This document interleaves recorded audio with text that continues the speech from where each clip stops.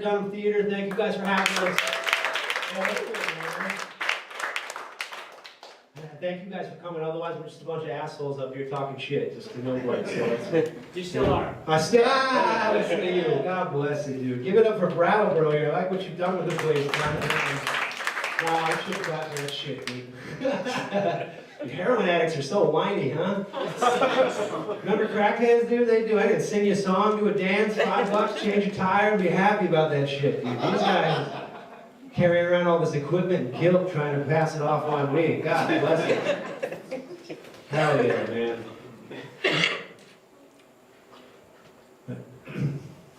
Shit. God, I'm nervous, guys. Thank you guys for coming on. Man. I've been doing shows all over the place, man. I haven't gotten nervous in a while. I see a lot of familiar faces. This is like doing it with the lights on, man. I can see this fucking disappointment now when I try that joke, so to speak, man.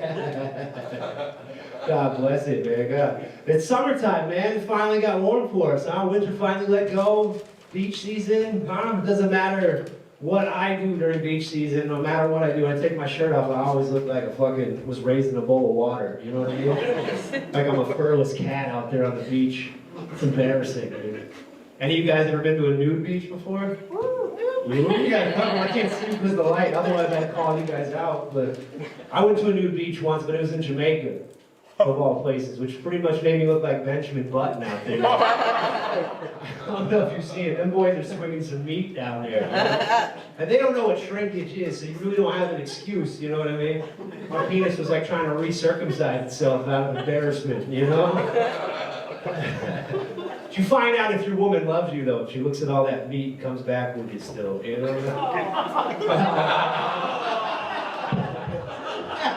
Sympathy, here we go. Oh, God bless it. There's no poisonous snakes in Jamaica. That's a fun fact. But some of those snakes would leave a dead, put you in a hospital. I can tell you that much, dude. God bless you. We're going to cover some fun things tonight, guys. We got a lot of fun stuff. And if you don't like a joke, we're going to move on to the next thing. We're going to, some racism stuff's going to be covered. We're going to cover some pedophile stuff, I'm sure. Dick jokes, pussy jokes, you name it. So let's like get into it, you know? I travel around, I learn a lot from doing comedy. Like one of the subtle things I've learned is that the word "the" could quite possibly be one of the most racist words ever created. I'm going to give you an example. Let's take a generic statement, right? Black people love chicken. Seems innocent enough, right? Let's add the word "the" to it. The black people love chicken. You do it again, it gets worse, bro. The black people love the chicken. It's little words like that, those little things, those subtleties that can get you in trouble. Like my postal workers, trans. And now I don't know what to call them. Post woman seems kind of wrong, doesn't it? The male lady's not going to work, right? I can't necessarily blame her for that, though. I mean, getting that surgery got her a 22% raise, right? I didn't know the rules. Come on, guys. Just pointing out the facts. That's all I'm doing. Hell yeah. There's a guy in Italy that went on a 280-mile walk after he got into a fight with his wife. Have any of you guys heard about this? Like my dad used to do that same shit, but we used to just call it an affair. The funny part about that is my dad's in the audience right now. That's the first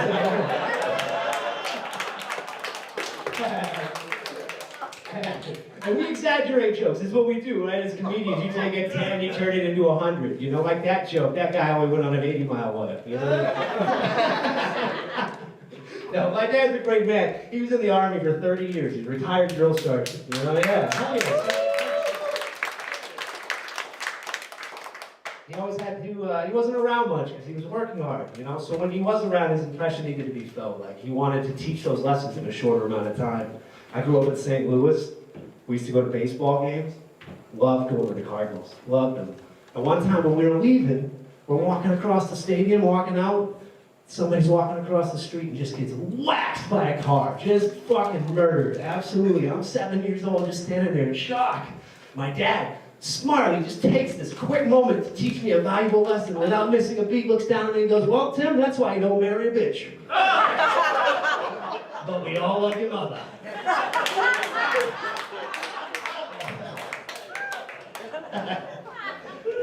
I'm a dad too now, so like I know what it's like. I got a little boy too, and it's like I'm always in competition with the little bastard. You know what I mean? Like, Dad, I win. Dad, you lose. You know, like he saw me going to the bathroom one time. Came out of his room with his pants just stuffed. I mean, like stuffed to the brim, full of Play-Doh. And he's like, Dad, look, I'm bigger. I'm like, dude, do you realize how long it took me to realize Play-Doh could make your dick bigger? Changed my game, you know what I mean? Not when I became a comedian, you know? He even used black Play-Doh too, like he knew genetics were against him. That kind of hurt, you know what I mean? I'm even in competition now with my wife for her attention with him. And like, he's the cuter version of me, so like, I think that's why he's like always winning, but she's always like, no, it's he didn't fuck my sister. I didn't fuck her, she's a lesbian, so I think what we did was scissor. If you're from Vermont. God bless it. I got a little girl too, man. I rolled the red carpet up for that little girl. Had her up in Peterborough, New Hampshire. Played reggae music when she came into the world, wanted everything perfect, right? Just wanted soft sounds, great Bob Marley, introduced her to this peaceful world, right? And when she came out, the doctor looked at me and said, Mr. Stone, it's time for skin-to-skin contact. Have you guys heard about this? They want you to have skin-to-skin contact to bring a baby down after the stress, the trauma from childbirth. And this doesn't make any sense to me because if she doesn't want to get on a bus for school or gets dumped after prom, we're supposed to take our shirts off and hug each other. So I definitely didn't do that, you know? And now she's autistic, so maybe when that second one came out, I was naked and ready for it. Hey, buddy, let's go. It's not like that. Everybody's worried that artificial intelligence is going to take over the world. It's not. It's autistic individuals. Because that little girl's awesome. She's a genius. She sees the world as a great. Yeah, absolutely. And that's what Sergeant Major Dad pointed out. If she joins the Army, she's automatically Special Forces. He's optimistic. Yeah, I told you. And she's a free fast pass when you go to Disney. Like you present your mouth breather right to the teacups. They let you right on. I didn't make the rules. I was thinking to myself too, like I could maybe rent this little girl out in the front of the park, right? There's a lot of Puerto Rican families down here. You want to buy fast passes for like all your kids, or you want to buy one for mine? It's a fair trade. She like, it's a small world of chicken nuggets. Like take her over. I don't know, how could you rent your daughter out in this time? Like, my biggest fears as a parent are rape, tattoos, and motorcycles. The motorcycles are strapped right to the ride. I don't have to worry about them or her falling off.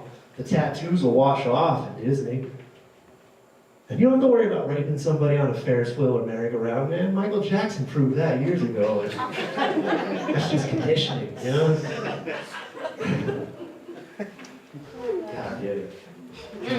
Speaking of Michael Jackson, man, all these black guys are writing songs about rape. So there's nothing funny about rape, but there is something funny about the fact that we've been dancing to it for the last 3 decades. Between Puff Daddy and R. Kelly and Michael Jackson. Thriller's all about his dick. That's not about his song. Go back home and listen to the lyrics, I promise you. And it kind of makes you think that Bill Cosby might be innocent because he didn't go write a song about it afterwards, you know?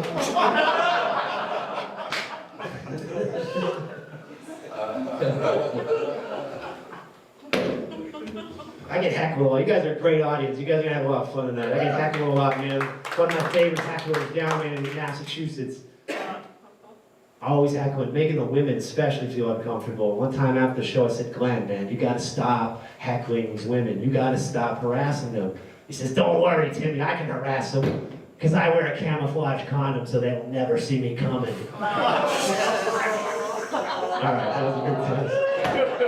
We got 5 really funny comedians coming out for you guys. You guys ready for them? It's not good for me.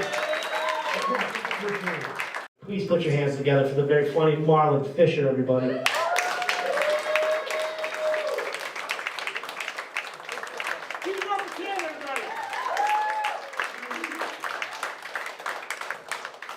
make some motherfucking noise. Come on, you can roll a lot louder than I said, white people make some motherfucking noise. All right, where my BIPOC people at?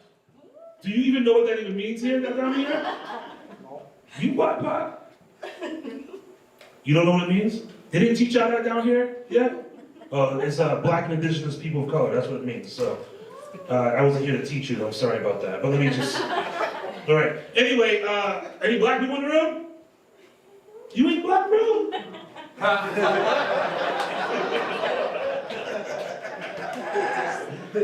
Well, let me introduce myself. My name is Marlon. A lot of times I introduce myself to people, white people specifically. They hear the M and they don't hear the rest of my name, and so we have a conversation, and at the end of the conversation I'm like, all right, see you later, white person. And they're like, see you later, Malcolm.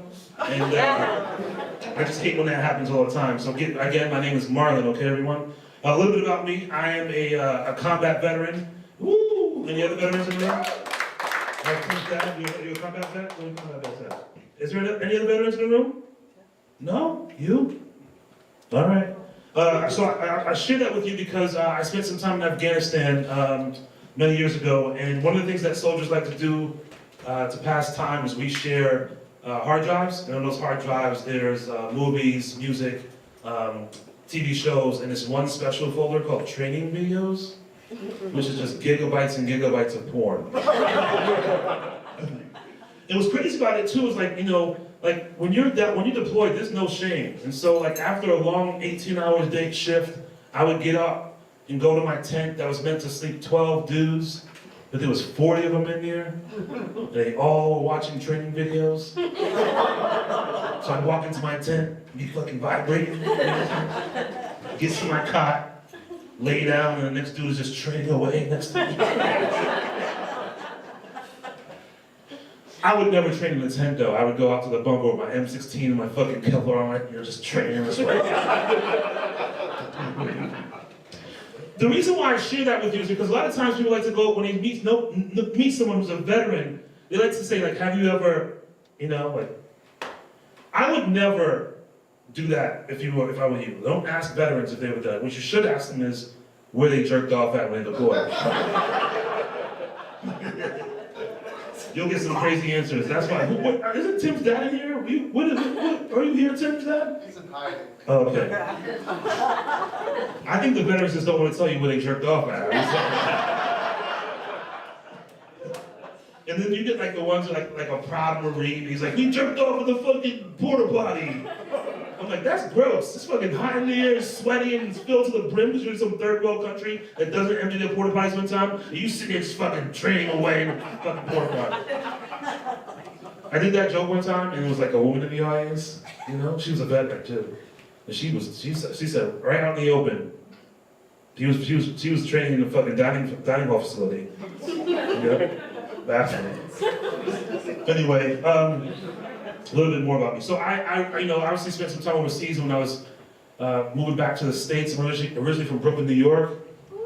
Yeah, always one. But if I said if I'm from Eden, Vermont, what would have happened? Nothing. Fucking silence. But yeah, I was like, oh yeah, I'm gonna go back to Brooklyn. And my friend was like, no, check out Vermont. So I did. I looked at websites and I saw beautiful green mountains, Lake Champlain, farm to table is. But I didn't move here for any of those reasons. I moved here because I love white women.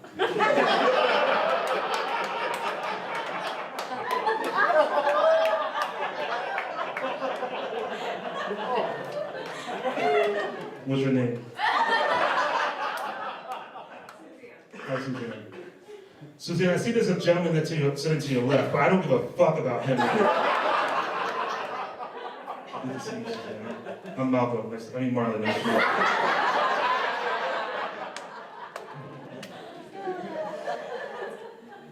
But since I've been here, I feel like I'm starting to lose my blackness, right? Like, I know the science behind maple sugaring, 40-1. I take Vermont maple syrup wherever I go. My credit score is 849.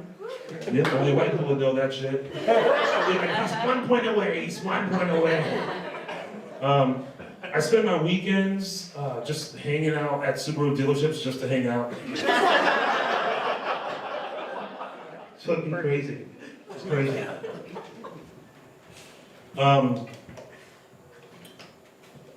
Yeah, what am I? Wait, oh yeah. Also part of too, like since I've moved here and been here, I've had to get a job. So I spent a lot of time working with white kids. When I've learned about white kids, is that they're ugly. No.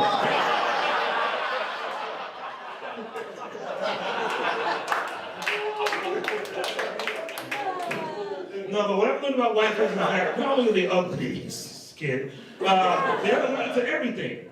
Dairy, gluten, black people, like just like a whole smorgasbord of things that they're allergic to. You know, sometimes, like one thing I like about kids, as Vermont too, is like a lot of parents are really progressive. They're trying to teach their kids about all the cultures, you know, like these people are from Asia, these people are from Africa, blah, blah, blah. They show them all the books. And sometimes when I'm walking down the street, like I'll see a parent holding their child's hand, and that child will look up at me and we'll lock eyes.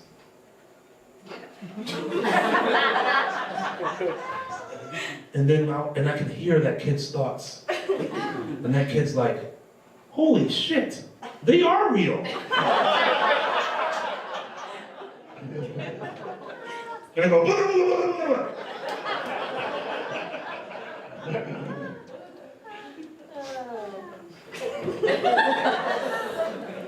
Suzanne, wasn't it? What's the guy's name sitting next to you? Chris? Did I make you a little jealous when I looked at you?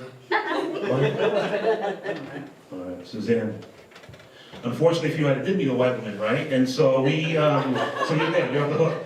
And like I met a white woman, and you know, like I just did it. Like we started going to start a family together. I was so excited. You know what I mean? I remember like, let's just fast forward 10 months and you've been in a labor and delivery room.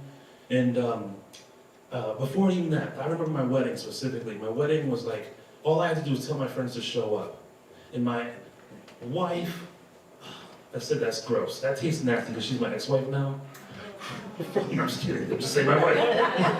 let's call her the wife a little bit. So my wife was like, had this beautiful white dress on, and we paid a bunch of money for a photographer, and I had this great like fucking white suit with an orange paisley tie and saddle tan boots. And I remember we got our wedding photos, boom, boom, boom, and they came back. And what's crazy was just my ex-wife. Whoa! It was her in this awesome, nice, beautiful dress next to a suit and teeth.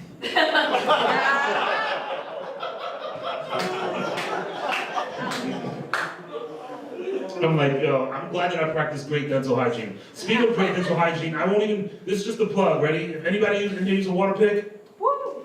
Yeah. All right, because if you're not, you should be. That shit gets you, listen, that's my plug for water pick. They don't pay me for that, but if you ain't flossing, use a water pick. It's way easier. Anyway, I was gonna say, Susan, that the black baby, the thing. So we're in a labor and delivery room, right? And then my kids, my wife is doing her thing, and I'm being supportive, and then all of a sudden, boom, my son pops out, right? And I look at him, I look at the doctors, and I look back at him, and I'm like, he's fucking white. But then I changed his first diaper. And that's a black baby.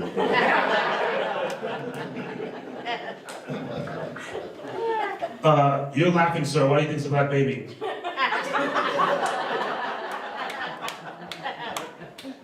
Sir, do you never see it from your son? Is that your son? Yes, sir. Okay, so why do you think it's a black baby? Black on the inside? Black on the inside. Nope.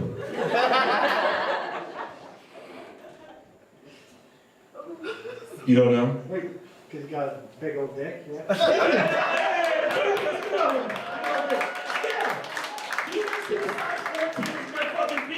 Fucking black baby. Listen, all together now. I mean, everybody else is talking about dicks and fucking vaginas and cunts and all that shit. All together, we're almost on count of three. Say big dick. 1, 2, 3. You have permission. Go ahead. You can say by yourself. Oh man. But now I have 2 beautiful biracial children. That's why I'm saying white babies are ugly, biracial children are beautiful. Sorry, kid. You would marry somebody that's not in your race, and you have beautiful babies, trust me. Anyway, but what's crazy is I have 2 kids and we do a lot of play dates. Like and I sit with these families sometimes and our kids are off playing and some dad will turn to me and go, you know what, Marlon? I love your kids. And I'm like, yeah, I fucking love my kids too. But there's one thing. I cannot stand their fucking kids. You know what I mean? Their kids to me are like zeros. You know, they're just there, they're present. Like, I would never tell another person how much I love their kids and then not get a response back. Do you have friends that your parents don't like? You're gonna participate at some point tonight. Do you have kids that your friends don't like, that your parents don't like? Oh, watch this. Dad, does he have any friends that you don't like? Yeah, see? Yes, exactly. Fucking those kids suck. Those kids suck. Oh, man. This is something that I used to say, but I don't say it anymore. I hate when white men say that they want a tall, dark, and handsome man, and it's like some fucking Irish dude with freckles. Like, just shut up with that shit. Shut up. Don't say that to me. I'm fucking black. I'm not brown. I'm black. You know what I mean? Yeah. One time I did take my... I took her to Brooklyn one time. I think that works. This is my first... I like that. I'm just like, ugh. Like I mentioned her in the beginning, and I started just puking her name out. Anyway, I took her to Brooklyn, and I was like, yo, this is crazy. I'm gonna go to the corner store, get myself a little sub, hero, get myself a quart of water, you know what I mean? And so I'm in the store, and like, she calls me, and I'm like, what's up? She's like, can you give me a kombucha? And I'm like, do you know what the fuck I am? Some dude just bought a Lucy for $25 or $25. They don't know fucking kombucha here. Yeah. Any Costco fans in here? Costco? That's what I'm talking about. One thing, what's crazy is like the pandemic was crazy because like all this like inflation, right? Houses, interest rates, you know, grocery stores, all that shit, gas. But you know what didn't change during that? The fucking price of a Costco rotisserie chicken. $5. That shit, $5. That shit can feed me for the whole week. First, I just pick the meat off, and then I could boil it, and we make a broth for soup later in the week. $5. That shit's never changed. I mean, yeah. They sell a lot of Costco chickens. That was like not even a joke. That's just like, go get some Costco chicken.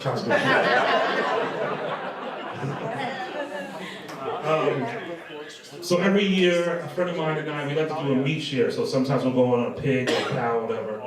And one year in particular, we decided to go in on a goat. So we found this local goat farm, and we were like, oh, look, let's go, let's bring our kids. And at the time, our kids were like 3 and 4, and he had a son and I had 2 kids. And so like we go to the goat farm, the kids are all happy, and the goats are all fucking all over the fields, and they're like baby goats and like teenager goats and like big goats. And we were like, how do we pick a goat? And also, how do we pick a goat? So we had to Google it, right? You know, whatever. So we Google it. Don't get a sick goat. Sick goats have like snot running out of the nose and eye boogers and stuff. And so our kids are super excited.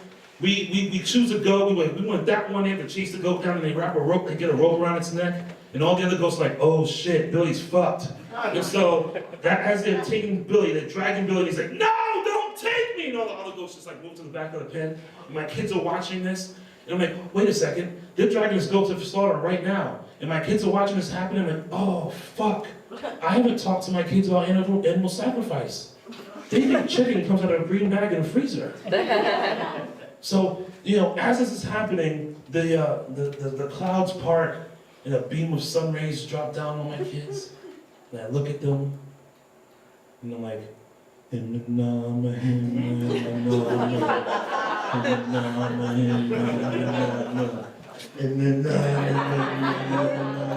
circle of life, right? So as I finish that rendition of this fucking circle of life, the guy is in the slaughterhouse with the goat. And then I turn, and so my kids can see that, and he's like, hey, you wanna do it? He's got some device in his hand, right?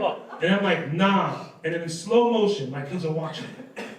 He puts the device in the back of the goat's head. And then, BAM! The goat just drops, all fours. My kid's eyes are open. He reaches over the goat and slices the goat's neck. And he takes the goat and hangs it. And the kid's watching. And I'm like, oh shit. And all of a sudden, my kid starts jumping up and down going, I want to see the guts! And that's when I realized that I was raising a psychopath with a big dick! Thank you guys for my opinion.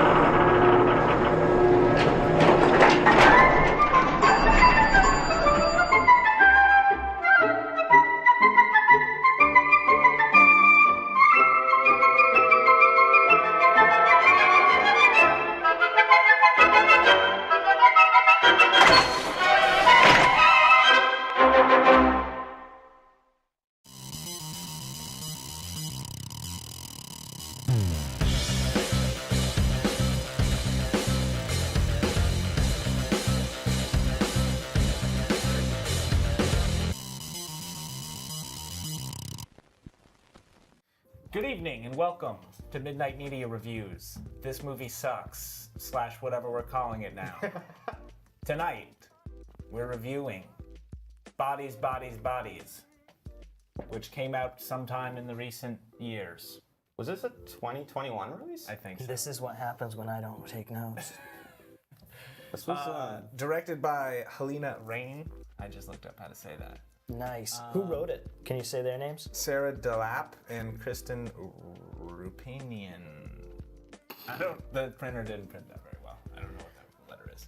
I'm supposed to have this memorized. Anyway, starring Pete Davidson's in it. Cringe. Just kidding. People like him.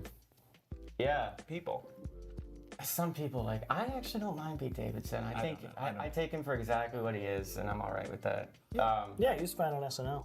Yeah, so this movie was, it was like the quintessential definition of the word Zoomer. I don't think there's any other word that could describe this movie in a single word. I don't think any of these people are young enough to be Zoomers. Nah, that could be wrong about that. Definitely not Pete Davidson, though. But he's a Zoomer comedian / actor. They love it. Yeah. True, most of the people we listen to and watch are Because he's Gen X. emaciated and covered in tattoos, so he's awesome. For our generation. The entire story is about a bunch of rich kids who get together at a mansion. Hurricane party. Yeah, to do a Hurricane party! And yeah, like the first half of the movie is just them being rich kids. You can't say that. Slur. Yeah, so basically, and then the two main characters, Sophie and B, played by Amanda Stenberg, am I saying that right? And Maria Bakalova are like, Amanda Stenberg is like the black sheep of the friend group, kind of exiled a little bit, and they didn't expect her to show up. She never responded. Does she know the other characters? Yeah, they were old friends, like high school, I'm guessing, or high school. They never really clarify. They just they're just old friends. And I did think it was really the one part that I thought was funny at the end when she's like, why is it we all do coke, but I'm the only one with a problem? And she's like, isn't it strange that I'm the only black one too? I thought that was really funny. It's kind of a whodunit movie where people start dying, and it's like. Which is hilarious like that's what we call it after the ending. Oh, yeah. What? With a twist. Uh-oh. I got short. Yeah, so you say it's a Zoomer movie. It is definitely supposed to be that, though. Yeah. It's definitely like a very, for the young generation movie. Yeah, I don't know that it is, but it's supposed to be. Right. Well, it was like the peak of meta cinema because it was written as satire of the Zoomer generation while also being extremely like potent Zoomer generation. Yeah. So, I mean, mission accomplished, I guess, if that's what they were going for. Personally, I'll just say right off the gate, I did not like this movie. Every single character irritated me, with the exception of Greg, just because I thought he was funny. Yeah, he pissed me off too. You ever been around that sleazeball guy who's way older than everyone else and plowing? Well, that's somebody how I in the thought group, at and it's, first. Like, really annoying that he's there and he's shameless about it. It's like, dude, go away. Yeah, but the only reason I kind of liked him is because when they all surround him, he like grows balls and he like grabs the knife away and he's like, "What are y'all gonna do?" Like, I don't know, that really made me laugh. So we going right into the spoilers then, or? Yeah, I mean, spoilers for bodies, I guess. We should probably just I don't say think that we at can the talk about the it top of without. everything. What? I don't think we can talk about it thoroughly without like spoiling. So what I think's really cool is, you know, when you take like a machete or a katana Yeah. and you got a bottle of champagne and you pop the cork off. Mm-hmm. That's pretty neat. Apparently the actor It can go wrong. Lee Pace learned how to do that for the movie. Hey, that's pretty cool. Yeah. That's the actor that plays Greg. Yeah. I've seen someone do it in real life before. Really? Yeah, did they get Pete Davidson? No. Nowhere They were smart enough not to be doing it after a match. Yeah, spoilers. Pete Davidson is an idiot. That's kind of like the whole reason the whole movie happens. Well, they're all having a hurricane party. And they're all coked up, and they're all idiot Zoomers who no one ever thought maybe we can like start the car somehow. I thought that was odd. No one ever tried to like fix the battery. They were just like, oh, So when they car's were- dead. When they made their way to the car, did Wait, think did it about turn this. over at all? Or did it just She click? left the mirror down in the beginning scene with the Yeah, the battery light on, died, and yeah. so she killed the battery. But he's asking if it turned over, and But I I don't know. honestly think They're all useless rich kids. the horn goes off.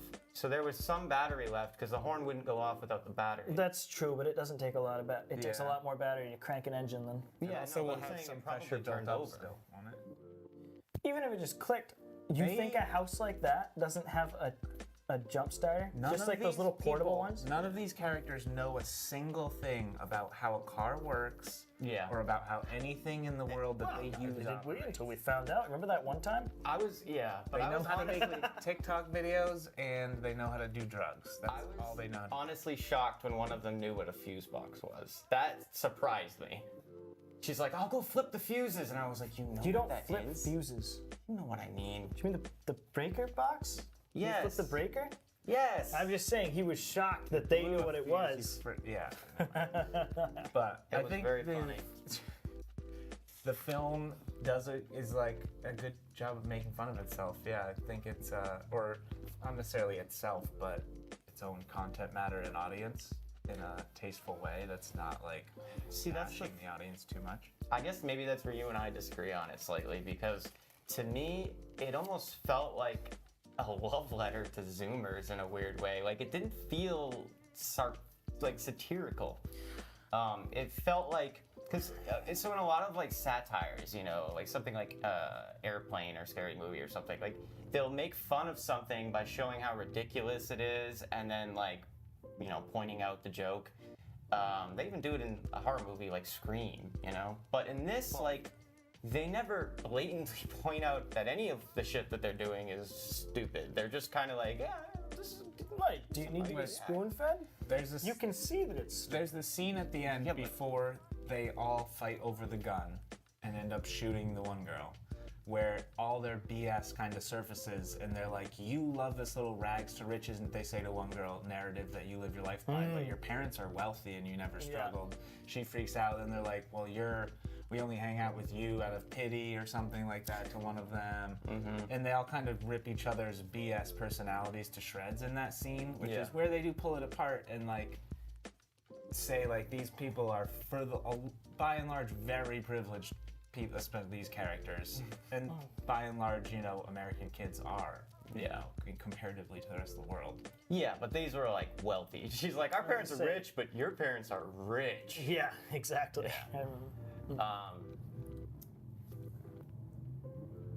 That's awfully loud. Hold for the airplane.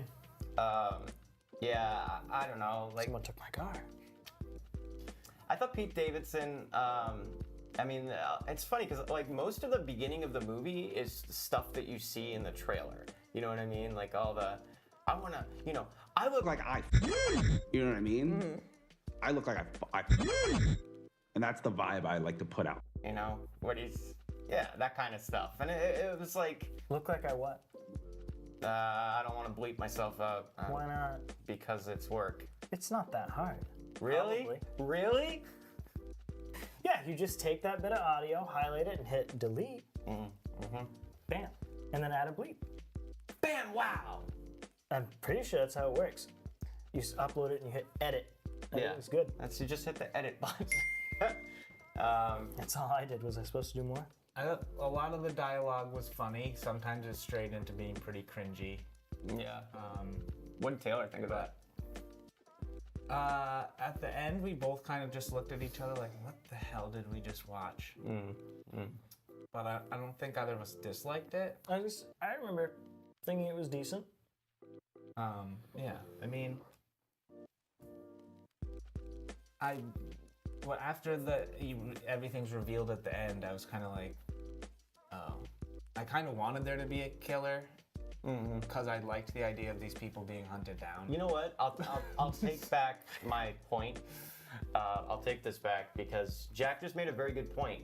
I said that they never actually point out the satirical nature of the comedy. That's not true because they do with the ending. Yeah. The ending is, oh, Pete Davidson killed himself. We're all a bunch of stupid Zoomers who freaked out and started murdering each other. Basically. That's the point of the movie. The comedy is, like, here's the punchline. The end is, there was no killer. These are all idiot rich kids. Yes. And so, yeah, I'll take that back. I feel like you're really leaning into the Zoomer hate. Where I would go is having a problem with just entitled children. yeah. We've had those for generations. I think that's all of them. I think Damn kids. Get off my lawn. entitled children and Zoomers are kind of one and the same. So What? Shots are being fired. comment section's lighting up. It might be one, no, 3 of them. But anyways, Well, I did like that the girlfriend, played by Maria Bakalova, is like not wealthy. She's like an immigrant or an orphan, something like that. She's like Eastern European immigrant. Yeah. Is the girlfriend of the main character. And she's like wicked nervous to be around these really wealthy people, and she has nothing in common with them.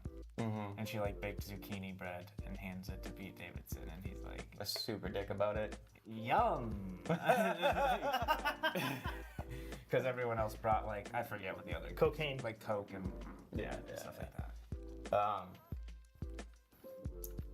Which, I mean, if my gifts are being compared to cocaine, they're okay. probably gonna come up lacking. Here's the point, I though. like zucchini bread. No, This- zucchini bread is delicious. This bugged me a How do little you feel bit. about zucchini bread? I don't. So here's something that bugged me a little bit, because it was one of those things where they like purposely put it in the movie to try and set up a red herring, which I get, you know, you got to do that, but it, in retrospect, makes 0 sense and really bothered me when Emma runs into Sophie in the hallway in the last third of the movie, after Pete Davidson is dead, after Greg is dead, and she kisses her, and she's like, "Why did you think I'd want that?" And Emma looks all like messed up, like she's on acid or something, and they make it look like she's the one who went insane and is like started killing people, and she's like, "Oh, sorry," and then she walks away, and the next time we see her, she's dead. And you're like, well, okay. And then later, Sophie's like, "Oh, I pushed her down the stairs. I didn't tell anyone." That made 0 sense. Wait, didn't she? Someone got pushed down the stairs. Yeah, Sophie pushed Emma down the stairs. Oh, okay. But Yeah, why did she do that? there's no explanation for it. 0. What? Have you never wanted to push Josh down a set of stairs? Yeah, but I didn't do it. Yeah. But you might. I guess we should If you probably... had enough cocaine and wealth. We kind of generational also wealth. skipped the part where, like, their first night at this house, they all do a bunch of drugs and black out. They only spend one night at the house, right? Yeah. Yeah, and then it's all playing out over the, second day and night? No, it's No, all just over the that course one of night. one night. With the Well, they all hurricane. black out, don't they? And no one remembers? Nope. No? No? Am I making that up? No, yeah, pretty sure. They do drugs. Yeah. Yeah, They okay. do a lot of drugs. That'll happen. And then Pete Davidson is a dick, and Greg's like, He gets really jealous about Greg. yeah, and Greg's Oh like, my "I'm God, going to yeah. bed." And then after Greg goes to bed, Pete Davidson gets all huffy and walks outside.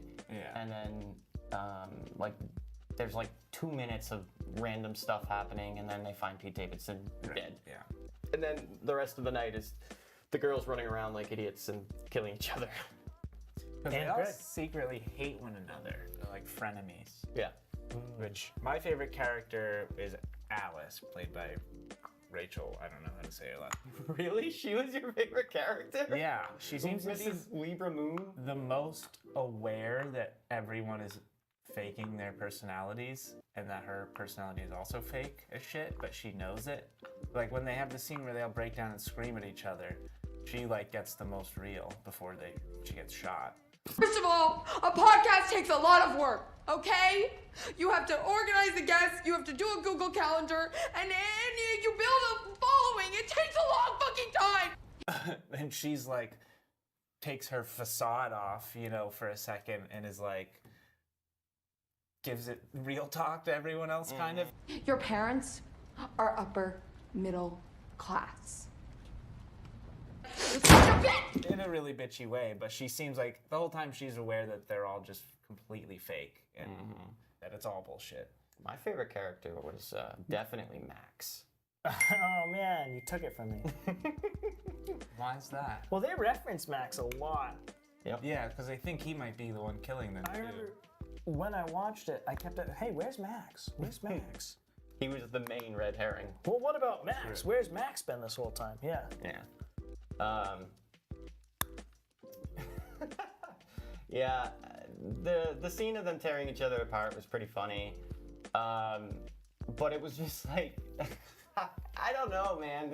Maybe this just was not a movie built for me. You know what I mean? That's a good thing to recognize. Sometimes Yeah. you are not the target audience. I was not the target audience for this movie. You're often not the target audience.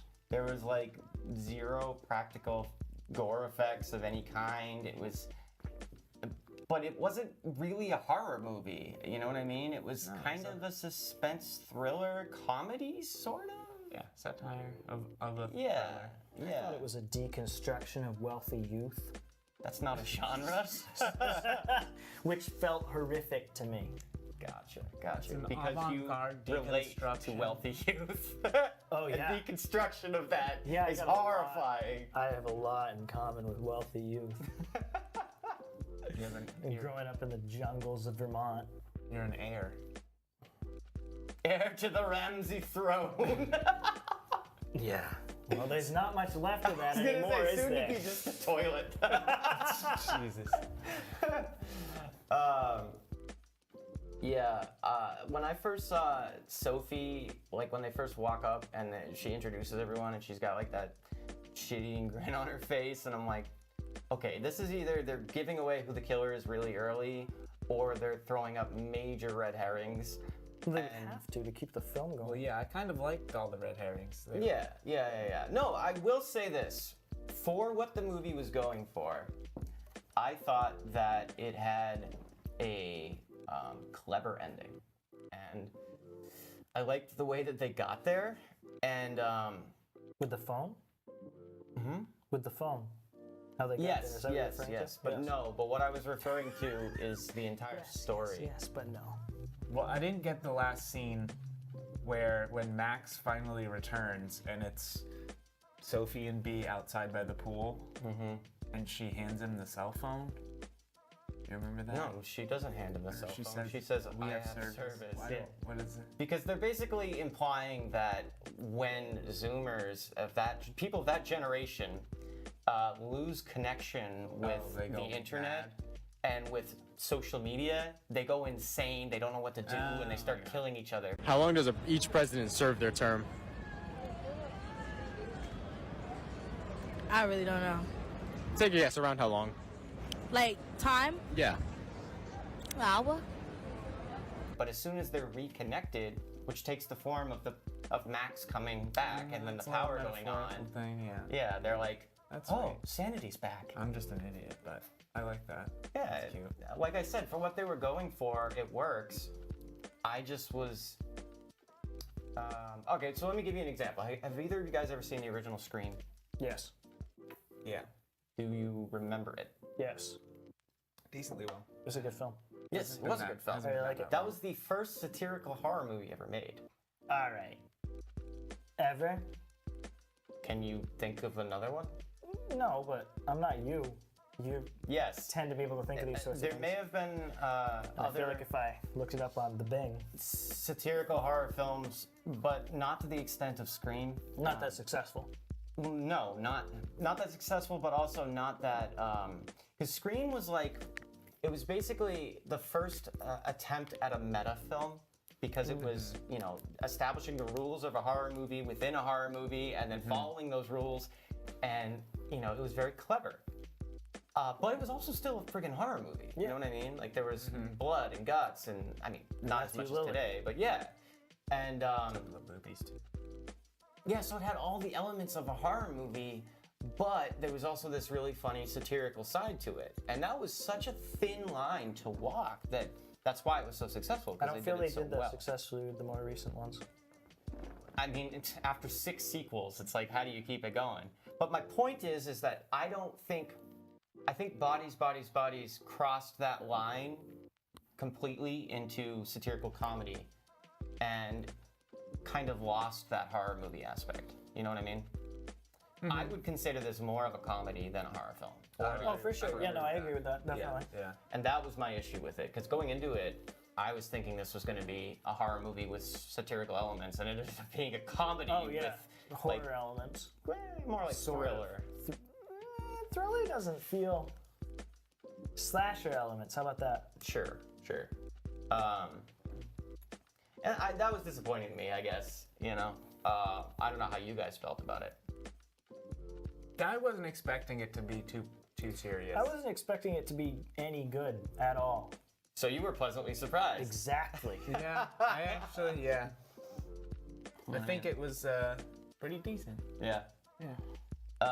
Nothing against Pete Davidson, but I'm like, he's the main draw of this film? I don't know about that. Speaking of which, I really appreciated that they killed him off first. That's funny. Well, I don't think he's a very good actor outside of playing Pete Davidson. He was playing Pete Davidson. Did you ever see? Yeah, but he's playing Pete Davidson as a dickhead. Did you ever see like the movie where he like is playing himself? Or like Bodies, bodies, bodies. no, like The King of Staten Island. King of Staten Island. He's never from watched Staten Island. Yeah. Yes. He put those pieces together, son. It wasn't easy, let me tell Did you. you watch that, Josh? I have not, no. Me neither. But I was hoping one of you two had. I was gonna say. Have you ever seen that? No. That's Not kind well, of like not a better, serious role Yeah, he took on, yeah. where I don't know if he did well or Yeah. not. I never watched it. all right, hey, before we run out of time, let's do ratings. but- Well, last week we went one of these directions, so let's go the other direction. Yeah, last week we went Jack to me, so we'll go Meaty Jack. Meaty Jack. Oh, my favorite. All right. Yeah. I would give this movie a solid 5. I would say for what it was going for, it accomplished it. I just think it leaned too far in the comedy direction, I guess. But maybe that's what they wanted, you know? So It has I to don't be meta, Josh. Zoomers can't take anything that's too real. yeah. They'll freak out. Yeah. This was one of those horror movies that could have been, if there wasn't so much drug use and swearing, it would have been PG-13. You know what I mean? It wasn't PG-13? No. Oh, jeez. No, they swear a lot. They're Were there doing boobies? Cocaine. There were no boobies, No. but it was rated R. Yes. For cocaine use? And swearing. And blood. How many I mean, swears there are was you allowed barely to any have? blood. You can have one F word if you're a PG-13 movie. See, Is that true, or did is you that just notice something people say? on the thing that has a cutout and says this is not a safe space? It's heavily wanted- laden with the. To talk about that, but Yeah. it's too late. I would give it a solid 6.38. I was pleasantly surprised. I enjoyed the film. It is what it is. I don't know. I'm not gonna be like, oh man, you gotta watch this. But you know, there was some deconstruction in it of the social zeitgeist that I appreciated that we didn't get into. But yeah, 6.384. Jack? I agree. It did deconstruct the social zeitgeist.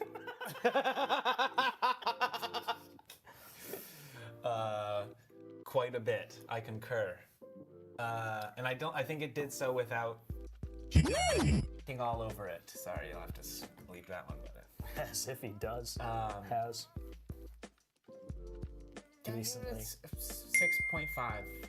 It kept me watching, which I didn't. Usually these type of movies, the new, punchy, like trying to, draw you in Hollywood big films, I usually get really bored of. That's gonna be fun.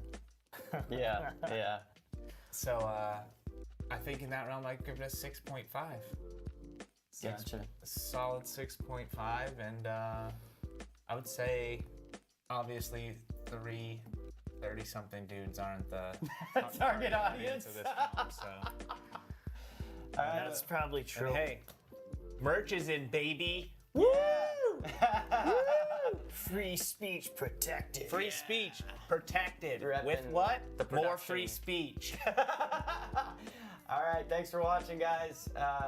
Yeah, have a good whatever day it is out there.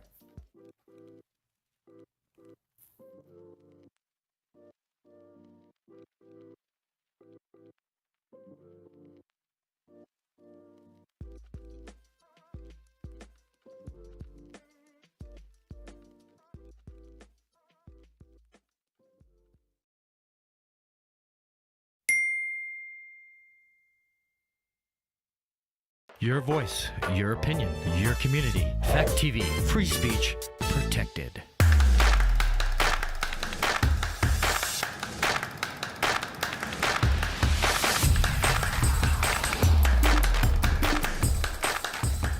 All right, greetings, folks. I'm Alex Stradling, and this is a Fact TV special presentation. If you're a horror film lover and you live in this area, we have a great show for you today. We have 3 filmmakers who have come to the show to talk about their new project, Nightmare at Nana's. And currently, they're in the phase of raising funds for this film to be able to produce it. So we're going to get into the details. We're going to get into what this film is about. We're going to talk to the filmmakers. And we're going to encourage you to go to their, what's the page? I'm sorry. Let's introduce the Seed and Spark. Seed and Spark page, and support local filmmaking and see the kind of goodies that they're going to give you if you help support them in their horror film production. So let's just start off with everyone's introduction. My name is Sam McFarland. I'm one of the producers, the AD, and I play the character of Greg in the film. I'm Cameron Lloyd. I'll be playing the character of Nick in the film. I'm Stephanie Ward, and I'm playing the character of Stella in the film. Great, great. So I want to know, so what's this film about that you're trying to raise money for? Kind of the short thing. And what inspired you or brought you guys together to make this film? So you want to take the synopsis and I'll take the Yeah. movie? So the film centers around these 2 brothers who, total metalheads that have these dreams of making it big. And then somewhere along the way, one brother kind of takes the shift away from that metalhead dream and tries to get on track, while the other one's kind of stuck in this past. They're working together to try to make it to the show, to sabotage Stella here. And along the way, they find their way into a gaggle of unruly characters, including Nana. They end up at Nana's house, and there is a stalker in the woods that leads to a lot of bloody fun. Wow. Yeah. And so is this, just to sort of extend off of that, what's the vibe that you're going for in this horror film? Yeah, I'd say it's sort of campy horror. I think the inspiration is from really authentic horror, beautiful cinema, along with sort of the 1980s slasher vibes, with a quick-witted script that brings a lot of laughs to the project as well. More Evil Dead 2 than Evil Dead 1. Great. We love Evil Dead 2. Yeah. Cool. So tell me about, we can go down the line. We'll start with you. Tell me about your experiences in terms of as a filmmaker, or in what specific role that you'll be partaking in the film. Great. So yeah, I'm an actress in this film. I've never made a film before, but I've been in a bunch of them.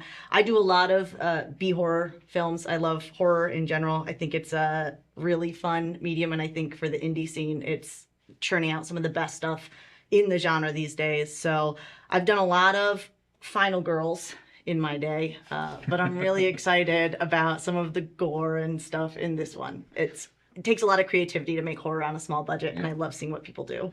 And what's your role going to be specifically? I'm playing Stella, and she is some would say mean, I would say misunderstood woman who kind of maybe is taking over the band that Nick used to be in. I think, Stella was right maybe, but...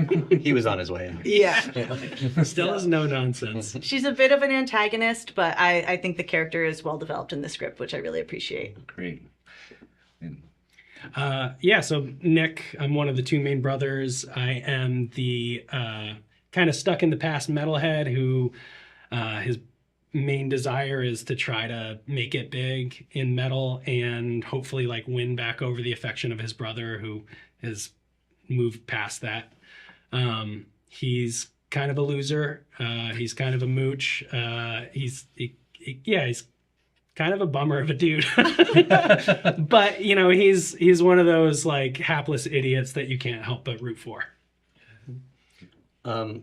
So I'm the producer on this project, as well as playing a small role in it. But the writer and director of this, his name is Austin Rice, and this is really his baby, his brainchild. And it comes from, so Austin Rice has been making films in the area for a decade now, over that. And his last projects were called the Little Balzac movies, which had sort of similar, in some ways, character as the lead role. This project originated from a Lil Balzac continuation. We discovered, Austin sort of came to the terms of it wasn't going to fit into the Lil Balzac universe, but maybe still exists in somewhat of the same space. So he sort of was able to take those initial roots of those sort of action B movie things, bring it into this space, and came up with Nightmare Nanas. Yeah, if you're a Balzac fan, that is so weird to say that. If you're a Balzac fan, if you're a little Balzac fan, there Little may be a couple of Easter eggs in this one for you. So check it out. Yeah, and talking about Little Balzac, that was pretty successful. The first two. How many? There was 1 and 2, and how did 2 go for you? Were you part of the number 2? I was, yeah. I played Florida in number 2. He's a psychotic bath salt addicted heistman who is kind of based off the idea of Florida Man. You know, you read the papers and Florida Man, you know, dances with alligator in preschool or whatever. And that was a blast. You know, I think it was this progression from Balzac 1 to really stepping it up production-wise, script-wise. Like, it was much sharper and snappier, a bigger budget. And then you start to see some of these effects that are going to be coming into this one with, there was one scene, I'm not going to spoil it, but after a shootout, I had to rearrange my tum. Check it out. Get it back in there. Yeah. Yeah, I mean, I think just piggybacking on that, I think Austin really sees this next project as another pretty big stepping stone for size of production, sort of just scope of the entire piece is really the most ambitious thing that he's done before, which is exciting. Yeah, and I mean, from what I know about the project, it's a very interesting project in terms of, like, you know, sort of getting creatives in the local area to be able to make this film. So, I mean, just for the audience to know out there, this film is being made by folks, you know, in the Bells Falls, Brattleboro, you know, New York region. This isn't all Hollywood coming in here, and you know, this is a classic sort of low budget filmmaking, but done, you know, it was my favorite kind of filmmaking, done with like a passion and a heart to it, and in terms of just really sort of, you know, it's a story. It's going to be a story that's just going to be embedded, you know, within the culture of our area. So yeah, I mean, I think that's key. That's key for folks, and you get to see, like, you know, how these people shoot your local towns. You know, I think it's really cool too, because, you know, Austin has. He's had a pretty cool little bubble that has grown and grown, this really tight crew. And every film, he starts reaching out and you start to see new faces. Like, I'm really excited to be working with Stephanie, who's, this is our first time working together. This is your first Austin Rice production. Yeah. And he's, you know, he's got people from New York that are coming. So it's a much bigger scope than we've seen so far. Yeah. Yeah. And talk about the special effects and who's going to be doing the special effects and so on and so forth. Does anyone have anything? Dave Zay is going to be doing special effects. Have you worked with Dave before? I have not. No, okay. But cool. I'm excited. Yeah. I think he did the, oh gosh, I wish I knew the name. Yorkie Werewolf? Yes, the Yorkie Werewolf. Which I've seen clips of, and man, that guy knows how to work with blood and guts. And also a Vermont production, Yorkie Werewolf. Yeah. And he's from Vermont, or from, where is he from? Do you know? I'm not sure where he's from. I know that Yorkie Werewolf was a Burlington Vermont, production. Yeah. Okay. If you check out our Seed and Spark page, it has all that information there. Yeah. And do you guys, I mean, I know everyone's they're in the fundraising phase right now, trying to sort of get money to be able to make this film. Do you have ideas of what locations that you're going to be shooting in already? Is there? Yeah, we have some ideas that we're looking at a little sort of in the middle of the state, but like you said, it's sort of, we need. What camera am I looking? We need your money to get the best locations. We need your money to get the best locations. Please. So it really is sort of dictated by if we hit our goal, and then if we hit our reach goals, that's going to sort of tell us how far away we can go from different places and get, you know, a doper Nana's house interior, or, you know, a better car crash scene, or yada, yada, yada. So yeah, I mean, we have some ideas, but we don't want to put the carriage in front of the horse at this point. Yeah, and I think that, you know, Austin, no matter where we film, Austin wants to keep that feel of New England, Vermont, creepy woods, you know. So even if we're shooting in Massachusetts and Nana's house is there, you know, it's still got that Vermont mentality, Vermont setting. Yeah. Great. Yeah, Austin's very serious about making Vermont look beautiful in this project. It's something that he's talked a lot about in the cinematography and sort of.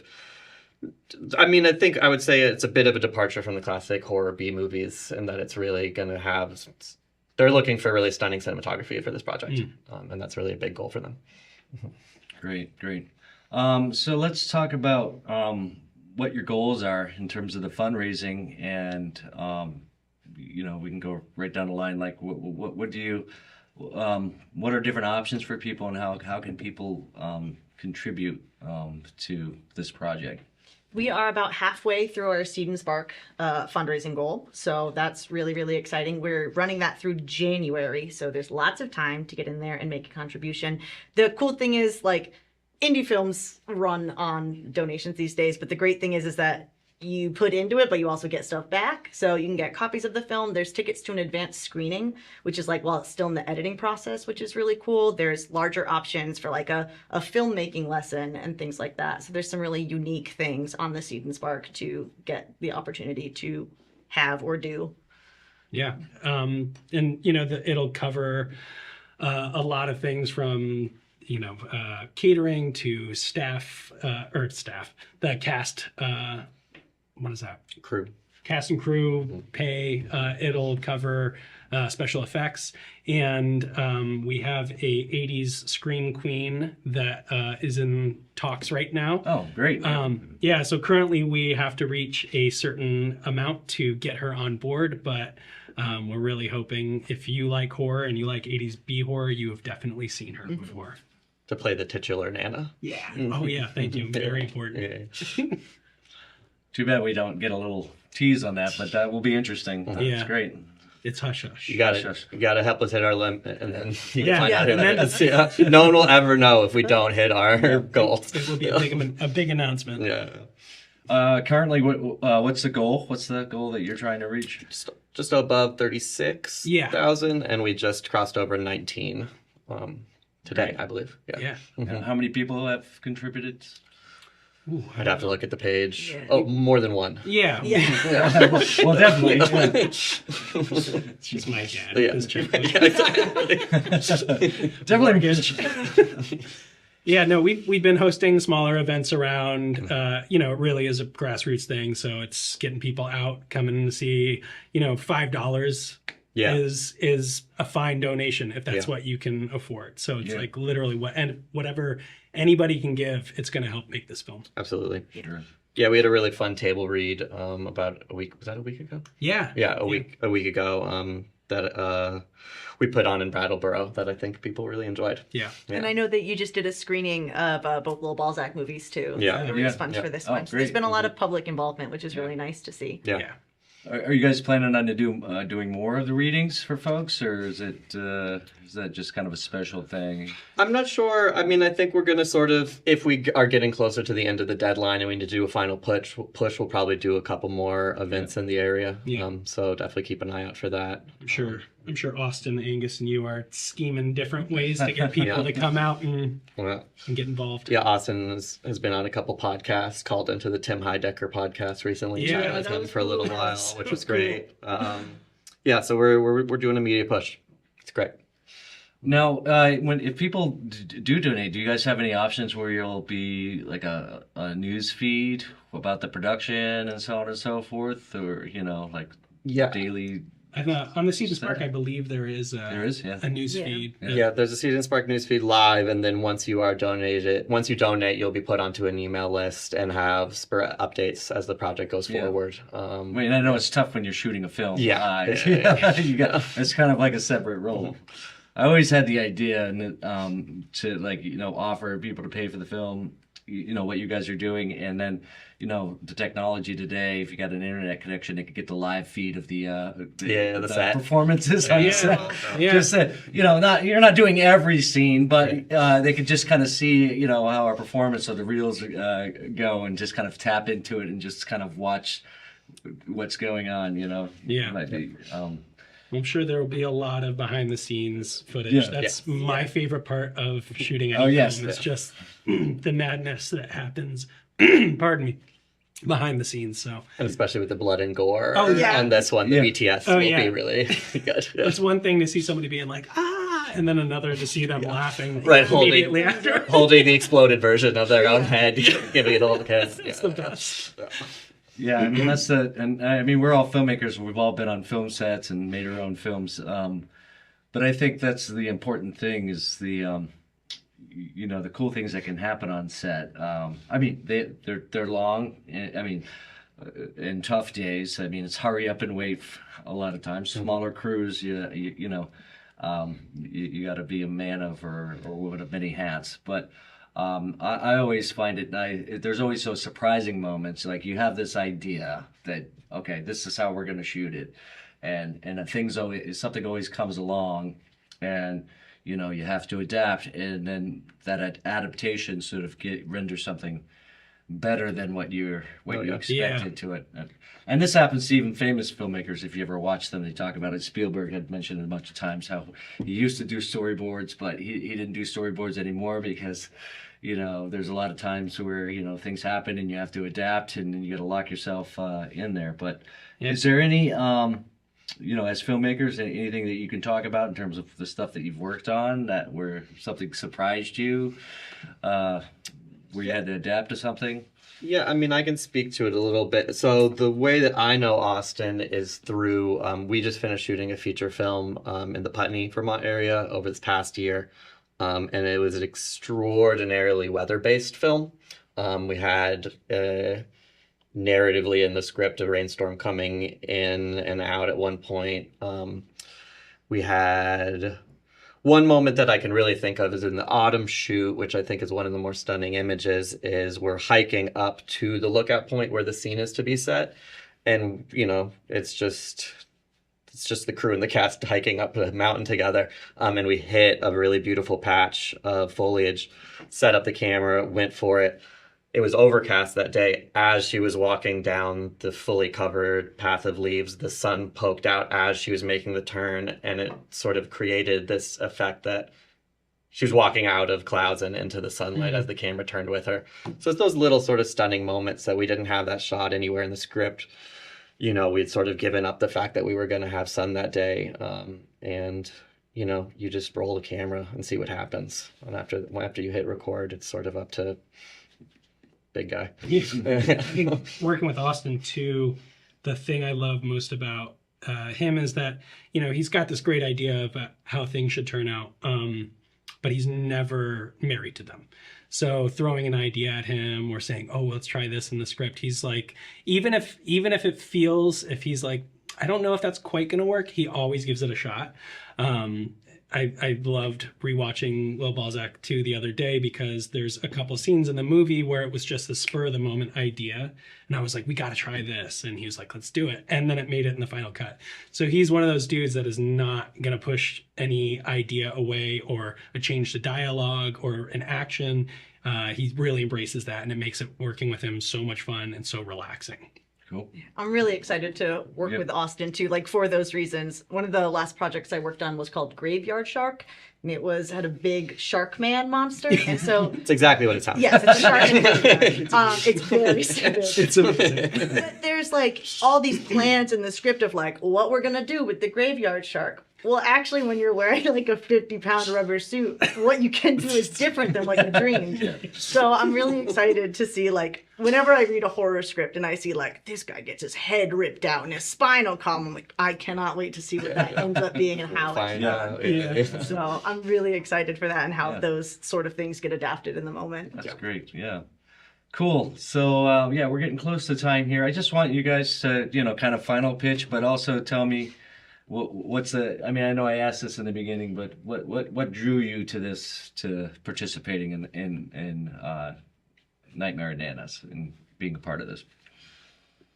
Okay, why? Yeah. I was really excited about the concept of B-horror movies are just, again, got such a soft spot for them. I think they're great showcases for character actors, and I think this script has really strong character archetypes, which I think a lot of like contemporary, very serious horror doesn't have. So it's a really fun exploration with really strong characters, and it's really goofy and self-aware. So it just checked all my boxes. Totally.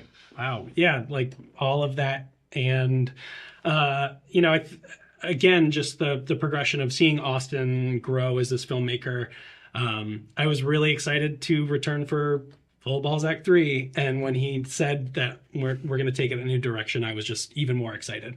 I think there is a limit in what you can do with certain characters, and I think that this movie is pushing beyond that limit. Like Stephanie said, there are really great characters, and I love being a character actor, but there is this new emotional side that you really have to tap into. I think for all of the characters, even those like super goofy, like backwoods, serial killer, there are these little moments of like humanity that really shine through with this script, and I'm really excited about that. Yeah, I just think I want to help Austin do whatever he wants anytime that is. It's just the filmmaking industry can be a really cruddy place. And when you come across someone with such a kind heart and such a passion for what they're doing, you want to elevate them as much as you can, because that's going to bring everyone else around them up as well. I think making film in the New England area, specifically Vermont, is tough. And when we get projects like this off the ground, it only means better things to come down the road. Mm-hmm. Yeah. Austin really is just the sweetest. It's just the sweetest. He's just the sweetest. Cool. Thank you guys for coming. And I just want to say to the audience that, like he was saying, if you live out in LA, the filmmaking business sucks. It's a cruddy business. But these aren't LA people. These are people that live right here in this region. They're just like you and I. They have a skill set. They want to make a film. They want to make a funny, great 80s genre film, and they need your help. And you're not supporting some, crappy Hollywood actor. You're supporting a crappy local actor. They're great actors, but people that want, because it's tough for us in this area, there's very limited opportunities. But most people, they don't want to go live in the crummy city of LA. They don't want to have to suck up to people and be non-genuine. They want to live here in their own community. They want to be in an area that they love, and they want to make films for people that they live with, for their friends and neighbors. So please, go click the link, support this film, donate 5, donate 10, donate 20, donate 25. If you're some rich dude and you got 20 grand that you need to offset because we'll take you that know what? shit. Guess what? You got a lot of money and Uncle Sam's going to take some of that. Right. Why not just give it to these local filmmakers if you love horror? So that's anyways, tax break. That's my pitch. Support local filmmakers and support our artists and our creatives in our area. Thank you. Thank you. Thank you. Yeah.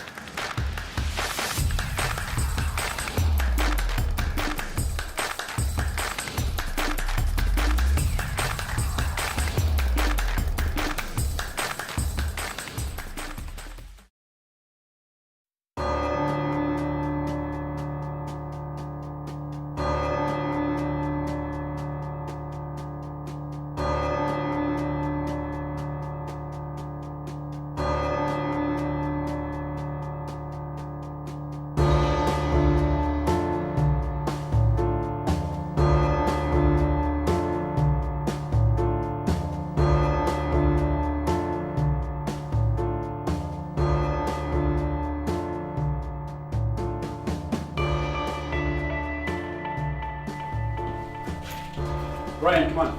We need to get ready to go. Come on, buddy. Let's go. Ryan, come on. You need to get ready. Come on, son.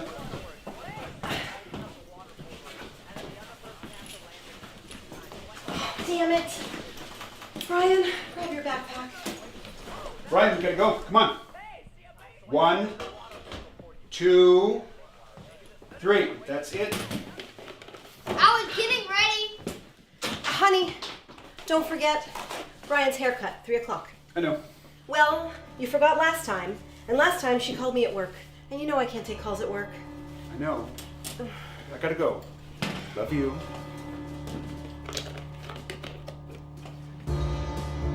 Why can't I ride my scooter? Why can't I ride my scooter? Why can't I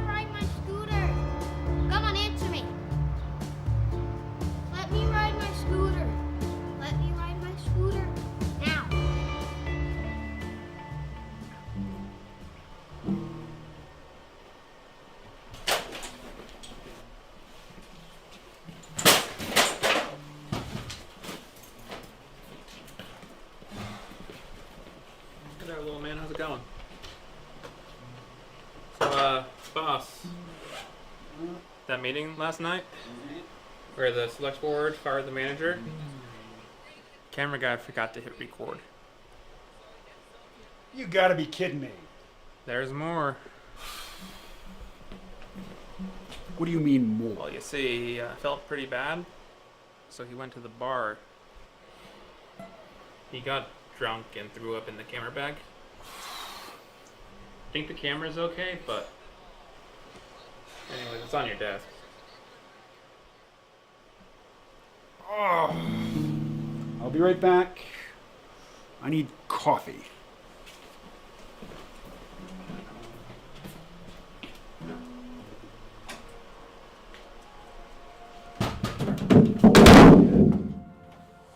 I don't know what to do.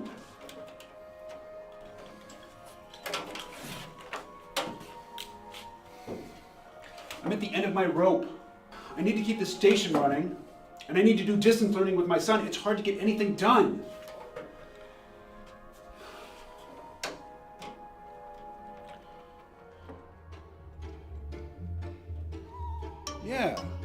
Yeah, I need to think outside the box.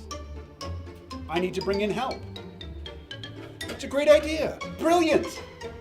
Why didn't I think of that? Man, Slim, you're great. You are so easy to talk to. Thank you. Hey, Colin. Good news. We're starting a new program here at the station. Really? What is it? You ever hear of a JSI? JSI. Nope. It stands for Job Shadowing Internship. An intern comes in, job shadows one of us, learns what the job's all about, gets some great experience. A lot of forward-looking companies are doing this now. How is that gonna work here? There are only 2 of us. See, that's the beauty of it. Brian job shadows me. He learns how to lead a dedicated workforce in a high-tech environment.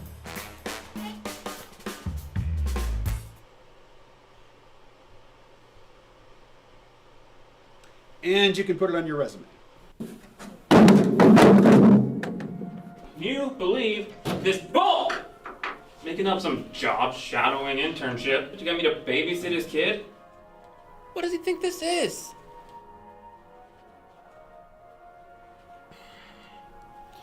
You got that right. Lord have pity on the working man. Yes, I know. I need the job. The kid's not that bad. Just deal with it. It's not that big of a deal. Yeah, you're right. You're right.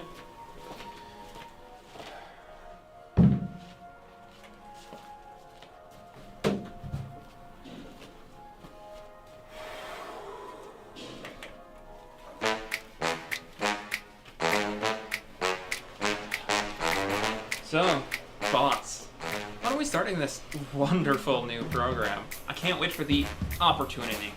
That's the spirit. No point in wasting time. Might as well start now, for maximum benefit. That's what I thought.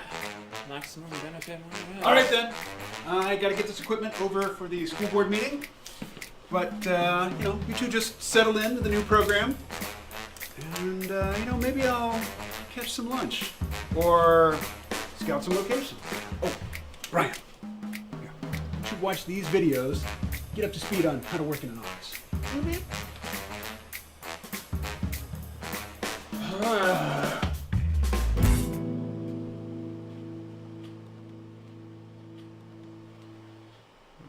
Stuck in a rut. Stuck with a Hello, Peter. What's happening? We have sort of a problem here. Yeah, you apparently didn't put one of the new cover sheets on your TPS reports. Oh, yeah. I'm sorry about that. I forgot. Life is a bore. Place really sucks. My life really sucks. I kinda wanna die. Dude, that was so good last night. It was amazing. What was that pasta called again? No, we really need to do that again sometime.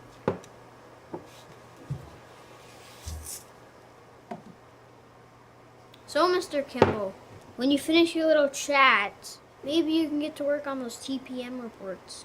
TPM reports. Never mind. What are you doing after your break?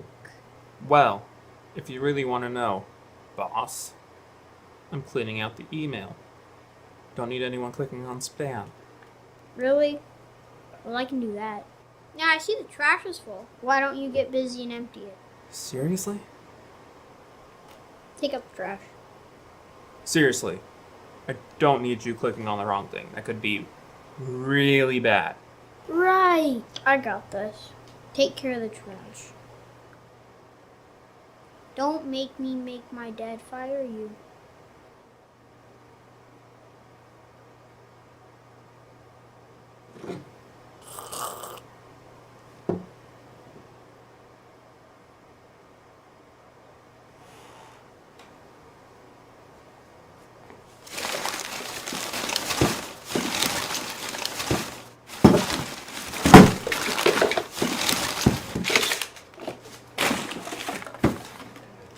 I'll be right back. In a while.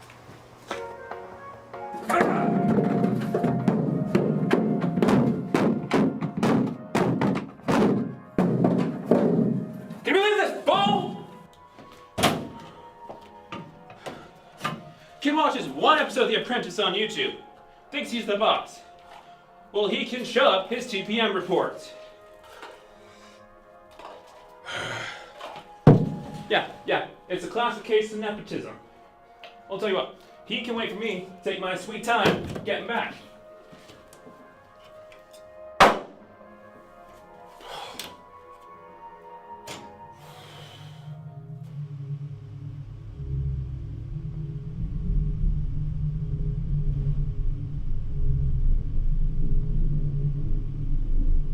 Brian, click on me. Brian, click on me. It means singles and rock and fall. Click on me. Click on me. I have a video that reminded me of you. Brian, click on me. Click on me, and you will have good luck. Brian, click on me. I am a game that is better than Minecraft or Fortnite. I let you build your own worlds just by saying them.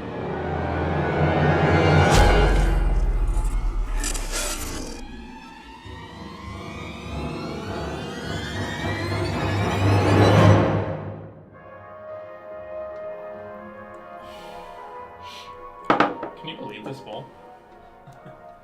You'd think you would have come looking for me by now. What kind of boss is he?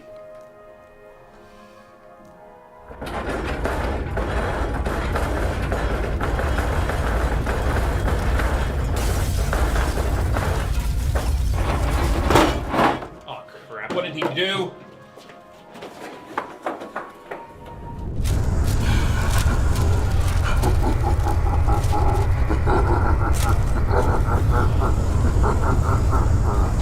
Brian!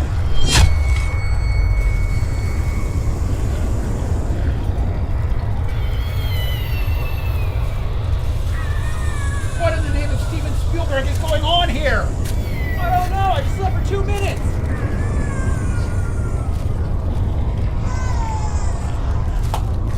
Boy got sucked in. What? Did Brian get sucked into a rift in the space-time continuum? Occupied by the spirits of the recent dead who can't cross over to the other side? Tormented by malevolent spirits to antagonize everyone who enters? I don't know if I put it that way. This is a mess! What am I going to tell the board about the wrecked station? What am I going to tell the landlord? What am I going to tell my wife? You should probably start with, honey, I'm sorry I let the demons take our kid. Are you insane? How are we gonna fix this? I got it. Let's ask the boss.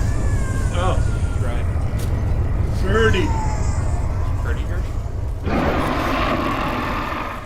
If you're suggesting that we bring in Gertrude Gertie Gallagher, famed mystic, medium, and astrophysicist, this must be mushrooms on that pizza instead of pepperoni.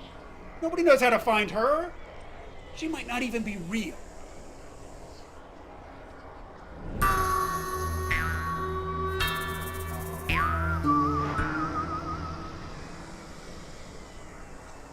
Gentlemen, the suit is Pentacles, and I'll start us off with a 2. I've got an Ace of Pentacles. If you're gonna go that hard, Snow, let's go ahead and clear that with the lovers and play my 3 of Pentacles. Thank you.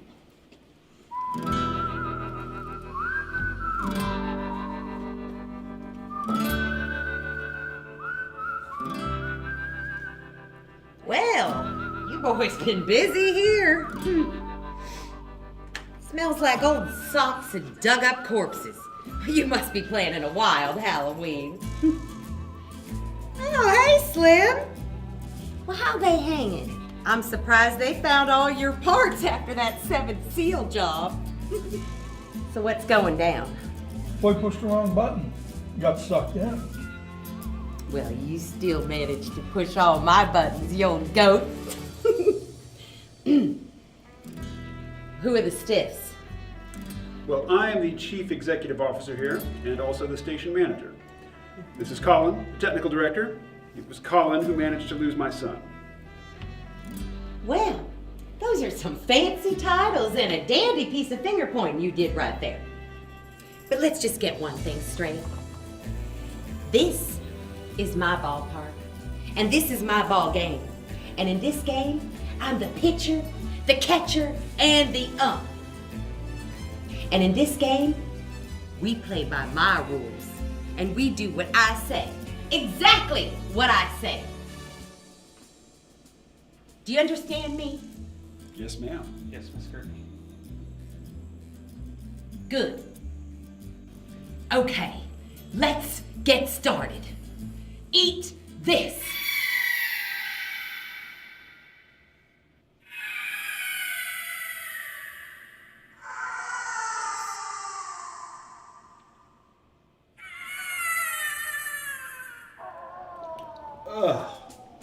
Was that some sort of spiritual ward to protect us from evil? No! Pickled eggs! You are so gullible! Did your mothers drop you on your heads? Show me the room.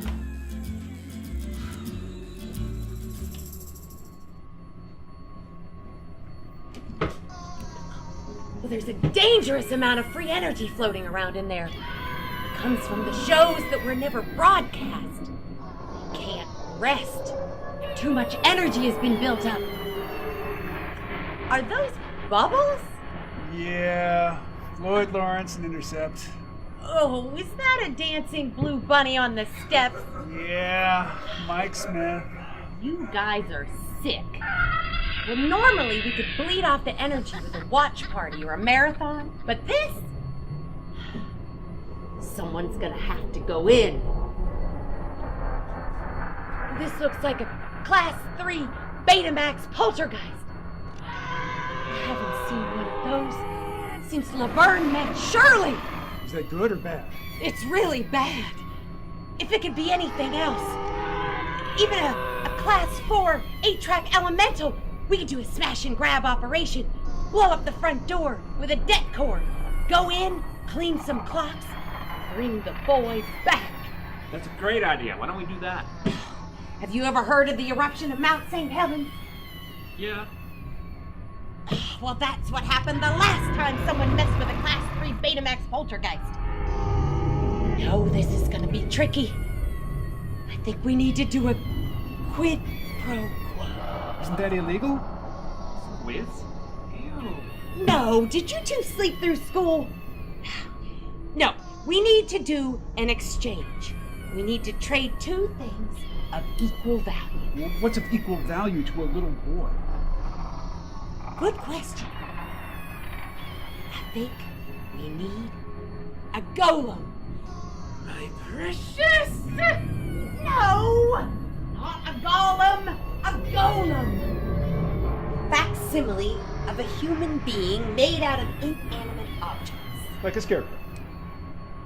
A crude example, but yes.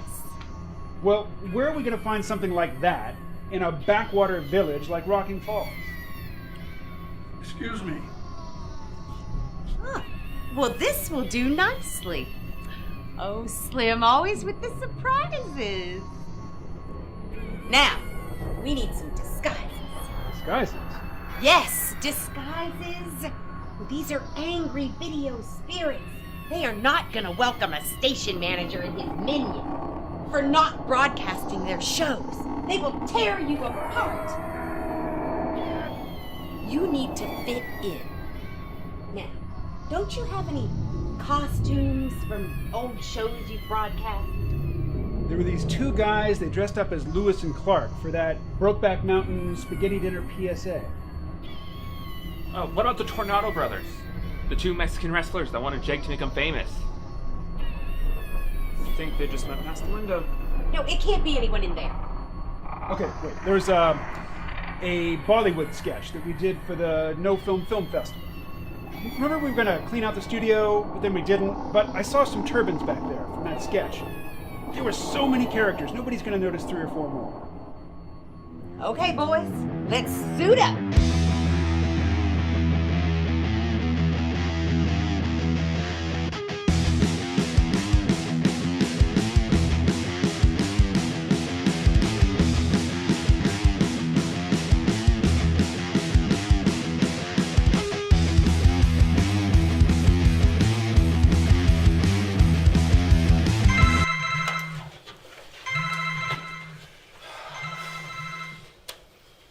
Hi, sweetie. No, I didn't forget about the hair appointment. It's just... No, something came up at this...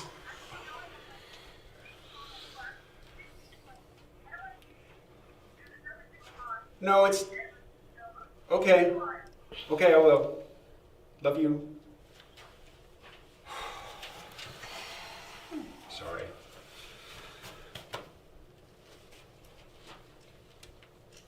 Marriage counseling in this life and the next? Evil spirits are nothing compared to an angry spouse.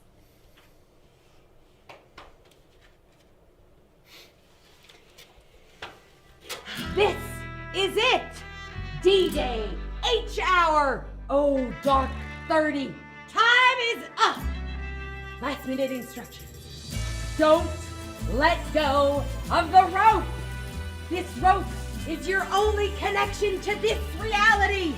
Trust the rope! You understand me? Don't let go of the rope!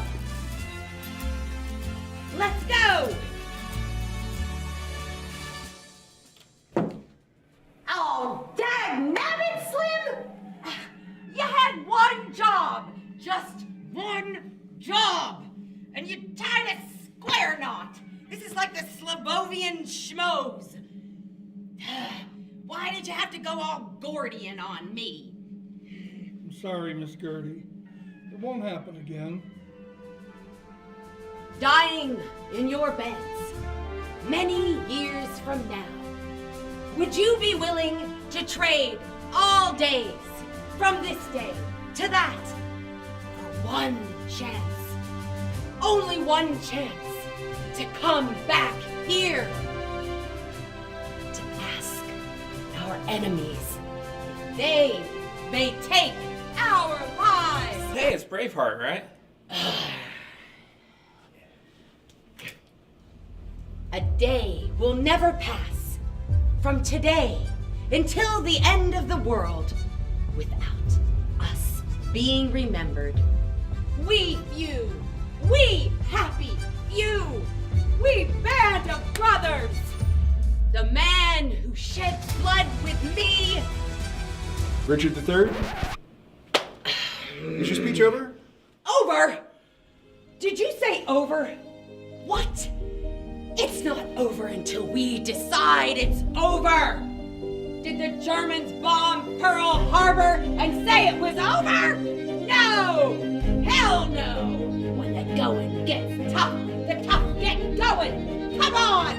Let's do this thing! Come on! Pluto! Animal House! Let's do this thing!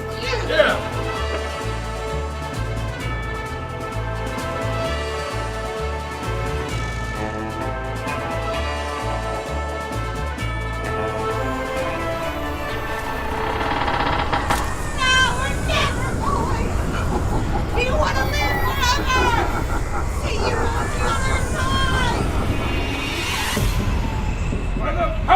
Grayskull, I have the power! I am the Love Angel. I am Wedding Peace, and I am very angry with you. I love the smell of napalm in the morning. Andre? Honey! What the hell is going on? Your son was sucked into the space-time continuum by souls of the recent dead!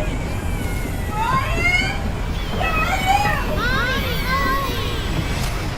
Where is my son? Honey!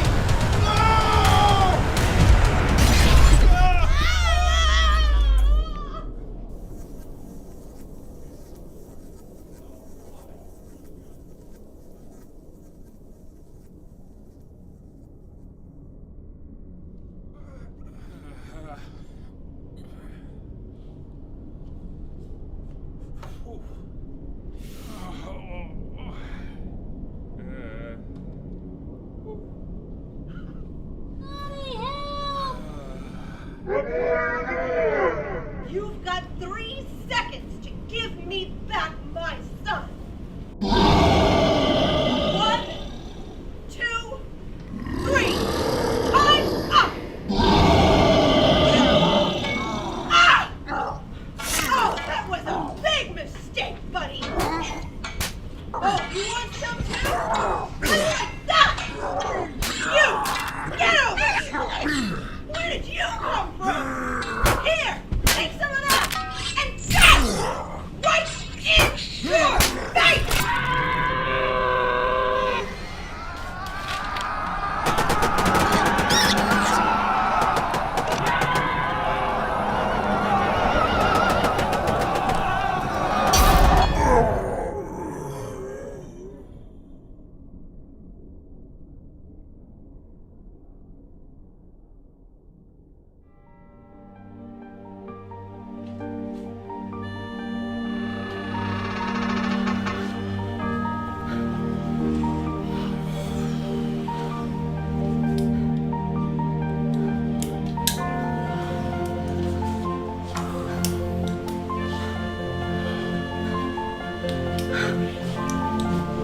Are you okay, baby? None of this was your fault. It's all over now. Let's go home, okay? I thought I lost you, buddy. I'm sorry. You forgive me?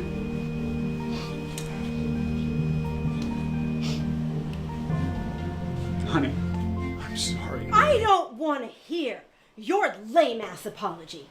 Oh, honey, I'm sorry I let the demons take our kid. You are going to have to do a lot more groveling and a lot more work. Starting with sleeping on the couch for a week. And then you're going to do all the things that I have to do to keep our household running. You're going to do the shopping and the cleaning and the laundry and the dishes. You're going to walk the dog. You're going to take out the trash. You're going to help Brian with his remote learning. And you're going to go to work. And then maybe I'll be ready for an apology that is sufficient enough for me that you tried to save our child with some washed up psychic, your burnout employee, and fatso over here. It's Slim. Sorry. Slim. Let's go home, baby. Daddy's got some cleaning up to do. And, I'm not making dinner tonight. You are.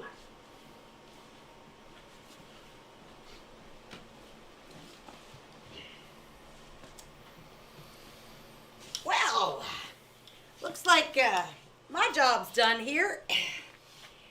I was thinking of heading south, you know, to Valparaiso. Check out some of that chupacabra action down there. It was good seeing you, Gertie. Oh. Seems like old times. It's always good to see you too, Slim. Well, maybe I'll see some of your teammates while I'm growing around, if they got all their parts. See ya. Gentlemen, thank you. From the bottom of my heart, thank you for saving or attempting to save my son. I have just one more favor to ask of you. I could really use some help cleaning up the studio.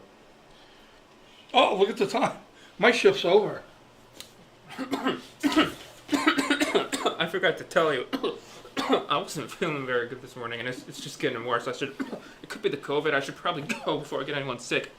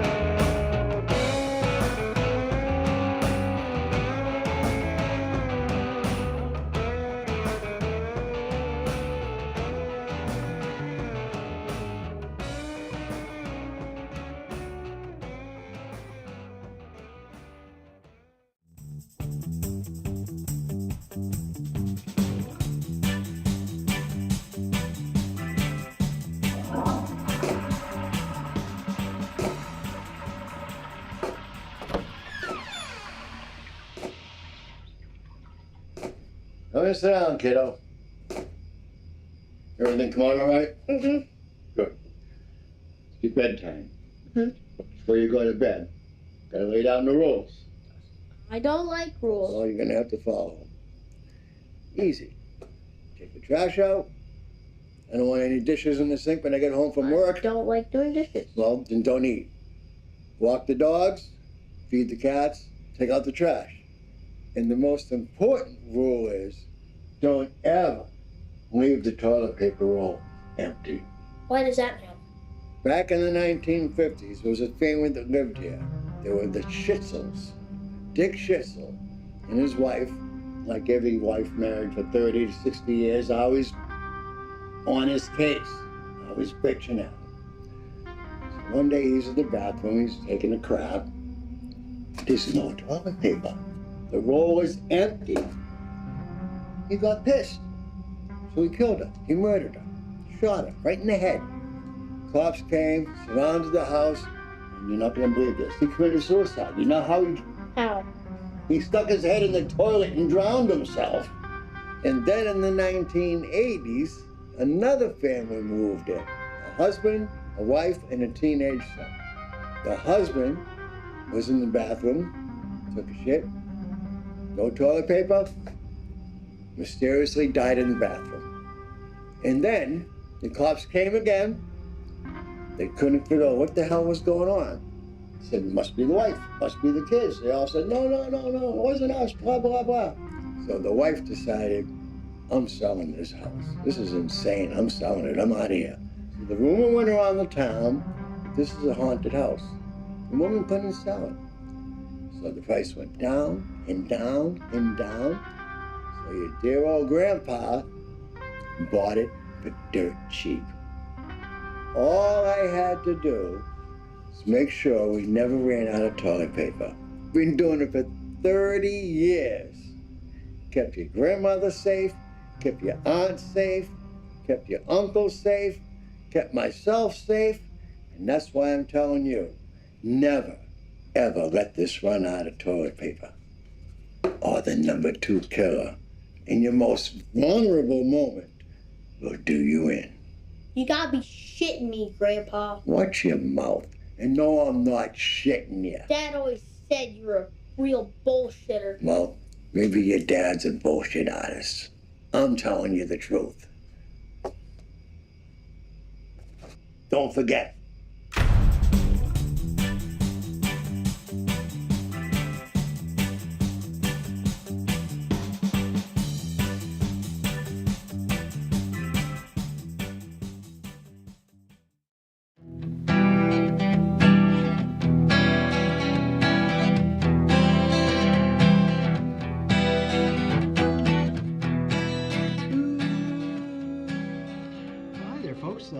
to Music with Tony today, and appreciate you joining in with me. And my name's Tony. I'm your host, and just gonna play a little bit of music and just some thoughts, as things pop into my mind.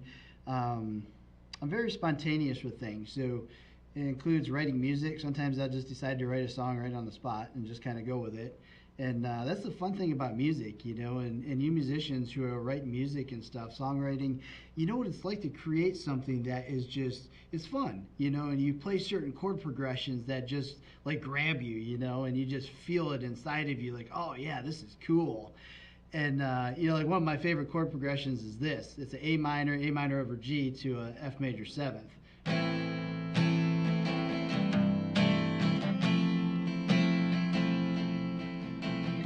Very well-known progression.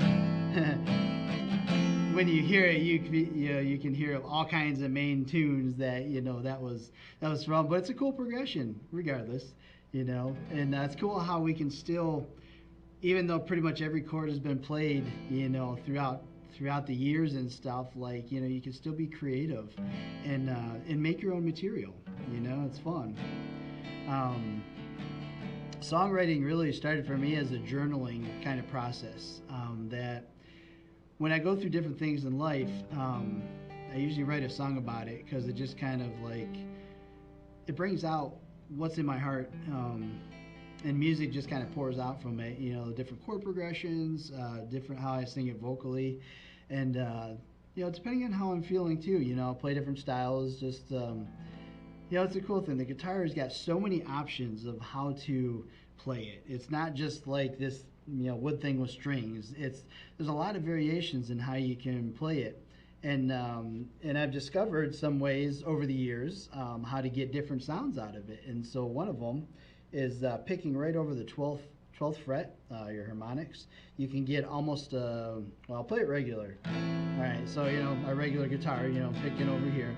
But when you decide to come over here, it's almost got a harpish kind of tone to it. So it's got...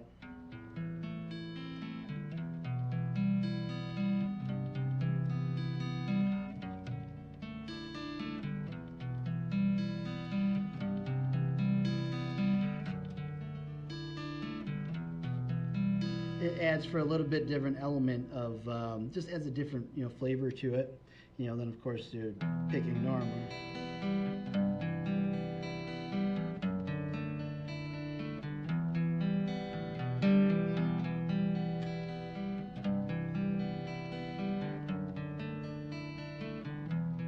I discovered if you pick way back by the your back bridge, you'll get another cool tone. It's very trebly, kind of tinny.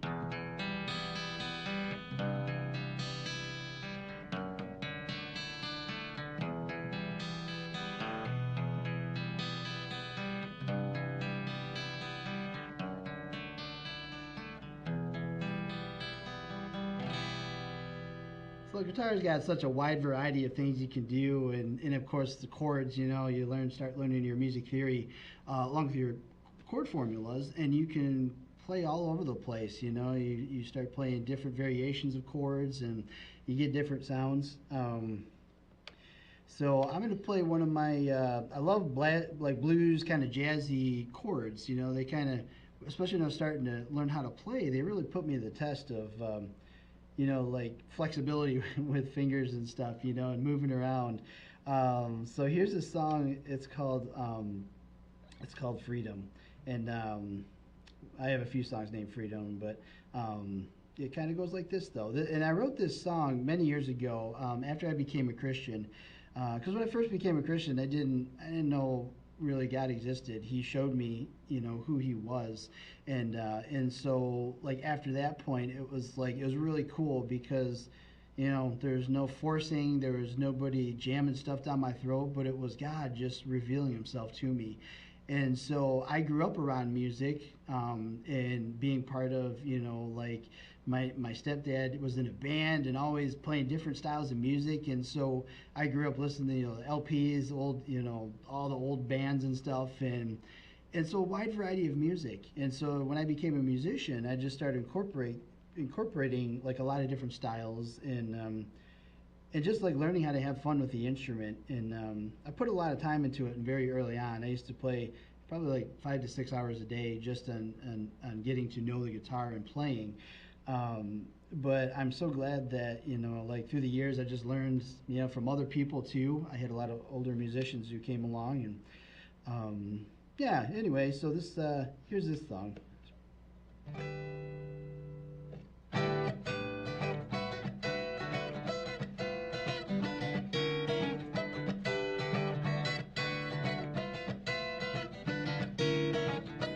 People have said that I'm a fool for believing what I do. Well, I don't care what they say no more, 'cause I've been given life forevermore. Since I found Jesus, or should I say, he found me. He broke the chains off of me. Oh, now I'm free, yeah. Yeah, I'm free.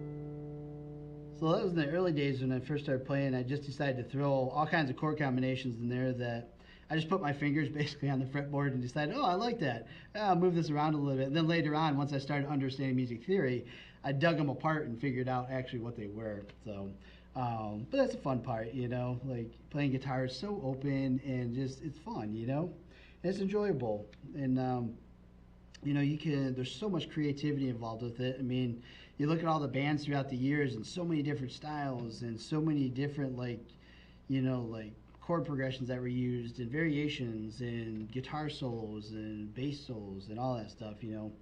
It's pretty fascinating to me.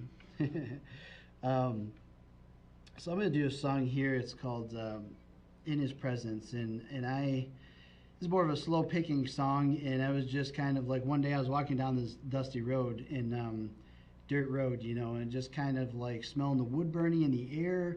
I was just looking around at all the, you know, critters playing and looking at the, you know, the trees were kind of blowing and just kind of taking my eyes off of what, you know, the world, like my life, the world, just kind of in observing what was around me. And it was just a cool song. And I just really just, you know, opened my mouth, breathed in fresh air, and just kind of went for a nice walk that day. And just kind of, sometimes those walks for me, they put life in perspective too. And it's like, you know, like I love God, and I'm so grateful that He's in my life, and I'm able to express things because of that. So music is definitely one of them. So this is called In His Presence. Oh. There we go. I don't care how long you've been playing, you're gonna flub it at some point. You gotta just laugh about it. And if you do it publicly, which one time I forgot the chords and the words all in one foul swoop, and it was embarrassing, but like you just shrug it off and you move forward, you know. And don't think anything of it. You just, you know, you just move forward, and like I said, just kind of laugh at it. And anyway, so yeah, don't be discouraged. You know, if you're just starting to play music and you're getting frustrated because you're trying to play chords and they're coming out all wonky, you know, and you're getting, you know, you go to pick through a chord and it's sounding like, you know, don't be frustrated. Don't be afraid. You know, that's part of the learning process. And everybody who plays music has gone through there. And every person that you've heard in the past, great musicians, have started at that point too, where they're flubbing it. And but yet, you know, you just push on through. So don't be discouraged by it. Just keep practicing, and you'll get to a place where you can pick through chords, and they'll sound nice and clear and nice the way that you know you want to hear them. So, yeah, So keep on with the good work.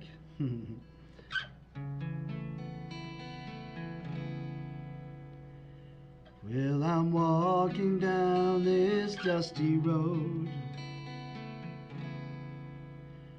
with no end in sight. Well, I feel your presence so near. It's like you're walking next to me.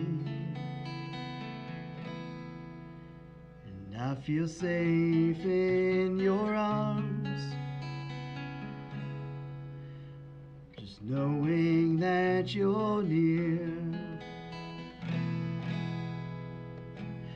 For the first time in a long time, I feel this fire burning deep inside. I see the chains being broken off of all those things that once held me down, oh, for so long. And it feels good to be free from those chains that were holding me. I'm so consumed by your presence right now. I don't want to leave here at all. There's this fire burning inside of me. It feels like you're cleaning out my heart. Oh, oh, oh. Ooh. I don't want to go from this time. Just another few minutes, Lord, you know I feel so alive. I don't want to go from this place.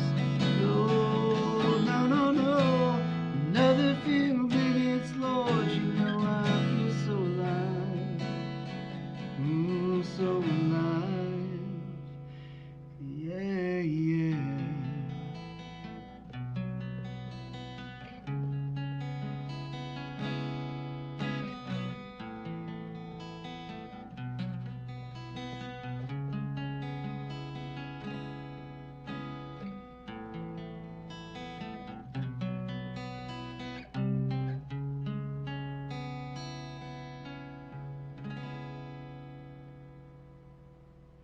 I enjoy playing a lot of open chords, like an open A, open B chord, C sharp minor, D, E. There's just a cool sound to it that it brings a different feel to what you're playing, especially if you're like picking through. And it's cool if you got like two guitars, because one person might be on an A, which is that. And you could still be like picking through on it, like an A2. That's what that's considered, open chord. You can kind of just play along and pick through, It's I like the details of music. I guess that's why I like it so much, because I'm a finished detail kind of person, and music, you can be very, very finished detail.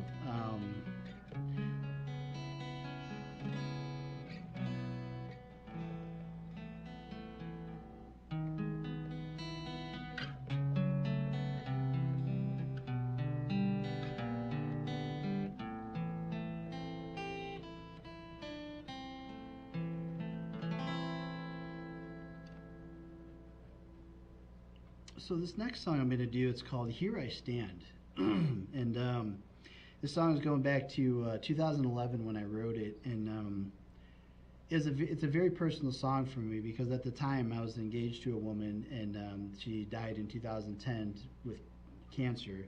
And so the song was kind of like an aftermath for me emotionally of how I dealt with it and how I like walked through it all, you know, and how it was, you know, like, so the verses are kind of like, you know, I'm just being raw and very emotional and very like, because that's what was going on. And then the chorus really, for me, it's just it was a pillar of God was there in my life, and he helped me, you know, so much, and just kept me sane when it was a very dark time for me, you know, and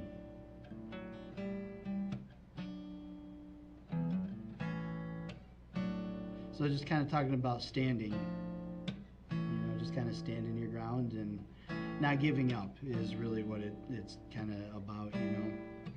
That when we go through hard things in life, that we can stand and not be taken by the waves or the storms, but we can stand and still be able to smile somehow.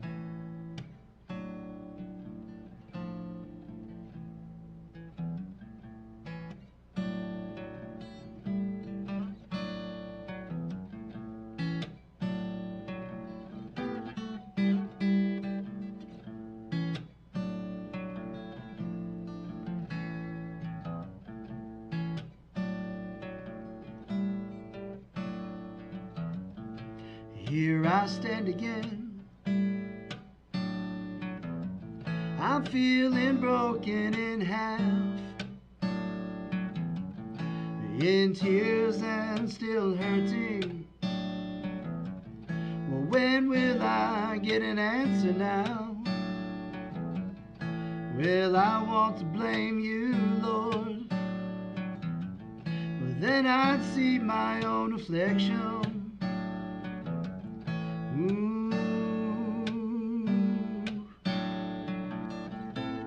'Cause Lord, you are my strength in my life, yeah, yeah.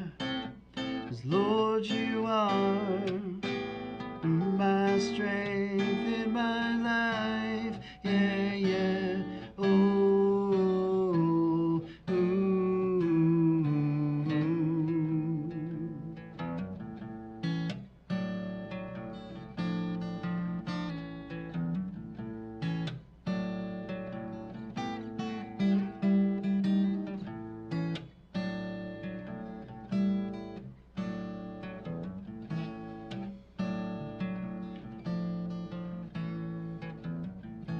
I can't find my desire,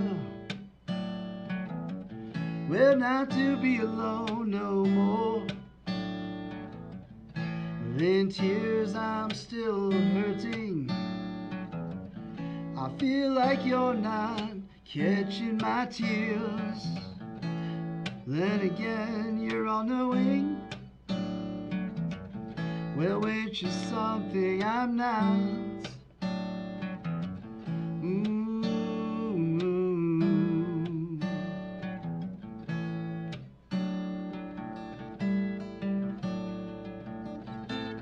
'Cause Lord, you are my strength in my life, yeah, yeah. 'Cause Lord, you are my strength in my life, yeah, yeah. Oh,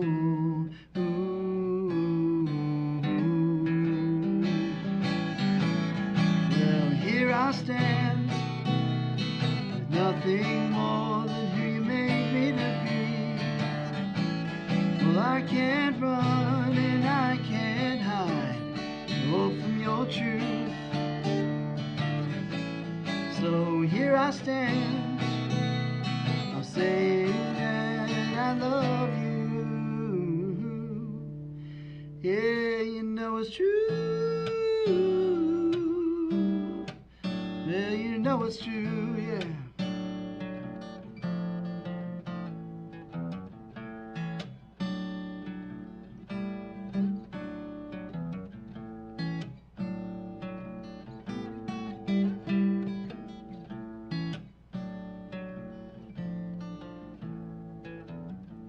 Well, help me to let go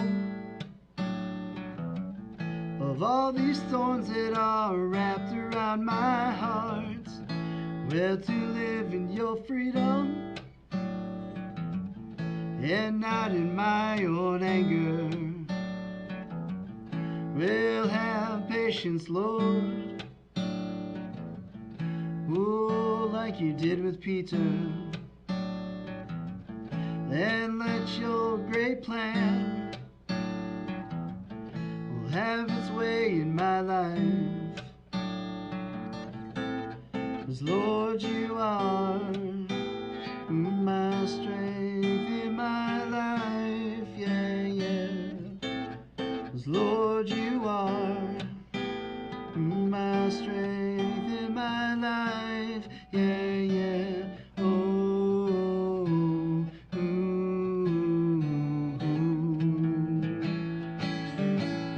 well, here I stand with nothing more than who you made me to be. Well, I can't run and I can't hide, oh, from your truth. So here I stand, I'm saying that I love you. Yeah, you know it's true. Well, you know it's true, yeah. You know it's true.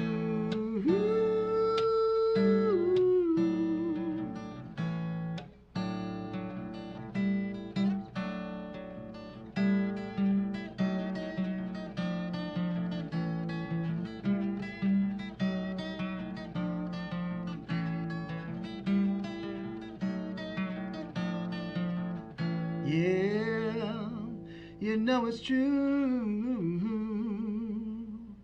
Yeah.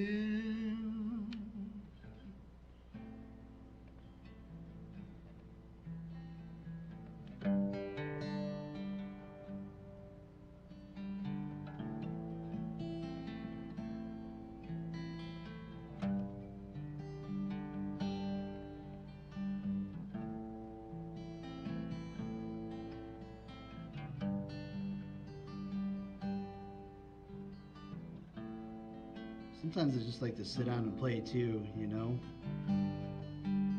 Just let the chords speak.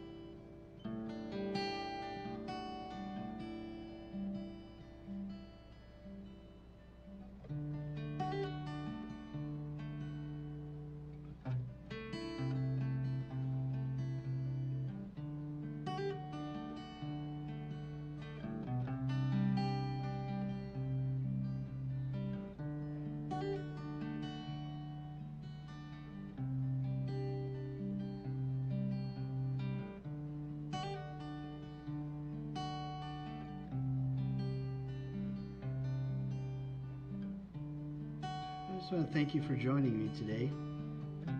It's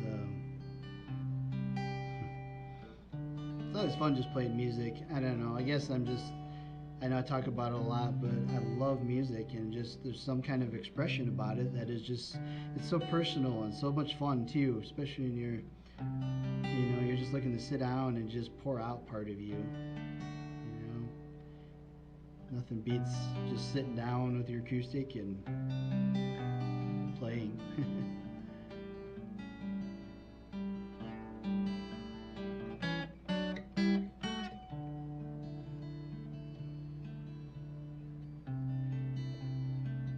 If you ever have any questions, I have an email address that you can send your questions or whatever you'd like to share to. It's musicwithtonyshow@gmail.com.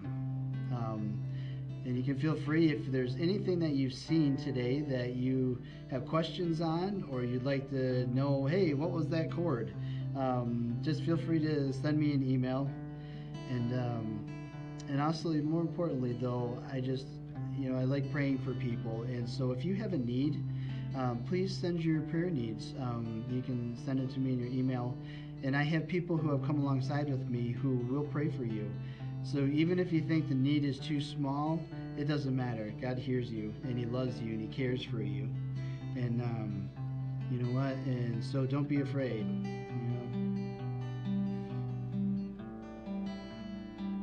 Well, I hope all you folks have a wonderful week this week, and maybe step outside, enjoy the sunshine. Maybe watch some animals play. It was funny, last week I was going down Pleasant Valley Road and saw this baby cub crossing the road, a little black bear. And it was so funny because it was the back end, he was trying to run, and the back end was trying to get ahead of the front end. And so he was just like doing this whole bounce and juggling thing. It was really funny to watch, but I kind of stayed quite a ways back because I'm like, well, where there's a cub, there's going to be a mama around. And I didn't see a mama bear though, but it was just a cool little sight to see, and just nature at its finest doing its thing, and it's relaxing. I don't know, there's just something about it too. So yeah, so be sure to send me some emails if you're, if like I said, about music stuff, or if you need prayer. So.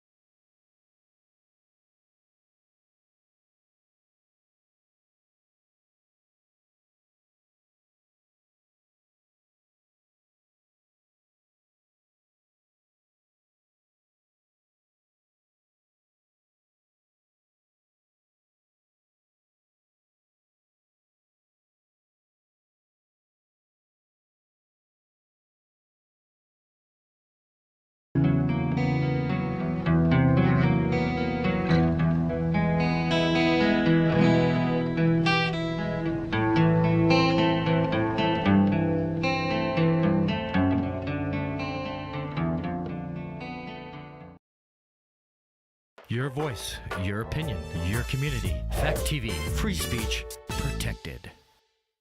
Local news, politics, business, sports, arts, music. Mike and Marty on the beat.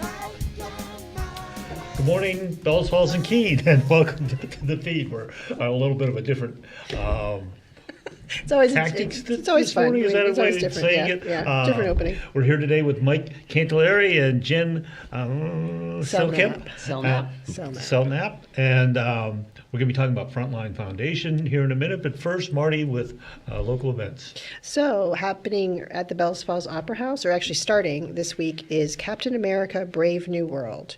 So it goes from Friday, February 14th to February 25th. So you got plenty of time to go see the new Captain America.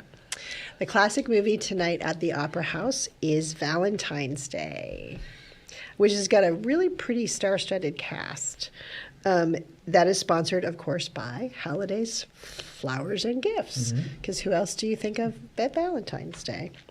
So last week I promoted and talked a lot about the Rotary Spaghetti Dinner that was going to be happening. The keyword is was going to be happening this Saturday, February 15th. Due to the weather forecast, we are choosing to postpone the Rotary Spaghetti Dinner. A lot of the food is donated, and we didn't want to run the dinner and not have a good attendance and then end up wasting a lot of donated items. So we will be looking to reschedule. We just don't have a date yet. We have to coordinate when the most of the Rotary members are available to help out, when we can get into the moose and such. But we will make sure everybody knows. We will post it and do Facebook and all that type stuff. So unfortunately, no Rotary Spaghetti Dinner.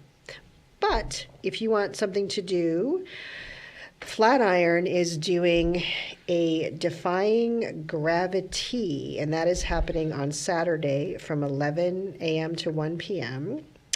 It is you are encouraged to wear Oz-themed costumes. Tea will be provided, and you can make food purchases if you choose. And this is tea that is sponsored by the Bells Falls Pride. It's a Bells Falls Pride tea party, so. You do have at least, and I don't know if it's happening on Saturday. Maybe they'll cancel too. I don't know. Yeah. I have a couple things.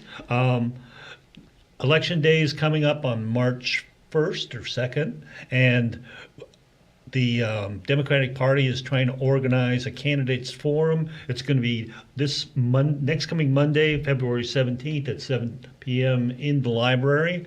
It will be on Fact TV, so stay tuned to Fact TV so you can get up to date on what's happening with the candidates who will be elected on March 1st. The other thing is on that same day, February 17th, is family picnic at Main Street Arts.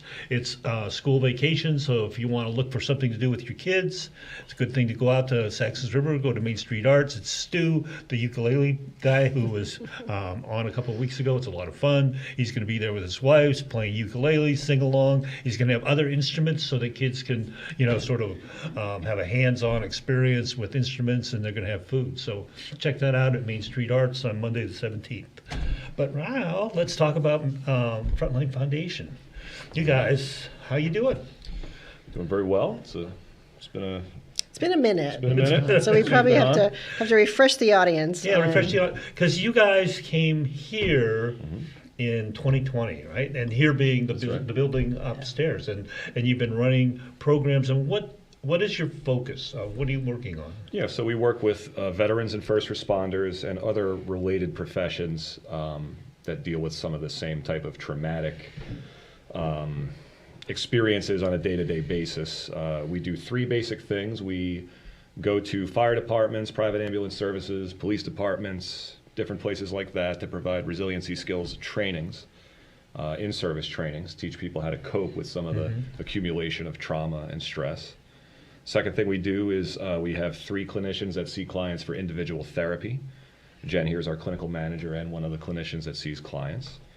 And then the third thing we do is we run a 5-day intensive outpatient program that teaches resiliency skills for vets and first responders who are thinking they need a little bit more of an intensive, it's almost like a retreat format for 5 days. So it'd be 5 days of all day long. Yeah, it's like 8 a.m. to 3 p.m., but yeah, basically all day long.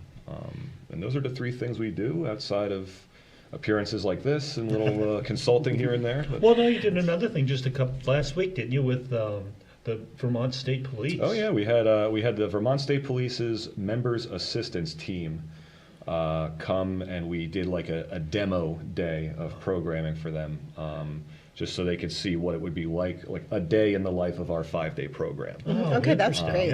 Like dip your toes in, but don't make the commitment yet. Sure. Yeah. And that members assistance team, their role is to help other state troopers that are in need of some kind of help, to coordinate services and things like that. So we had 20 people total show up, which was an incredible turnout, and which represents, I think, quite a commitment from the state police to taking care of their own members. You very rarely see that type of commitment for like a demo day like we did. So that was very cool. Nice. So that's like a peer-to-peer. Their program is like a peer-to-peer counseling idea. That members assistance team is essentially a peer support. It's for the state police by the state police. Yeah. So when we, sorry. I was just going to say, just to back up a tiny bit, in 2020. So you want to kind of tell exactly how you ended up here. You were working somewhere else. You had a dedicated group, and then COVID hit. Yeah. And your program was shuttered, but you believed in your program, and you believed it was important. That's right. And so you decided to take a leap of faith. That's right. A big leap of faith. And create your own program. Yeah. And you have grown exponentially since like the first, I think we've had you guys on 2 or 3 times. This may be the 3rd time. You've grown pretty exponentially. Yeah, we're still here. You are. We are alive and kicking. We are expanding. Things are going well. Finances always remain tight and uncertain in a small nonprofit like ours. But the way we got here to this building is you guys were the first ones that would work with us so that we could get this started. Yeah. We looked for several other places to bring our ideas in our program, and there was like no flexibility on rent or anything like that, and it would not have been possible without this place here. I think you have a sympathetic ear here. Right? Yeah, it You certainly do. feels that way. Well, and it's also it's the mission of the building is to provide services, social services, health services to the community. So it fit 100% within our mission. Then we just got creative in how exactly it happened. Yeah, well, I needed a space that needed cleaning up, and you needed a space, and you did sweat equity, and it all worked. Yeah. So, I mean, you've now, it sounds like you've now expanded from not just the actual like firefighters and police officers and first responders, but now you have some peer support for spouses or partners as well. Is that's a new component that you're offering? Yeah, we've been working with a large professional fire department in the area on a variety of different like training projects, and they had this idea to bring the firefighters and their spouses together in one big room to do a little education about the effects of the job. Not to get anyone off the hook for friction in the family, but to explain, and that worked very well. And a big part of that was our deputy director, Joe Gorman's wife, Erin, who of course Joe Gorman was a firefighter and a retired police officer for many years. So Erin brings that experience of being the spouse of someone who is working these jobs. And doing to both of them, wow. Talk Exactly. about glutton for punishment. Yeah. So she's great. She's been a teacher. She had a long career as a teacher, so she's been in the human services field, and she provides for our in-service trainings and for our alumni group, people that have been through our program. She provides some spousal support and like little family type of support. That's a good addition. I imagine, especially around here where there's so many volunteer fire departments and things, where people are being called from their home to an automobile accident where there may be fatalities and trauma and all these things. The person that's behind is just almost as involved as the person who's actually gone out and seen it, because they have to then come back. It comes back to them, and they may not have been prepared either. For sure. How do you feel about that, Jen? Do you think this is going to be a big plus in the... Yeah, I think it's a game changer, honestly. We've been hearing for a long time from partners of people who've come through the program how beneficial it would feel to have their own support, because we do have a really strong alumni network. We do weekly Zoom meetings, we do in-person meetings every once in a while. But that support for the people who are home, just like you described, and when someone's been doing the job for 10, 20, 30 years, it has a very real impact, and it can impact the way you are as a person. And that impacts at home.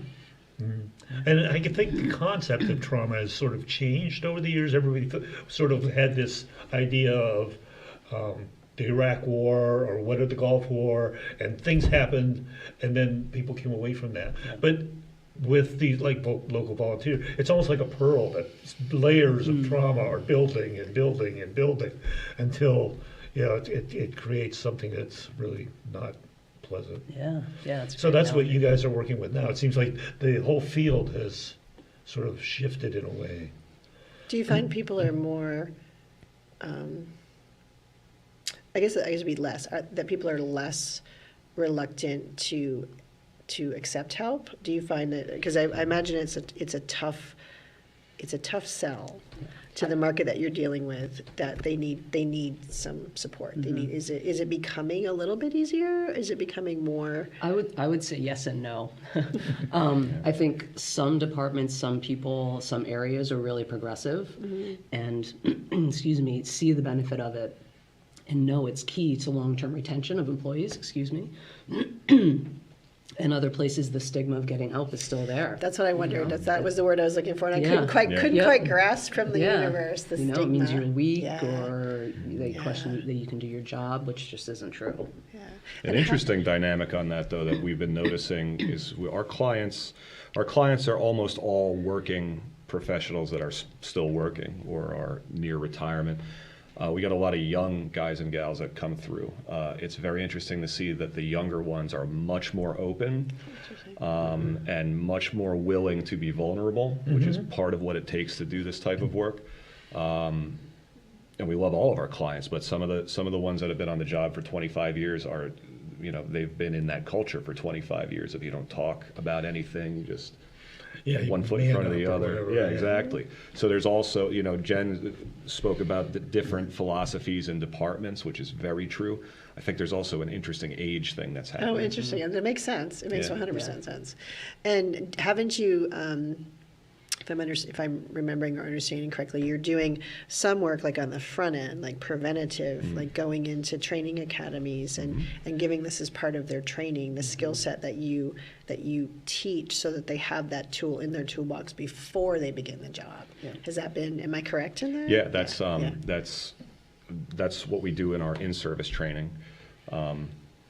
Different offerings that we have, but that's the idea, to bring these skills to the department. We always talk about how difficult it is to accumulate this amount of stress and trauma over the course of a career, but we don't want to make it sound like it's impossible to have a long and satisfying career.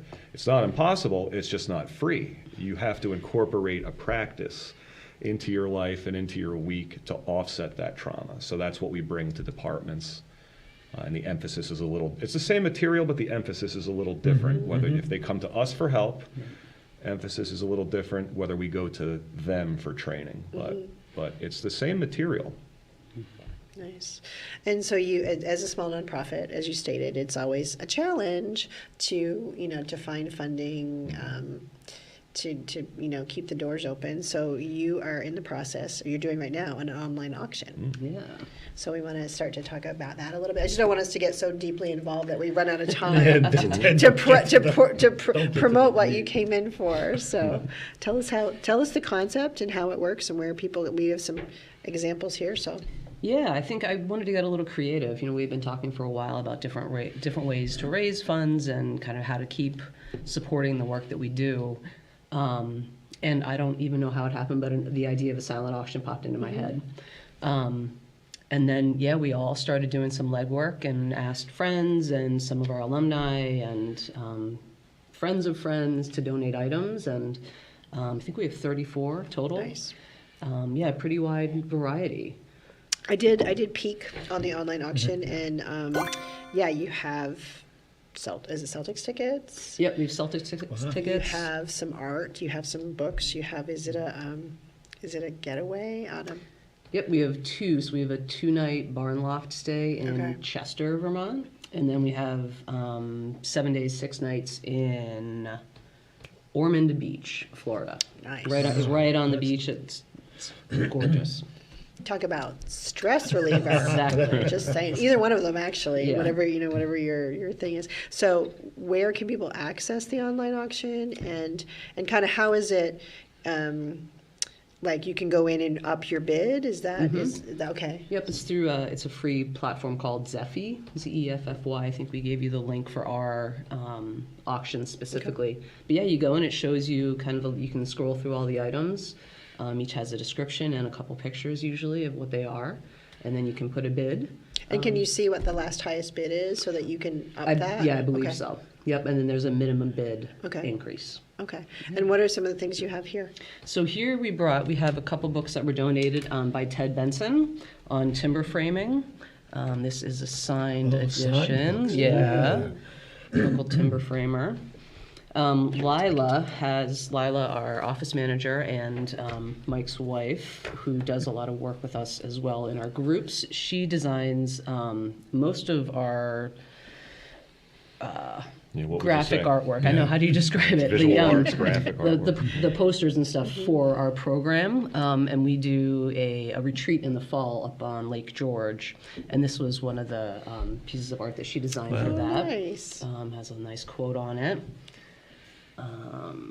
Let's do the final piece of art. This is some artwork that I made, actually. I traveled around Very Central cool. and South America for a while, and I do some photography on the side as my own self-care and stress relief. And I like to kind of put them together in It's like a different mosaic. collages. Yeah. Yeah, that's pretty cool.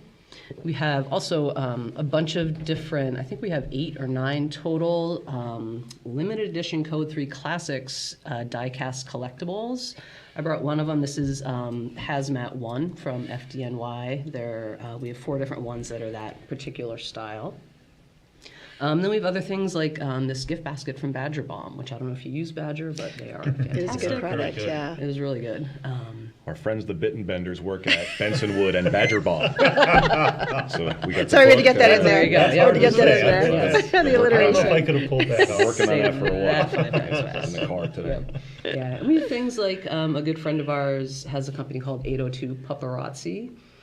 She does pet photography. Oh, I did see that. Yeah, because I was like, Yep, and she travels everywhere in New England to do it. not that I don't, have a gazillion pictures of my dog already. These can't have professional Yes, professional photos. Like, yes, that's what we need. Yep. Does she do cats too? Yes. The cat is less reluctant to be taken photographs of, Yeah. just saying. Yeah. It takes a little more skill. Nice.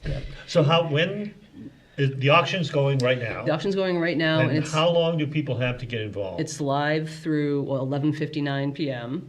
on February 28th. So through the end of the month. you got to get on it. Yeah. And most items are, like the Patriots tickets are further out, their next season, which isn't announced yet. Go Eagles, sorry. My stepmom's going to love that. But the Celtics tickets we have, I believe, are for March 5th. Okay. So those are That's a those are quick right turnaround away. then. Yeah. You must be very happy if you were an Eagles fan. 'cause I that am. was I'm the- from Pennsylvania, so it's Oh. I'm sorry.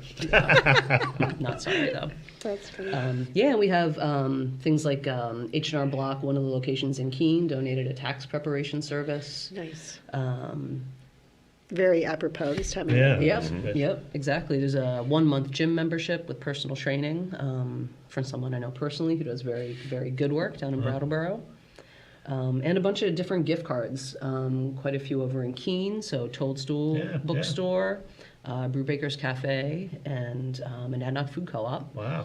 Yeah, and then so we were talking about our peer support earlier. One of our peer support associates, Alex Richardson, works at DBC Rentals Plus in Brattleboro, and they've donated an equipment rental gift certificate, Nice. which is really great. So it sounds like there's something in kind of every price point. So Yeah. people can, I think sometimes when people think of online auctions, they think of just the big ticket items and, maybe I can't bid on those because starting Right. opening bid is like $300 or something like that. Right. But having, the gift certificates and also things that you can use immediately too, Yeah. and in a price point. And every little bit that you bid or donate or pay, it adds up, Yeah, it right? really does. So you It might really not think that does. you're doing a good thing because you just got a $25 gift card or a $50 gift card, but it all adds up over the course of everything. It really does. Most of our revenue that we don't pry out of the insurance companies who are actively trying. I was going to say, and if anyone that deals with insurance Yeah. companies, that is the right term. We is get to started pry on it that, out. but other than that, most of our revenue comes from small donations. We get a lot of small donations, Yeah. which is good. Also, in the auction, I noticed there's like a few cool first edition books. I feel Oh, like yeah, I saw the that. I feel like the Yeah. audience of the feed might be particularly Oh. interested. There's first edition Steinbeck's in there. Yep. A couple of other interesting Yeah. things. Yeah. Where'd you score those from? Those are actually from my personal collection. Oh, yeah, wow. my Nice. dad was a first edition collector. Oh, wow. So he has. I think there's a lot really of people cool out ones. there that like that type stuff. Yeah. Yeah. Yeah, that's pretty cool. I figured there's The Winter of Our Discontent by Steinbeck is one of them, so I figured that was appropriate timing. I was going to say, just saying, that's You know? pretty apropos right now. Yeah. So, Frontline Foundations of North America, have you dominated in North America yet, or what are your plans for that North America? Like, Yeah, what's that's- next on the horizon? You've What's been next? Wow. finding more and more things. I know we briefly talked about maybe like Frontline Foundation show on Fact TV. Just give it a quick Yeah, that's plug. exciting. I Yeah. have some ideas. But, Yeah, we just continue to develop the North America thing. We planted that flag. It hasn't panned out yet. We're waiting for our first Canadian firefighters or whatever. Haven't gotten any yet, but we just want to. The only thing we care about is doing the work that we do, and we want to be able to continue to do this work at the level we do it, which is a very high level. So what's next on the horizon? More things like this. Maybe a little bit of a show. Maybe. We do a retreat that Jen mentioned. Every year we do a fall retreat, which is sort of an invitational thing because the level of work we ask people to do at that retreat is invitational. We want to do more. We're going to have an alumni picnic for all of our alumni. We have over 100 alumni. So we're going to, a very nice location in that's Grafton really cool. this summer, and maybe a couple other events like that, just to continue to slowly build this community that we have. So when you originally started, I remember you had a real focus on mindfulness through outdoor activities. Are you still continuing that vein? Or? Yeah, it's interesting how things evolve. We still have a mindfulness modality, so everything we do is based around the 4 foundations of mindfulness, which is why we're called Frontline Foundations, by the way, which turns out to be confusing, but that's too late now. We've sort of transitioned a little bit away. We don't do much fishing anymore. We still do some hiking. We like to get people out into a natural environment, away from all the distractions. But one thing that we've been doing is we've partnered with a local wildlife rehabilitator, blacksmith, artist, Really? and all-around amazing person, Fred Homer, who some people I'm sure are familiar with. When you see an injured barred owl on the road and you pick it up, he's the guy you bring it to. And if he can release it into the wild, he will. Otherwise, they usually end up at VINS or at the Southern Vermont Natural History Museum. But he's just an amazing guy, so we bring our clients to see him.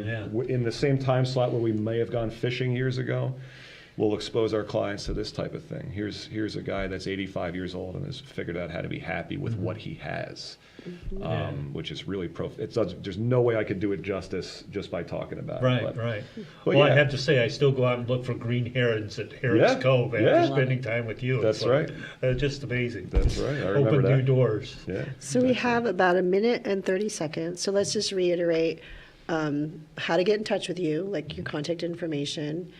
A little bit, it's the link will be up for the online auction, and anything else you want to close with? Yeah, our website is frontlinefoundations.org. There's an S on the end of foundations.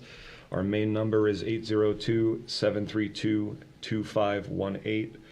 A main email address is flf@frontlinefoundations.org. That's how you get in touch with us. Send us emails, give us a call. Anything else about that? Yeah, that sounds great. And I just think you have maybe your first guest for your first show. Maybe you have Fred as your guest on the first show. Yeah, that's a great idea. Yeah, just saying. That's a really good idea. I'll write that down. Yeah, write that down. All right, well, is that it for this week? That is. That it? All right, we'll see you next week Bye, community. for the feed. Bye, community.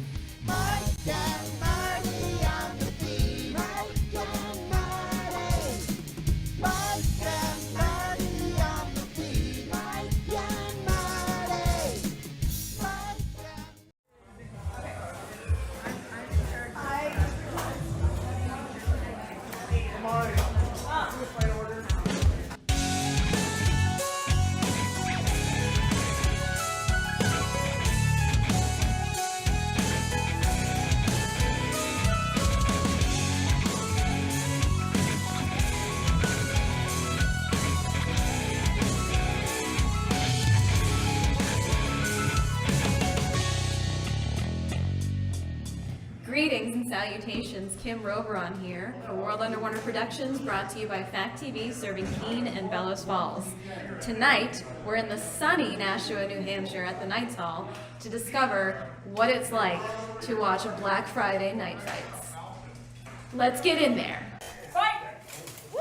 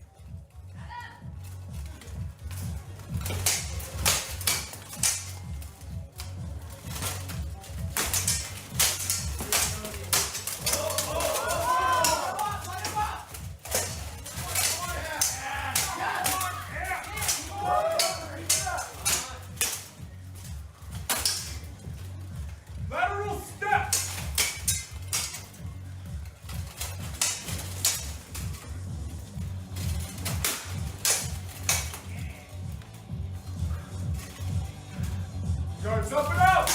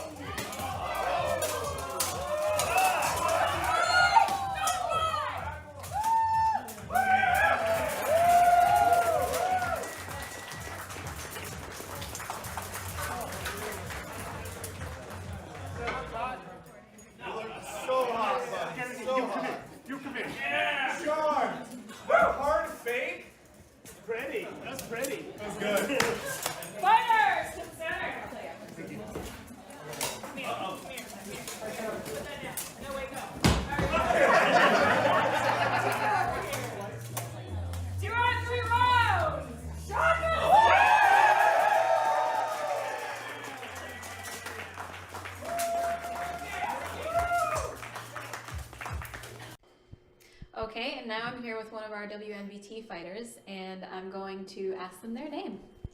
My name is Mari Brooks. I've been fighting for 7 years. I'm an instructor here at the Knights Hall. Yeah. I'm always real bad at interviews, I'm sorry. It's okay. You're charming though, so it works, it's fine. So I know that you are pretty decorated, but do you want to tell the folks at home what you've accomplished?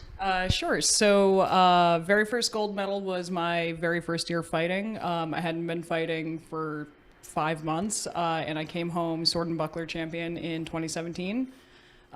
Since then, I've had 2 national gold medals in polearm, silvers in melees, in sword and bucklers. So I've been a national polearm gold medalist twice now. My very first international tournament was IMCF International Championships in Spain in 2023, which I took second place in. I lost to Ukraine, and it was a really solid fight. And honestly, if I was going to lose to anybody, it was them. They earned that shit. Yeah. Okay. Do you prefer solo fights or melees?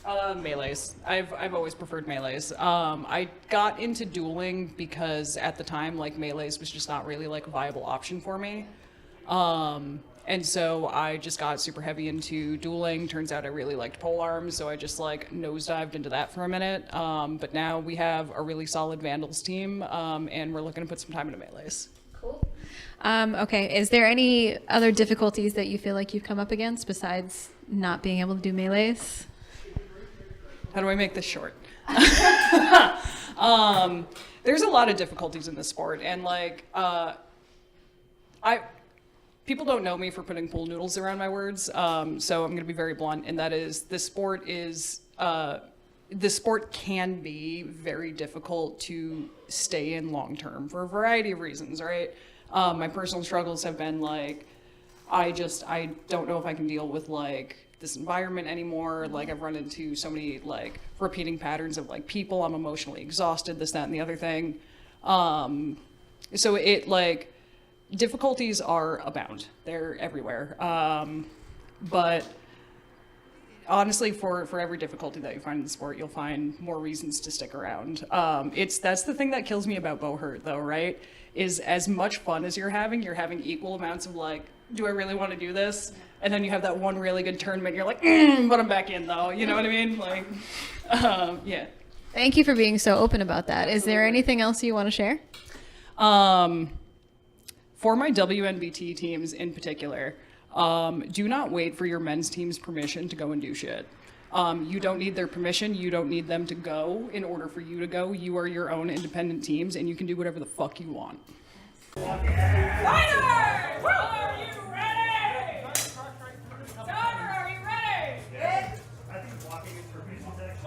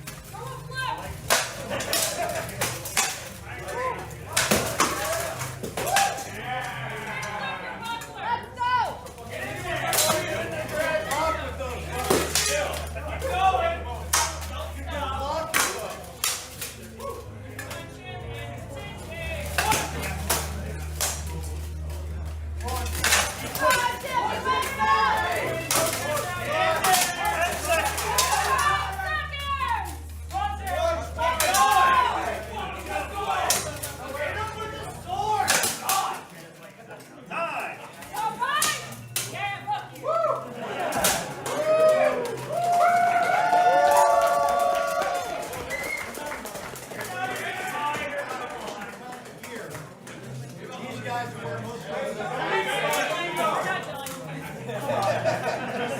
on.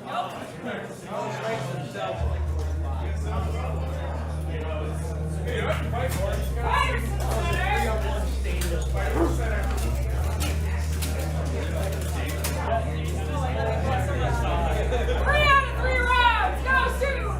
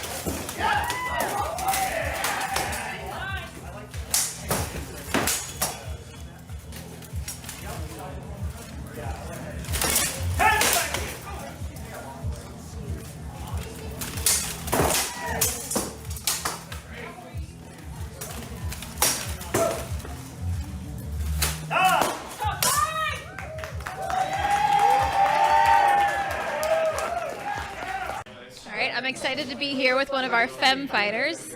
So what's your name? Julie Jacob. How long have you been doing this? I started fighting in 2017. And I've heard that you've got a couple of awards. Yep, I won silver nationals in 2020. I won bronze with the melee team this past August in Germany. I was on the Banshees this past Carnage, and we won bronze then as well. So. Would you say that you prefer solo fighting or melees? I'm definitely a melee girl. I like to brawl. What about, can you tell us about some difficulties that you come against? Well, I'm one of the older women in the sport, so fighting in your 50s is a little bit different than fighting in your 20s or 30s. So you have to take care to make sure you recover and have enough time for your muscles to repair themselves before you come back to another fight. But I feel like I'm doing pretty good for a 52-year-old, so I keep fighting until I can. Is there anything else you'd like to share with us?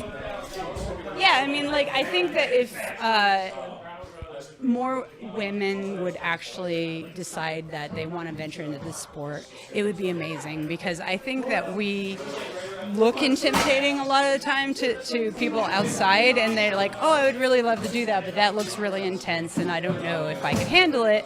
And really, once you're in there, it just feels like everyday life. You don't really think about it anymore, and it doesn't feel like you're doing anything particularly badass, but you're just out there having a blast, and we all love each other and hug each other at the end of the match, so it's a great time. Thank you so much. Let's go, Sean!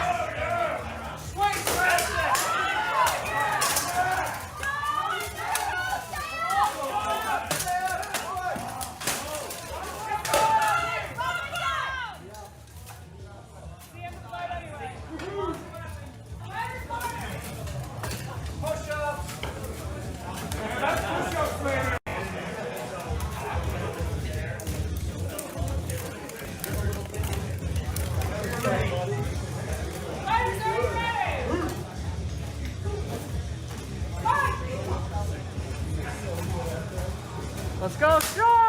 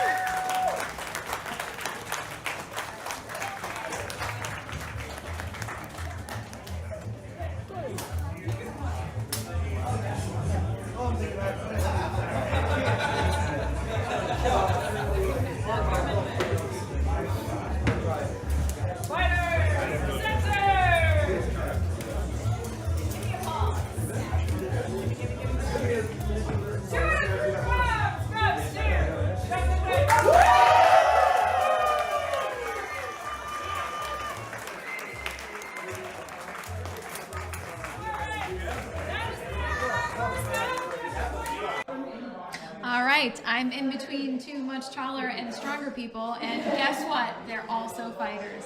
Why don't you guys give me your names? I'm Colton Kilcoyne from the Knights Hall. I'm Kat Brooks, also from the Knights Hall. And why don't you let me know how long you've been doing this? I think I'm going on 4 years now. My first fight ever was a 5-round night fight that ended with a TKO in round 4, I believe.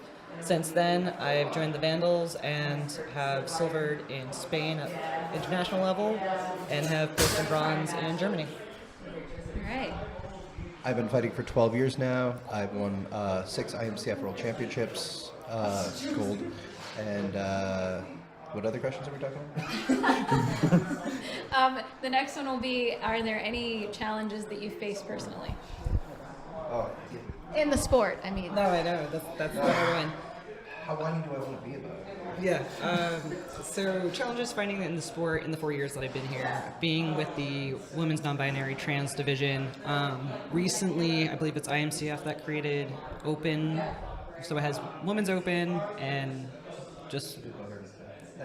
What's the other one that they're? Bohurt International. Yeah. No, I know, but it's Open and just. It's. So the categories for Bohurt International are men's, women's, and women's open. So since starting, there's been some changes in classifications of who qualifies for fighting in what division, which then further separated we'll call it the women's teams just for the sake of who will fight where and where they would want to fight. So now we have two different divisions when we could all just be fighting under the same flag again, but that's neither here nor there. We had this issue in Spain as well. Of course, with international travel, we had different cultural thoughts and feelings about fighters. I personally fall under the non-binary position here, and that has come up in fights in the past. So I'm sure a lot of people watching this will be grateful for you bringing that up. And have you had any challenges? Oh, nonstop.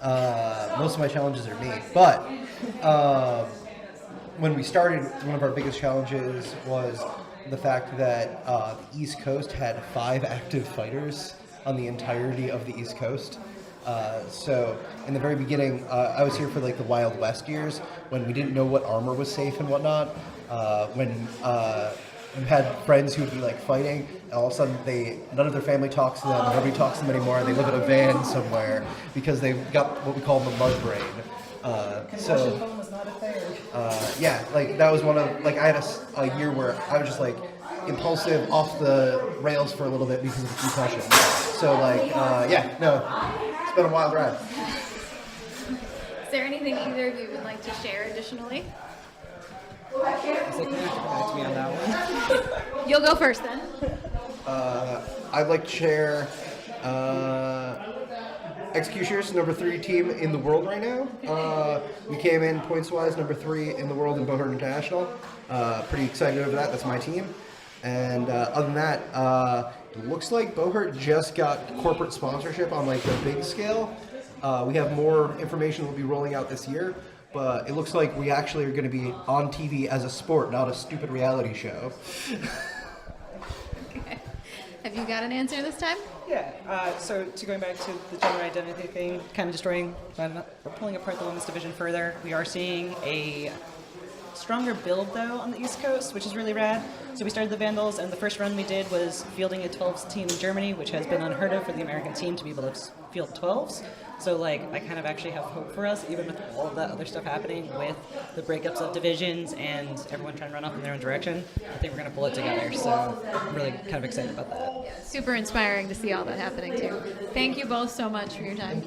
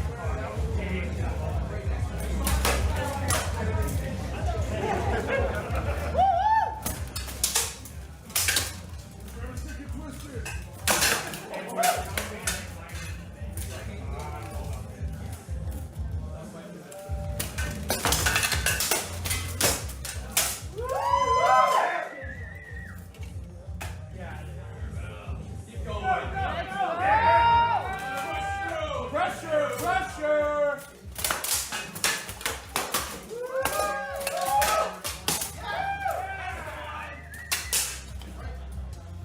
10 seconds. You're behind.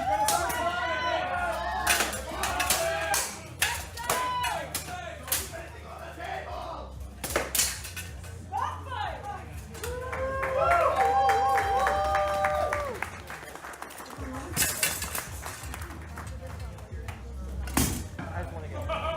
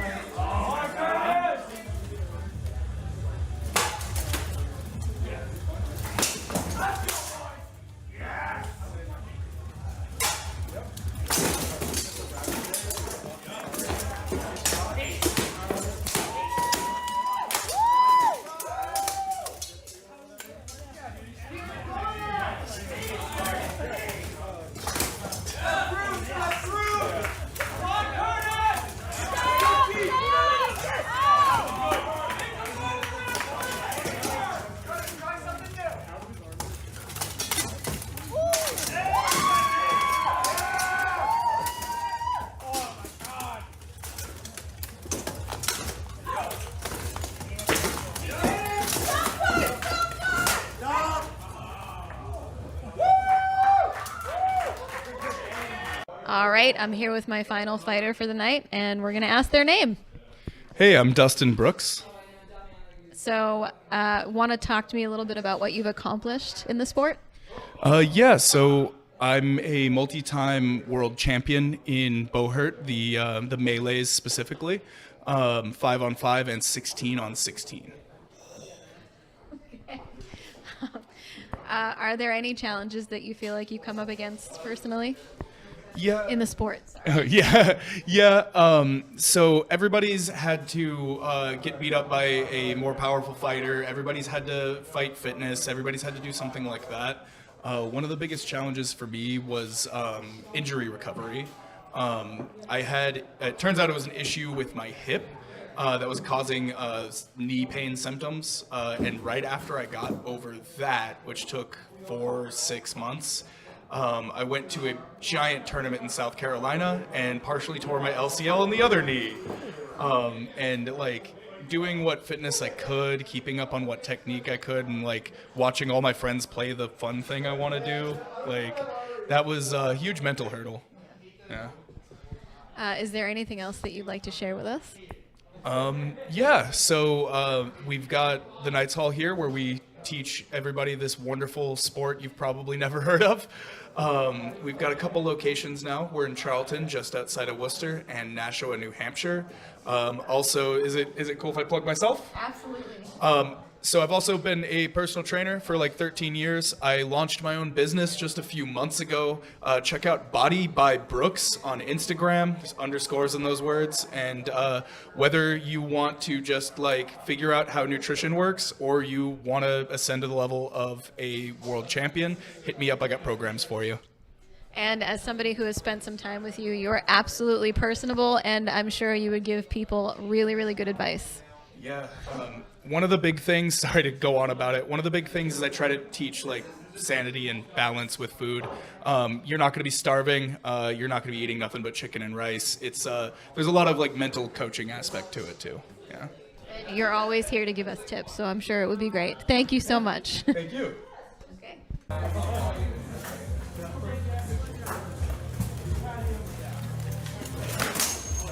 Whoa.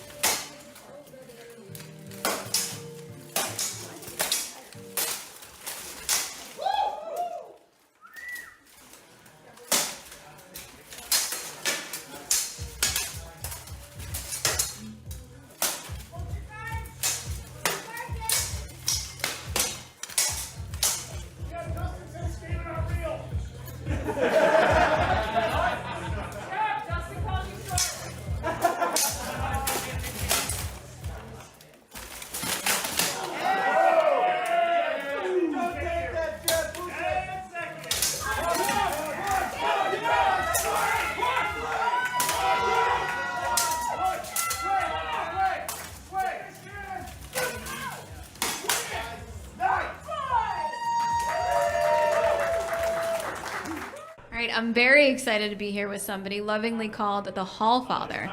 Why don't you tell us what your offstage name is? My name is Jay Brooks, and I'm here at the Knights Hall. I am the founder of the Knights Hall, and that's pretty much why they call me the Hall Father.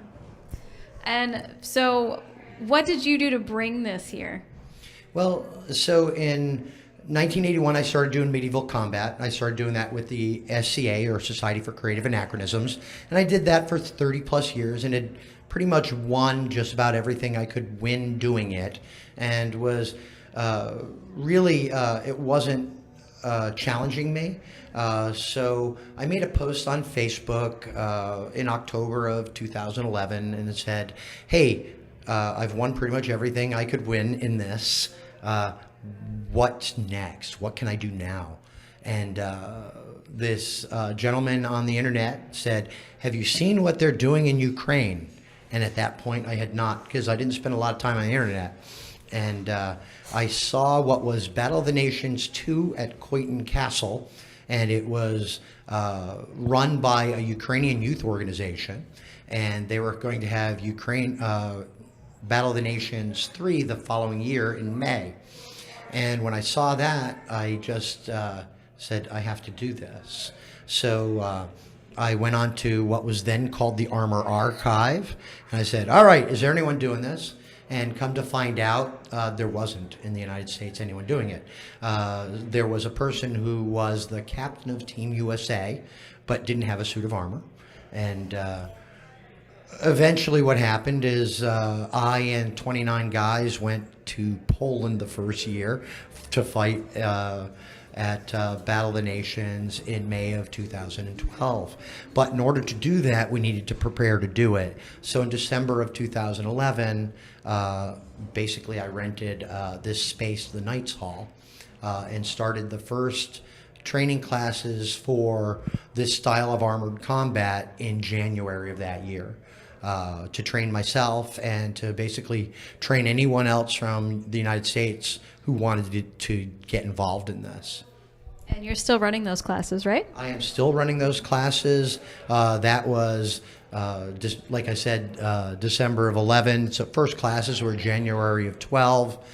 We didn't become a school to the public until after I came home from the World Championships in Spain in 2014, where I came home with 2 gold medals and my son Kat came home with 1. And at that time, I decided that, you know what, I was sick of my corporate world and that I was just going to do this for a living. And here we are. And you mentioned your son. This is a family affair. It's not just your son, right? Absolutely a family affair. So no, it's not just my son. I met my wife at a tournament in Buffalo, New York in 1985. And then Kat came around in 88. He went to his first fighting event 7 days old.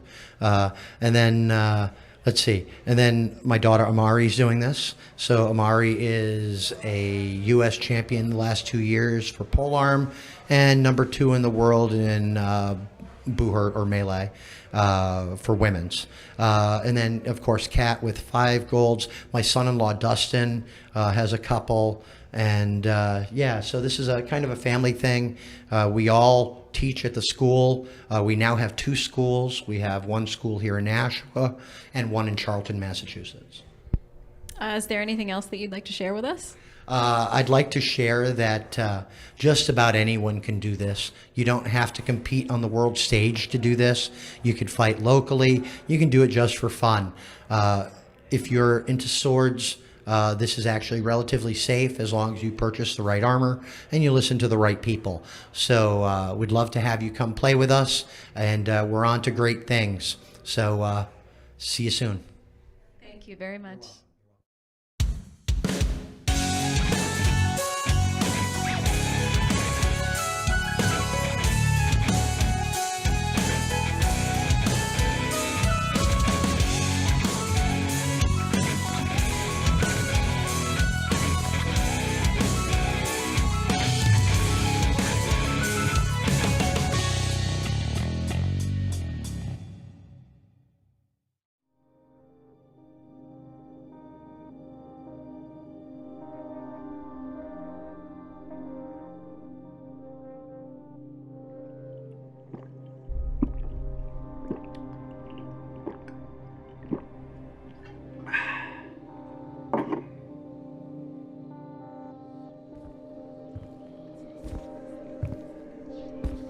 The man of the hour, huh? Is this what you wanted? This all make you happy? You knew. You knew. You knew. And you did it anyway. My personal fucking Judas. But I forgive.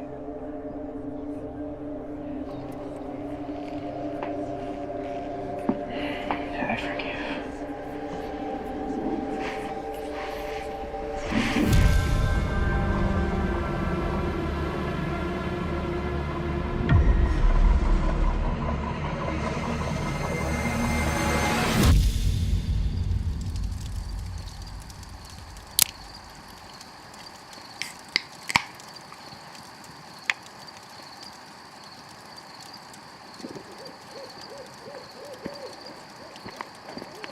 Hey, asshole. Hey, you gonna pass the beer or what, dude? Oh, my bad, dude.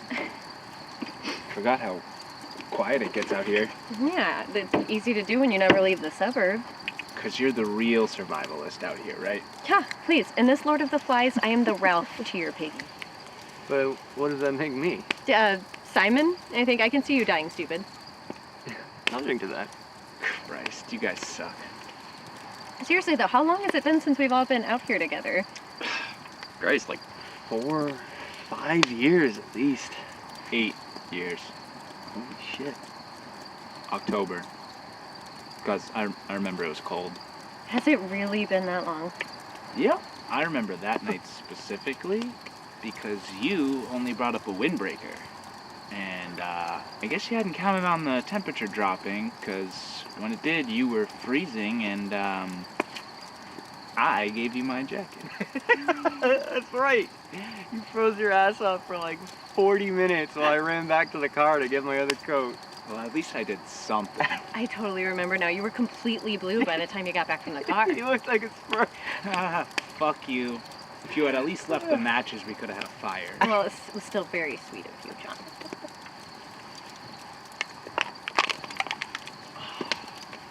Get another beer, man?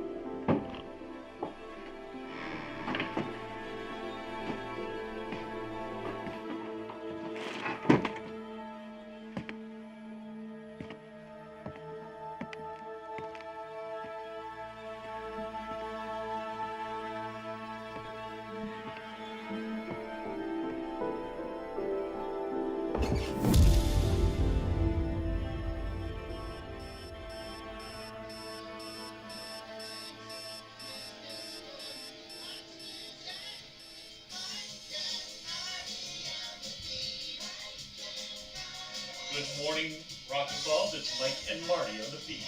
Marty, have you seen the latest on the crime statistics from the FBI? I have seen them. I have them right here. So, according to the FBI, aggravated assault is up 10%, murder is up 15%, and drunken disorderlies are 20%. That's incredible. And on a side note, liquor sales are up 75%. Seems like a direct correlation. Seems like a direct correlation. Yes. I mean, think about it. So, imagine you're in your house 24/7, your significant other, your kids, your pets, you're in those four walls 24 hours a day. There is no Exit. Fucking Crazy. prick. You know, and that's your family. That's your loved ones. Those are people you've chosen to be with. What if you have a roommate that you happen to? I mean, it could be crazy. I mean, if you're not really invested in doing this, somebody's there and you don't get along with them. Okay, so I had.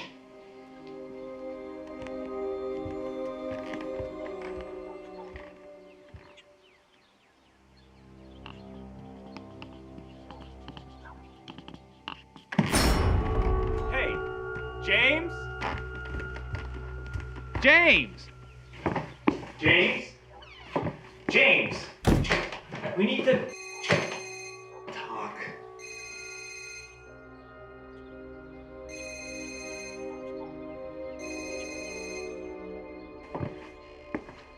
Hello?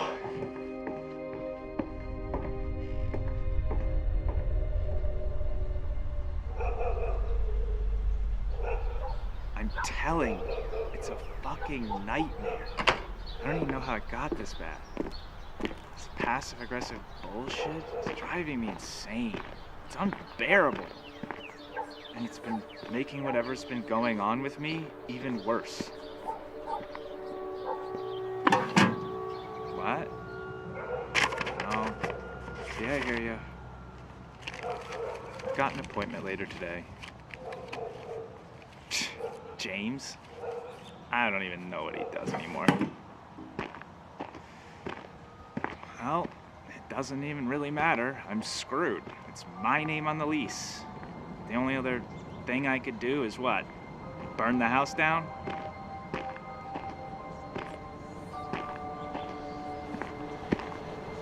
Hey, hold on.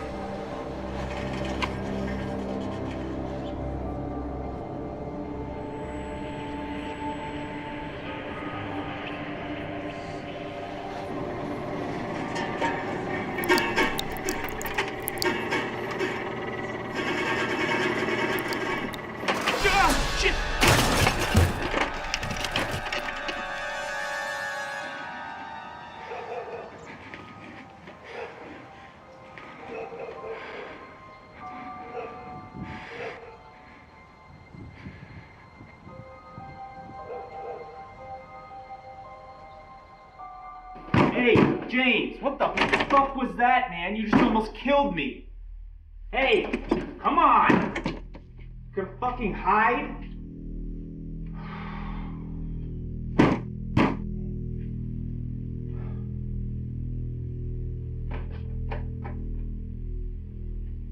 Listen, dude. I can't keep doing this shit.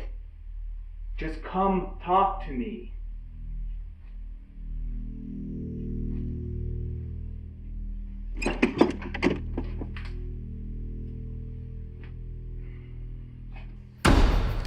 So, you guys wanna hear a funny brain teaser? Seriously? No, this is good. You'll like this one. So, Emma, right? Emma gets Mary 2 flowers and 1 stuffed animal. Joey gives Mary 2 stuffed animals and 3 flowers. But Sam gives Mary 1 stuffed animal and 2 flowers. Now, when they leave, what does Mary have? Why do I have a feeling this is gonna be fucking stupid? 5 flowers and 6 stuffed animals, I guess, right? No, John. It's cancer. Mary has cancer. Jesus fucking Christ, James. You're a fucking asshole. And on that note, I need to piss.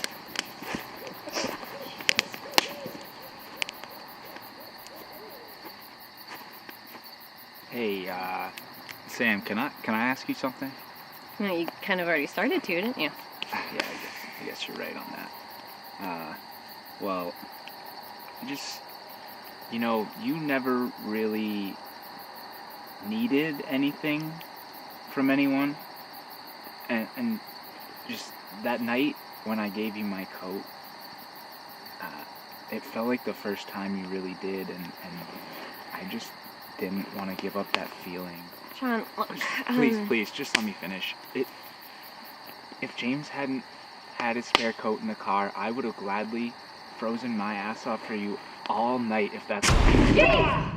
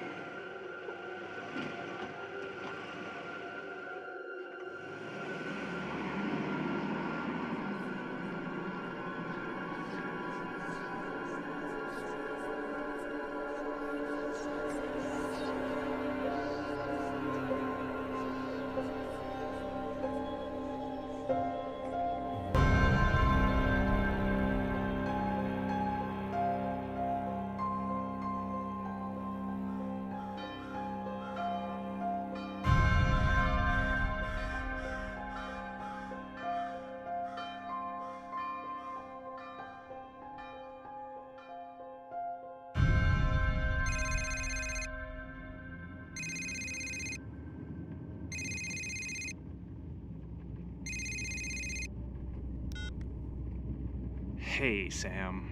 Hey, John. Sorry to call you like this. Have you seen James? I haven't heard from him, like, at all. No, we're not exactly on great terms right now. Yeah, I kind of figured that. I'm trying to give you guys space to work this out, but I think his phone's been disconnected, and that's pretty fucking weird. It's not my responsibility to pay his bills. Don't be an asshole, John. I'm seriously worried. Sorry. Yeah, you're right. You haven't heard from him at all? No, I called his sister and his mom, and they haven't heard from him either. I have a weird feeling, so I'm gonna stop by tomorrow, just see if he's okay. Go! John, are you there? John! Hello? Are you okay? John!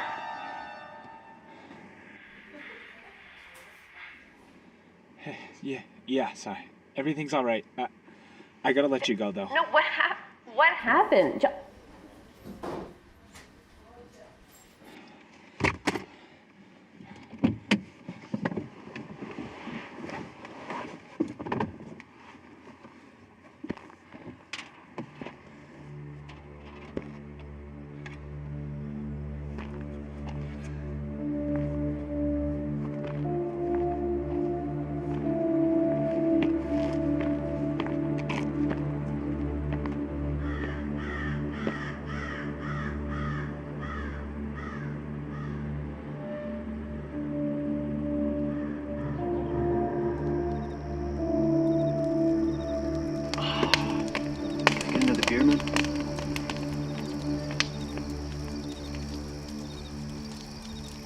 Thank you. You guys remember that time back in high school when you came up here to spend the night? Can you be a little more specific, man? You know the night I'm talking about. We didn't come back for a long time after. Yeah, I try not to think about that, John. Yeah, man, why would you bring that up? Well, I still think about it. I still think about it all the time.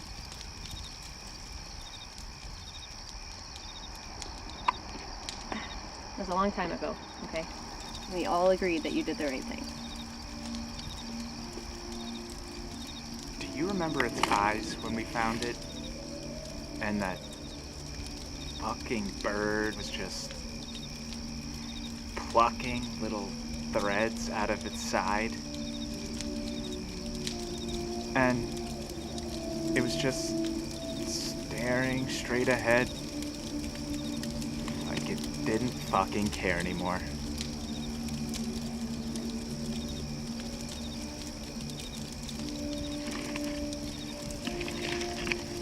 People just don't like to think about it, but nature is really fucking cruel.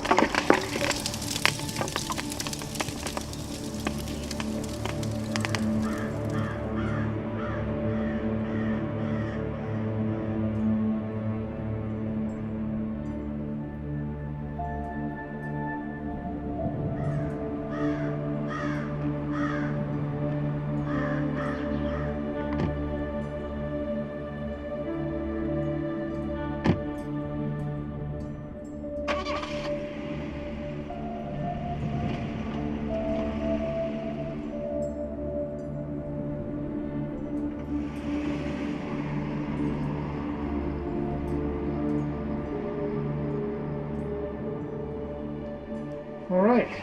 It says here you're suffering from blackouts, memory loss. Yeah, that's right.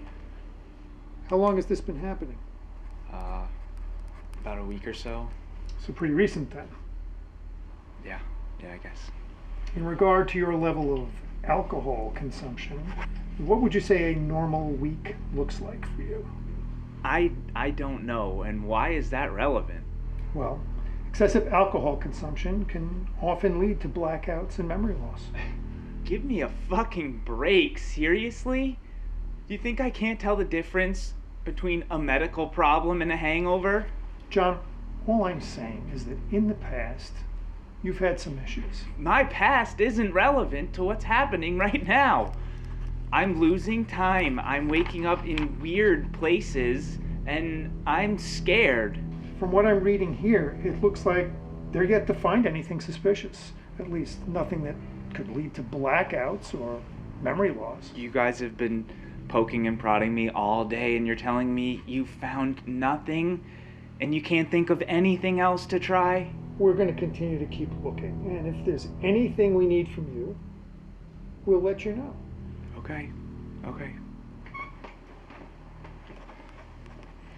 Just promise me you'll keep looking, because I know something's wrong. I can feel it. We're doing the best that we can. Now, in the meantime, go home and get some rest. Relax, okay? If it's rest and relaxation that you're prescribing, then home is the last place that I need to be.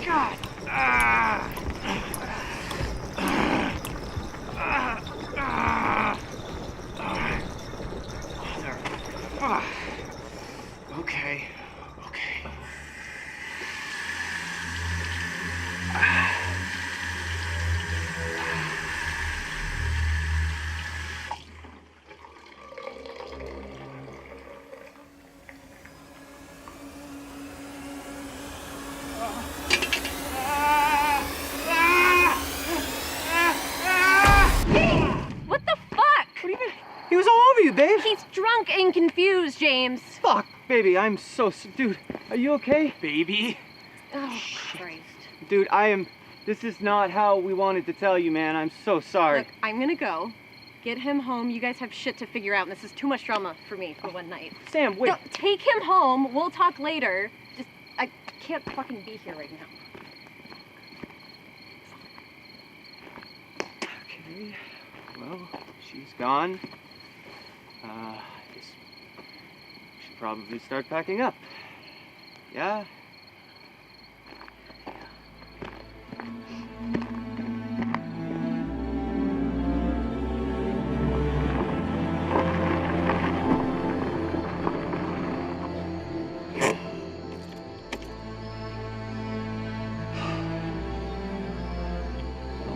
Turned out like shit. Look, man, we wanted to tell you. I swear to fucking Christ we did. It's been hell trying to keep this from you since we started living together. You have no idea.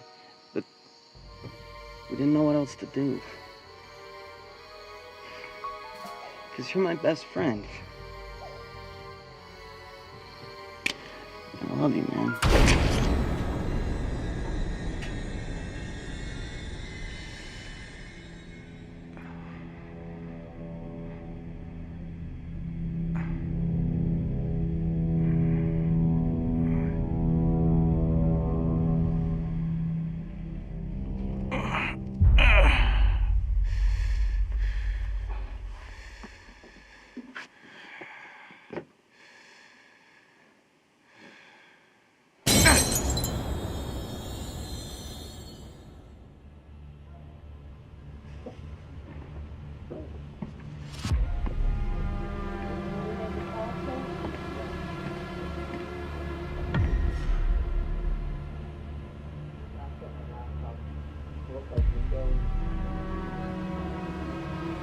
So, you're saying you believe he broke the window, your laptop, he tried to hit you with his car?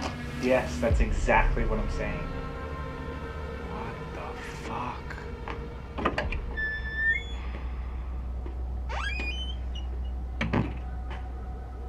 Oh, you gotta be kidding me.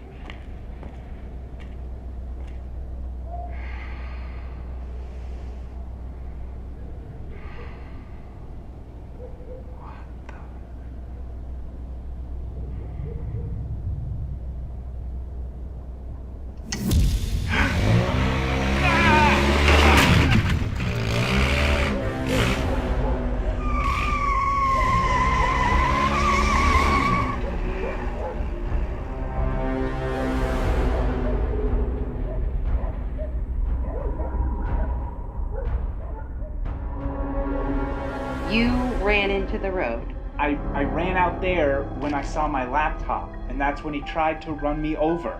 Okay, and you said this happened about an hour ago? More or less, yeah. And would you say it's still dark out when it happened?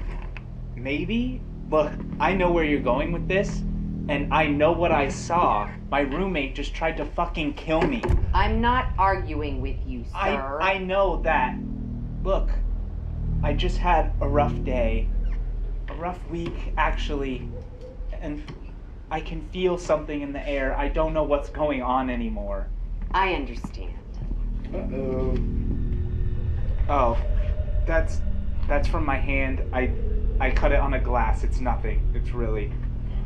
I didn't break my own fucking window, alright? That's ridiculous. Taking these things regularly, I'm guessing? Yeah, not that it's relevant. And could you keep your hands to yourself? Acetalopram. Pretty heavy stuff. Here it even causes hallucinations in heavy doses. What is that supposed to mean? Oh, nothing. Just that your roommate must be the theatrical type. Sure going through a lot of trouble to kill you with some panache. But that's not... Things were fine between James and I until recently. And then all this crazy shit started happening. I don't even know who he is anymore. Oh, Christ! Hey, Hutch, you okay? Yeah, I'm fine. I think I've seen enough here. Listen, I've taken your statement, but from what I've seen today, we need to speak with your roommate. You ought to tell him to give us a call. Yeah, sure. Thank you. Don't forget to take your pills. bro.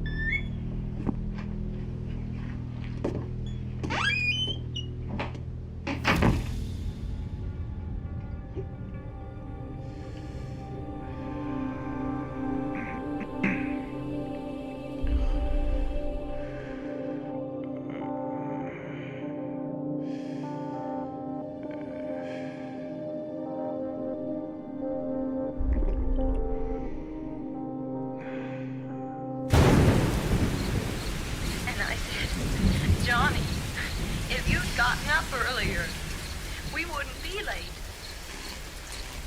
Johnny asked me if I was afraid. And I said, I'm not afraid, Johnny. And then this man started walking up the road. He came slowly, and Johnny kept teasing me and saying, he's coming to get you, Barbara. And I laughed at him and said, Johnny, stop it.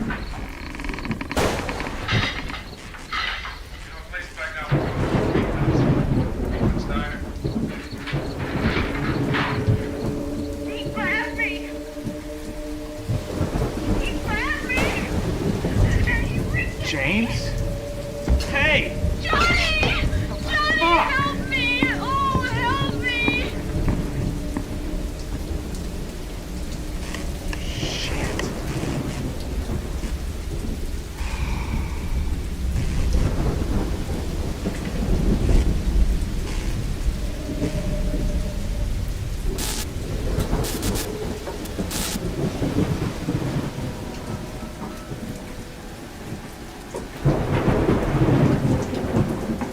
James, I swear to God, if you're down here, I'll knock you the fuck out.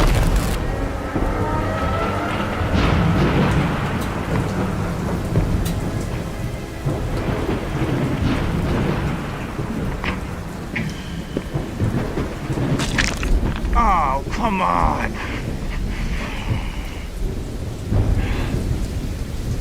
Okay. Okay. Which one? What the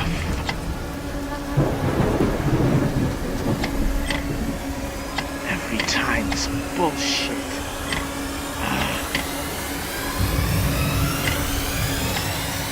Fuck it. What the hell?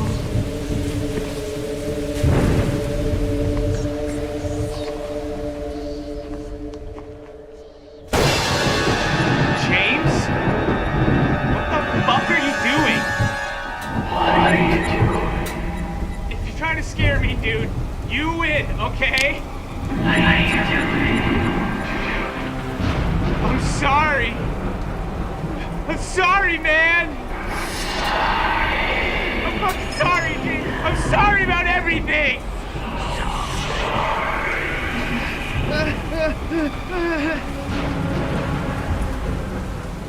James?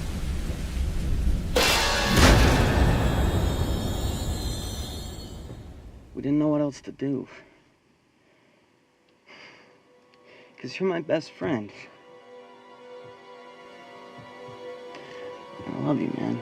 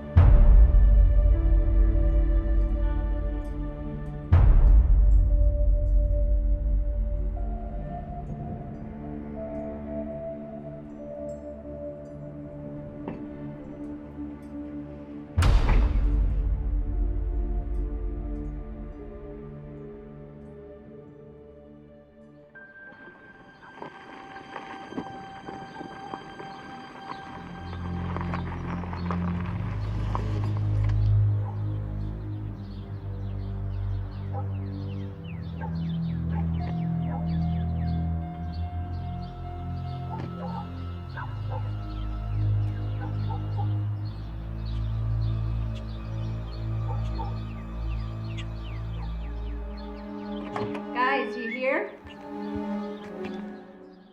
Hello?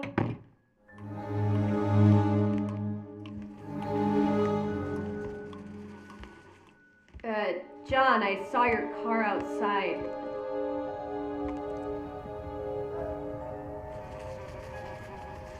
What the fuck? John? James!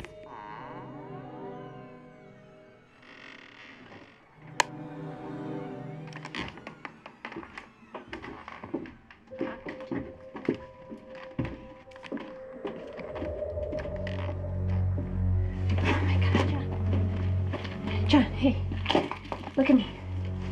Sam? Not so fast, okay? It looks like you hit your head pretty bad. What are you doing here? I told you I was coming, remember? Shit, I don't get service down here. Just wait right here, okay? I'll be right back. Wait, Sam. John, you need help. I'll be right back, okay? Please, just let me tell you something. I'm sorry. Okay, I fucked everything up. I never should have done what I did, okay? Listen to me. I forgive you, okay? We've all done stupid shit when we're drunk. You're just an idiot. You're not that unique. Ethan, I'm so sorry. I don't know what's going on anymore. I wish I could go back and fix everything. I don't know what happened.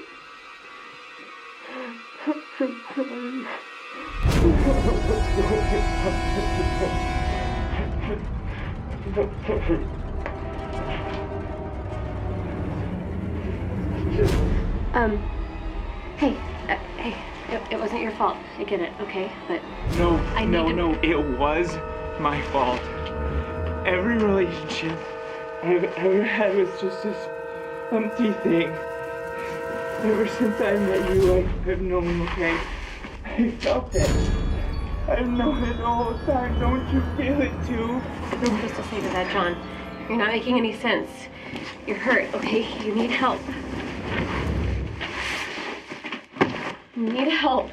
Sam, wait.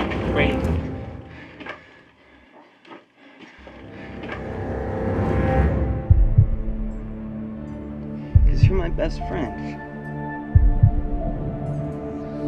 I love you, man.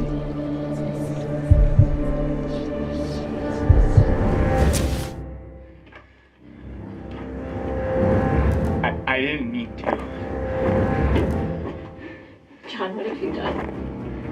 Look, I can explain. John, who's under the tarp?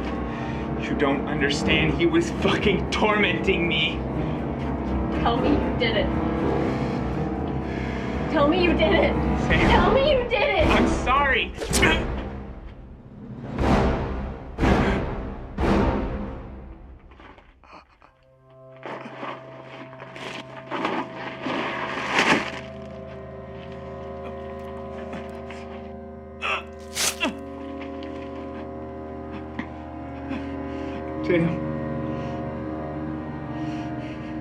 Please, you're all I have left.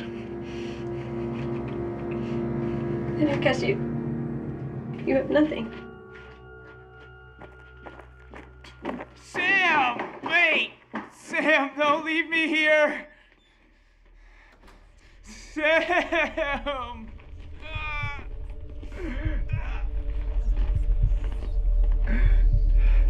Please!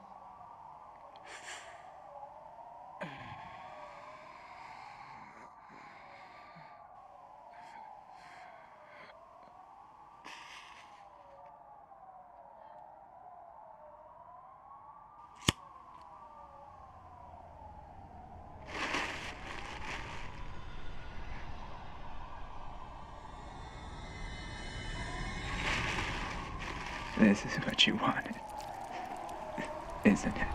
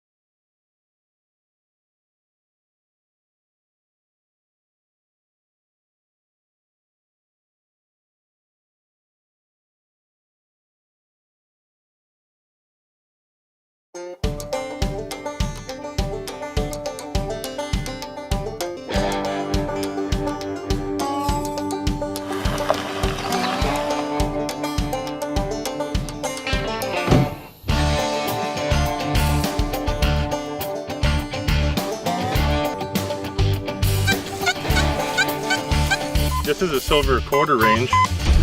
Hey, it's silver! Yeah! That might be a half. That might be a half. That might be a walker. Neat, man. Ooh. There's still gold gilt on the back. I have goosebumps. We dream about stuff like this. Finding treasure. It's finding buried treasure in history. Back to people that were here. We are detectorists with a passion for history. There's nothing like the thrill of trekking across old Vermont fields, Cellar holes, barnyards, and old homes, hitting a target, digging a plug, and recovering a relic that reunites us with our past. We unearth the mysteries that our ancestors left behind. We are All Metal Militia, defending history. And this is River Valley Relic Hunting.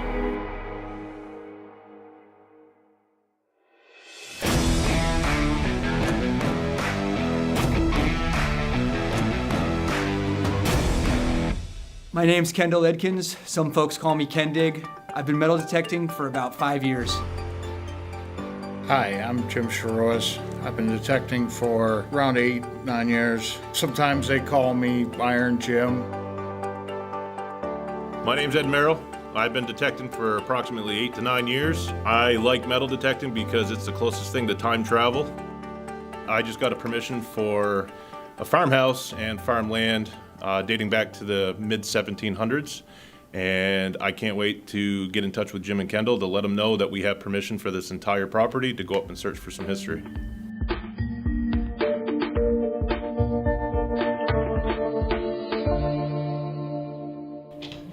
I know, man, he is a super douche. It's alright. I'll get it to him anyway.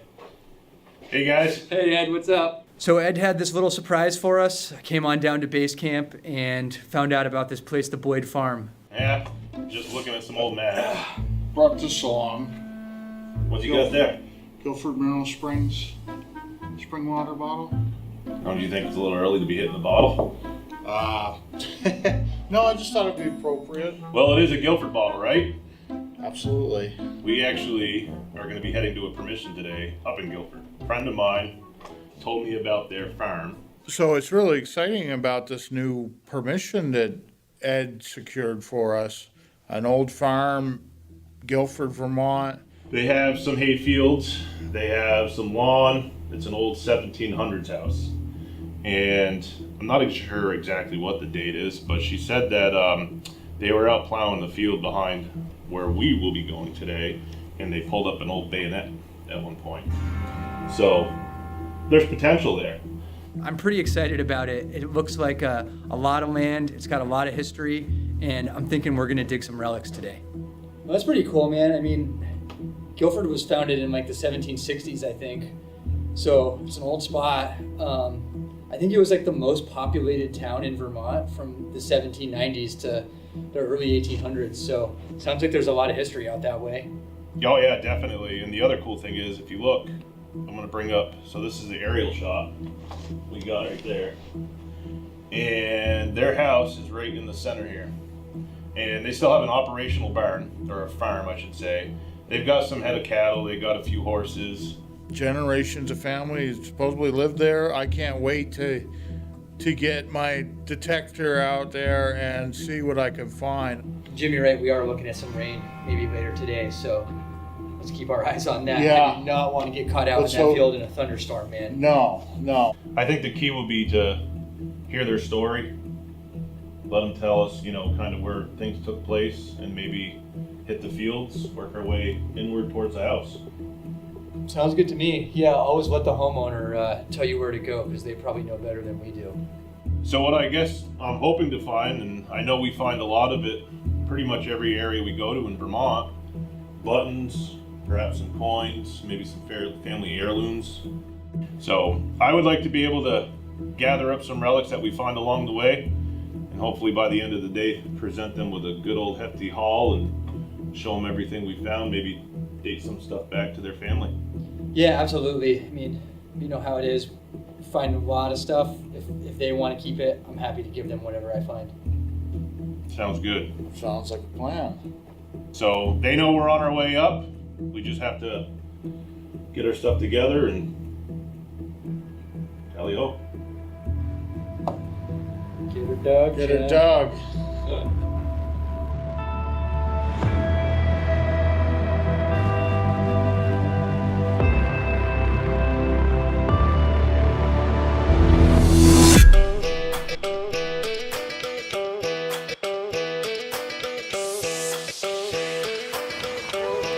So we arrive at the farm, and I had already contacted Lynn and let her know what time we were going to be there.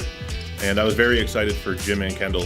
We got a chance to meet Lynn. She told us a little bit about the history of the farm, which was really interesting, and was able to just sort of show us that there were things to be found. I'm Lynn, and I live with Paul here at Boyd Farm. I'm Paul Boyd. He's the owner. I've been here all my life, 52 years. I know Ed as a friend and invited him here to do the metal detecting because we're very interested in the history of the place as well, and what they could find. It's so exciting. What year does this? The house and the barn both date back to the 1700s. It's a post and beam built house inside. It's kind of interesting in the attic when you go upstairs and look. It's very old, filled with lots of old stuff. And this house, this has been in the family for as many generations as I know back. Yeah. You guys are mostly hay fields and Hay pastures. fields, yeah. We usually hay all the fields in the home farm. We make maple syrup in the sugar barn down there. We don't milk in the barn anymore at all. We raise pigs and cows, and we butcher for meat. Wow, you guys are doing a lot. Lots. Plus we have a farm store, and we do eggs, and give a lot of stuff.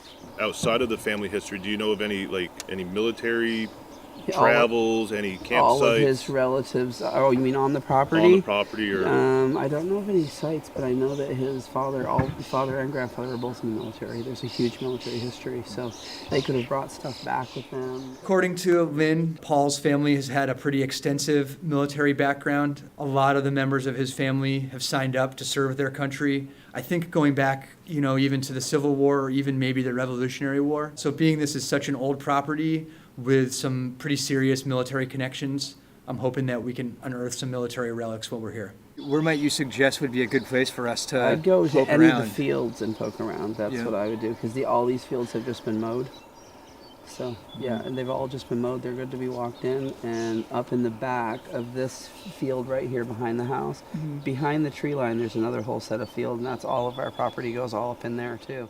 We appreciate the fact that you're allowing us to come up. No, I think and do everybody this, has and to be good stewards of the land, and they have to share it, and everybody has to love it for their own particular reason, or we're not going to be able to hold on to big tracts of land anymore. I'm really hoping that we find some relics from the past from family. It would just be to interesting, put the wouldn't story it? together, Yeah. to show you some of the stuff that they lost along the way Yeah. while they were out working these fields. Exactly.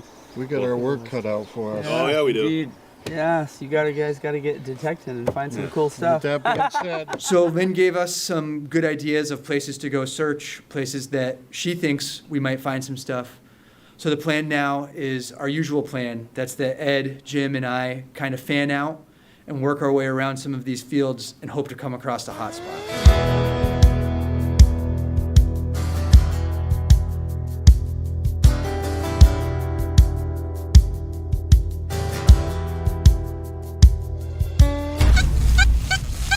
Something.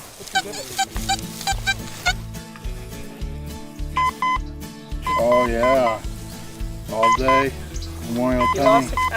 You already got a tone. You wanna do it? Jim calls it a memorial penny right there. What say you, Ed?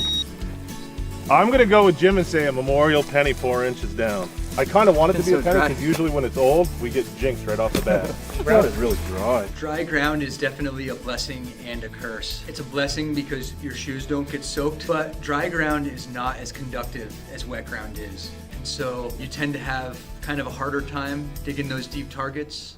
Also, dry ground is pretty hard. You really have to really kick your shovel in there to dig those holes. Deeper in the hole than that. More than 4 inches, Maybe it's not.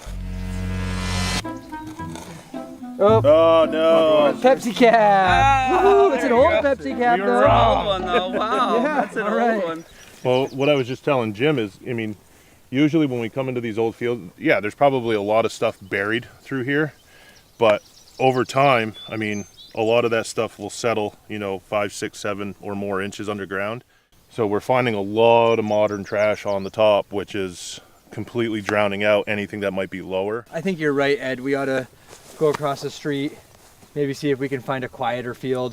You can see they're letting fireworks off here and shooting. So they probably had people out here, they probably drinking sodas and that's why shooting bullets. I mean, we have, how many bullets did we find going up through there? So bullets and beer caps. It's the American dream. We find a ton of them. Maybe one day there'll be folks out there hunting for things that tell them about us, and what they're gonna find is bullets and beer caps. We get into an older spot though. I mean, you've seen it before. Yeah, I'm up for it, man. So I'm okay with a short walk to something that can perhaps be more fruitful. So we might as well bounce around and find that pocket of something. Once we get into that pocket of relics, game on.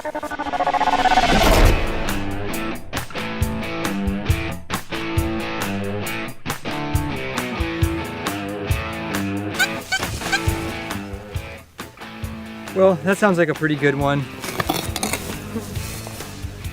It could just be a little teeny scrap. Where is it? Well, I got the spoon part, and maybe there's something else in there. Oh, hey.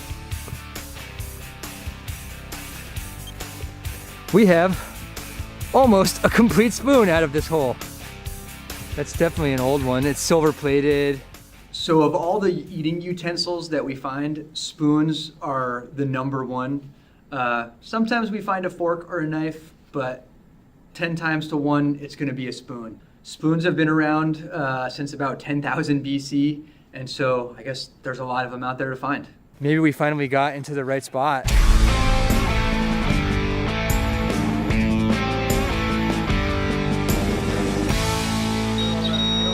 Hey, I got something.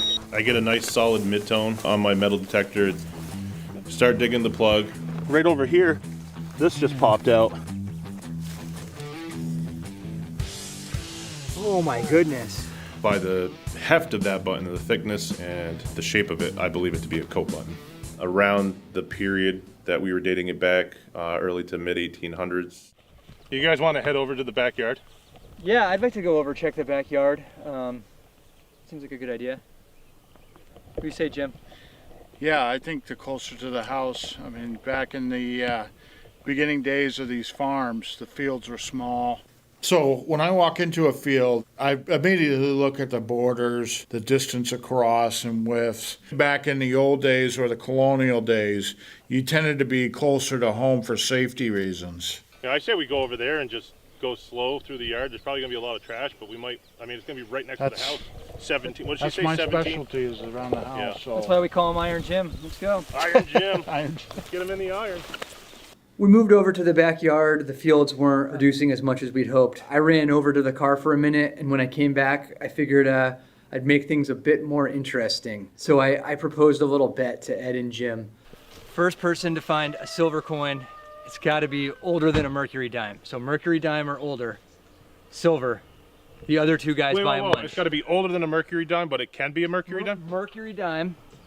Or older. Or older. So it can't be a Rosie. Can't be a Rosie. That adds a lot of excitement, especially if you're drained from hunting all day. We do stuff like that a lot. It just adds a little competition. You know, sometimes it's for $1, sometimes it's for lunch, or somebody's got to buy sodas on the way home or something.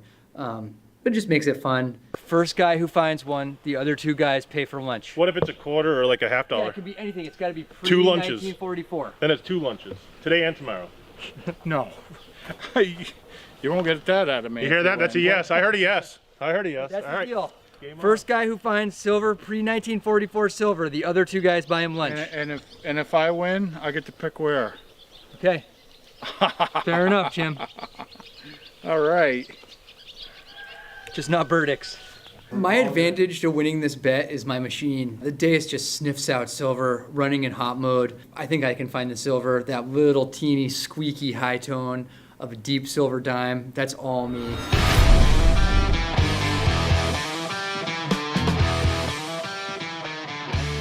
This is probably just a modern quarter. Coin. It's a memorial.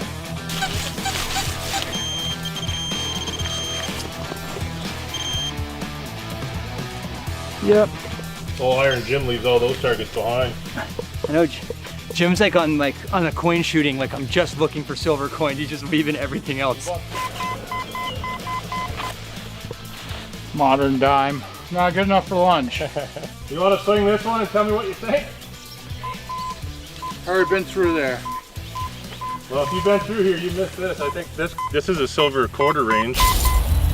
So we're all out hunting and Ed gets a monster hit. Jim and I, of course, run over. We all check the tone.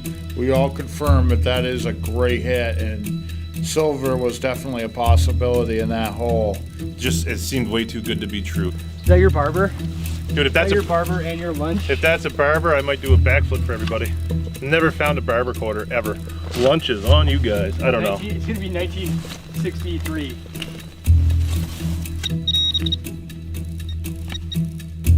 Hey! It's silver! Yeah! Yeah! Oh, yeah. Look at this. I'm clearing away the dirt, and as I'm looking, Kendall and Jim are looking over my shoulder as well. I clear it back, and then I just see the rim of it sticking out. That's silver all day. That might be a half. That might be a half. That might be a walker. I was thinking, here it is. I've lost the bet. I'm going to have to buy Ed lunch later. Oh, it's bigger than a half. That's $1. What? Silver dollar. What? Wait a minute. Whoa. Start brushing away, and as I pull it out, I can tell it's a lot lighter than a silver coin would be. Nope. It's not what we thought it was. What is it? Play money? I'm embarrassed to tell you. And as Ed cleans it, we discover that it is not a silver dollar or silver at all. It's in fact a Vermont State Lottery scratch ticket scratcher that says "Good Clean Fun" on it. So that was definitely a highlight of our day. Not for Ed's though. All right, guys, I'll try to wrap this up. Megabucks. Tri-State Megabucks Plus. Hey, I'll buy a ticket tonight. Good, clean fun. I can't believe I missed that signal, though. I'm mad. Oh my gosh, that's so funny. That's a heartbreaker. What kind of sandwich is that? Jim's been carrying that sandwich around in his pouch. What kind of sandwich is that? Since the morning. Peanut butter and jelly. Peanut butter and jelly? How many do you have? One. Oh, that's good, doesn't it? Peanut butter and jelly. I've been eyeing that tinfoil wrapped up in his pouch all day. So I'm working the backyard, coming around the backside. It looked like they had a clothesline. There was a little divot in the ground. I was digging around there, and next thing I know, I hear Kendall saying that he thinks he has something really good. So this is ringing up really nice, like a silver kind of tone. Ooh, look at that, right there. Look at that, Jim. Whoo! That's silver. It says Robert E. Welch, USN, U.S. Navy, and it's got a number on it, which I imagine is his ID number. I think this is going to be something that the homeowner is going to want back. I knew it was a really nice relic. I knew it was a really significant relic, and I knew that Kendall was onto something. Oh man, that's awesome. Yeah, I mean, there's the relic of the day so far. Yes, that's it. So this is, if this is World War II, then technically it's pre-1944. Yeah, music point. I know, I'm just kidding. So I got a chance to dig that plug. I saw that shiny glint in the hole and I knew it was silver. It didn't win me the bet, but it was just a fantastic find and way better than the silver coin. Those are the kinds of things that are awesome to find, even though you got to give them up back to the homeowner. I'm so excited to reunite them with something that probably means something to their family. We should talk to her and show her what we found. I definitely want to give her that bracelet for sure. I could totally use like a nice slice of pizza or like a sub right now. We're gonna share this bracelet with Lynn and Paul. I really hope that it's a family member or somebody who's connected to the farm. Finding a personal item always is really great, but ultimately when you can return that personal item, there's nothing that's better than that. We sat down with the relics. We let her know that it was quite a slow day, relic-wise, but we had a significant find that Kendall had pulled out of the ground from their backyard. Yeah, so I wonder, do you guys know who Robert E. Welch is? Is that somebody you guys know? Because I found something really cool, which is like a U.S. Navy silver bracelet. It's got his name on it. That's neat. We were really hoping that it was somebody that you guys would know who it was. Know. You'd have to look it up. Wow. So you got some old pictures, huh? The grandmother, I believe, had kept very good notes on each picture. And it was like the last picture in the box that Lynn pulled out. And guess who it was? Wow. Maybe we'll do that first, Lynn. Maybe we'll check What that was the field name? out first, way up in that corner. Bobby see. Welch, right here. I found him. And Elaine Sweeney. No, you didn't. And Norman Armstrong, 1941. I found him. He's right here. Did you really? Yeah, Bobby Welch, Robert Welch, Bobby Welch. He's right there in the picture. That connects There him you to go. the picture right there. Right here. You put those two together? Yep. Yeah. That There he connects is, him right there. That's him right there. That was funny. That was the one picture on the top of that box. I picked it up and there he was. That was a first for me. To be able to give that back to them, tie it with the picture, it's just really cool. It was a really great experience, and I'm really glad to be a part of it. That's great to connect it with an actual face. That's I so would cool. keep that with that. I almost is put those pictures back in the amazing. box and I said, let me see that last one. And I picked it up because I saw the military. Just talking about it right now just gives me chilly bumps. You know, to bring something out of the ground, to match a name, match a picture of the person that actually lost it. Not often are you able to do that. Very rare. That's the feeling you get, is somebody not here no more that you made a connection with. I know. I have goosebumps. It's finding treasure. Goosebumps. It's finding buried treasure in history. Back to people that Exactly. That were here. The other young man in the photo's name is Norman Armstrong. He's Paul's great uncle, I believe. So this is before, and then he had that whole history in the military. And this is probably what he and got that when he was the retired. end, and that's when he ended. So you have to be, oh, That's so cool to have the whole timeline of the history of him in the military. So he's out back playing horseshoes or something. Probably. And bracelet came flying off and didn't even know it. Yep, probably. Didn't even know it. And it's been there all those years since you guys found it.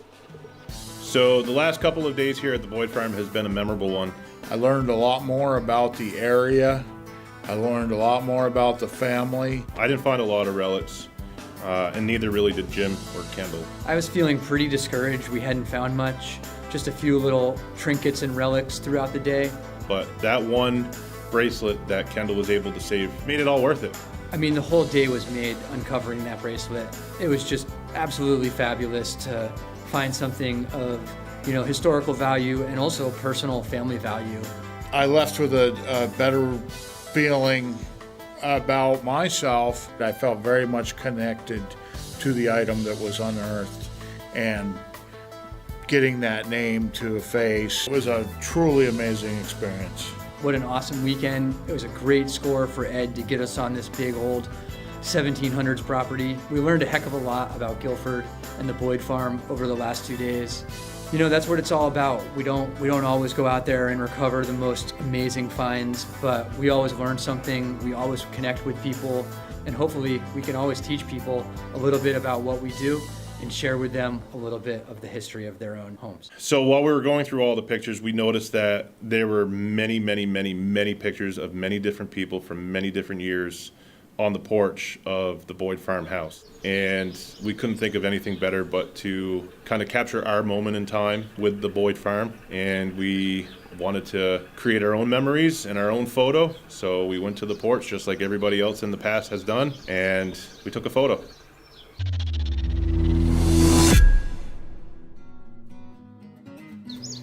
This concludes this episode of River Valley Relics. No. Kurt, one more time. This concludes River Valley Relic Hunters. Okay. Tell me when. Go. This concludes. He's got me all stirred up now. I can't be natural if I got him thinking about it. Okay, you ready? Cut, take 3. So we got to be careful. If he's eating lunch over here, we don't want you coming over and... What? He's got his own sandwich. Look, you can see the tinfoil in his pouch. Jim never comes unprepared. Let's get back. That board looks like it's not going to take much more. Come on, bullseye. Nice. Yeah! Bullseye.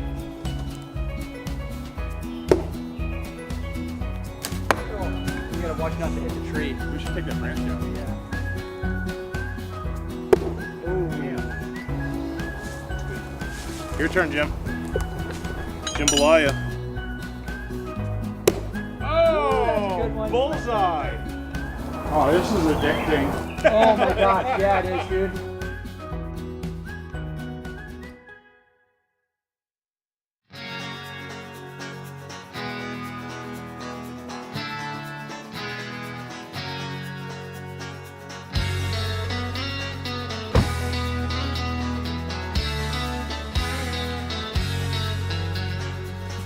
This is nice. It could be a silver dime. I just saw something shiny. Now that eagle's popping. Ow, fuck! He got me right there. This feels like a super fair trade to me. Yep. I picked up the plug and I just see a bunch of coins falling out. I've never had any luck finding much in the basement. Oh, it's right there! Oh my God! Jim do this. We moved the rocks. Unbelievable! We are detectorists with a passion for history. There's nothing like the thrill of trekking across old New England fields, Cellar holes, barnyards, and old homes, hitting a target, digging a plug, and recovering a relic that reunites us with our past. We unearth the mysteries that our ancestors left behind. We are All Metal Militia. Defending history. And this is River Valley Relic Hunting.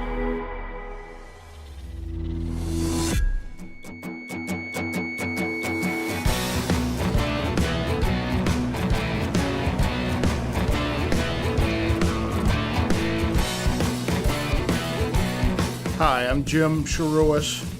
I called the guys at base camp to reveal my new permission. Had a good day today. Beautiful day out after all that rain. Oh. So it's been about 3 weeks since we've all dug together, and Jim called us up saying he had a sweet permission. So what's the scoop, Jim?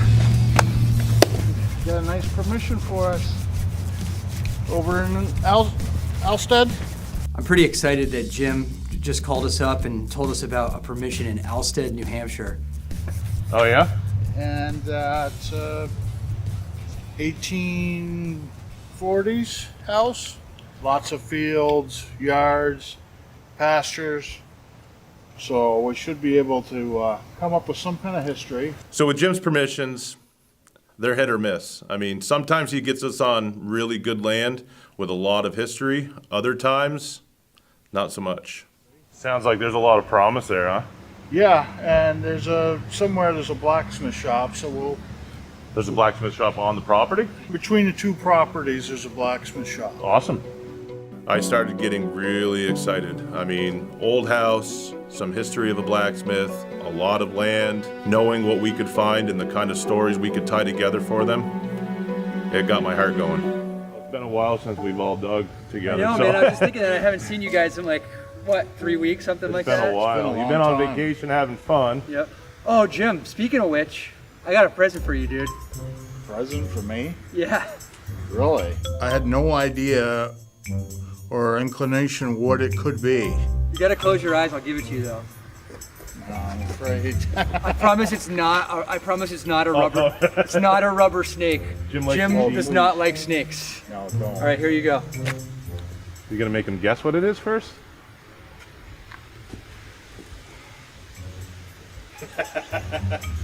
He was kind of apprehensive because he knows that we like to play tricks on him. With my fist clenched on it, I still couldn't tell what it really was. Is it a play gun? Oh, wow. Isn't that awesome? It was a small toy cap gun and immaculate condition. It couldn't have been anything better. It was awesome. Kirkland Avenger. I think that's 1940s. That's kind of your style, isn't it? Oh, yeah. Dude, it's almost like old Derringer, huh? He was pretty excited. So I think we're setting ourselves up pretty well to next time maybe put like a rubber snake in his hand. I just thought that would look good on your display. Oh, that is awesome. Thank you so much. You're welcome. There's pretty much always some sort of bet. You know, today it was for $5. No silver, oldest coin. Oldest coin, period, if there's no silver. That works with me. So oldest silver or no silver, oldest coin. Throw me your money, boys, it's happening. So I love Jim and Kendall like brothers, I really do, but when it comes time for competition, I mean, I want to smoke them out of the water. My plan to win the bet is just to do what I always do, you know, be Ed and Jim. That's what I do.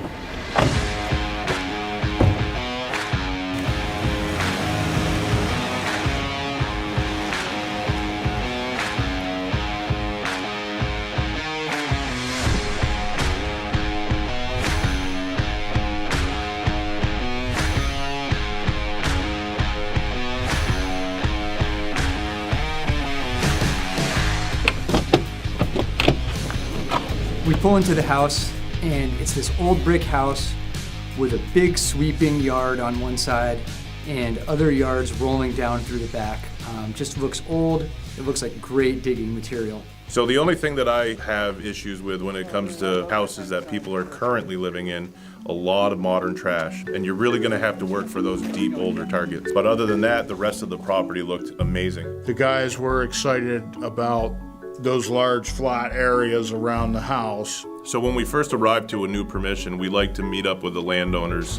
Hello, how Hi are there. you today? And just kind of get a feel for what they're thinking and what they're hoping that we accomplish with our search. My name is Kara Tausig, and my husband and I have owned this property for coming up on 5 years. I would love to display cool things that they find, and I really like all the agricultural things as well, so if they find some cool horseshoes or tools or things like that, definitely be interested.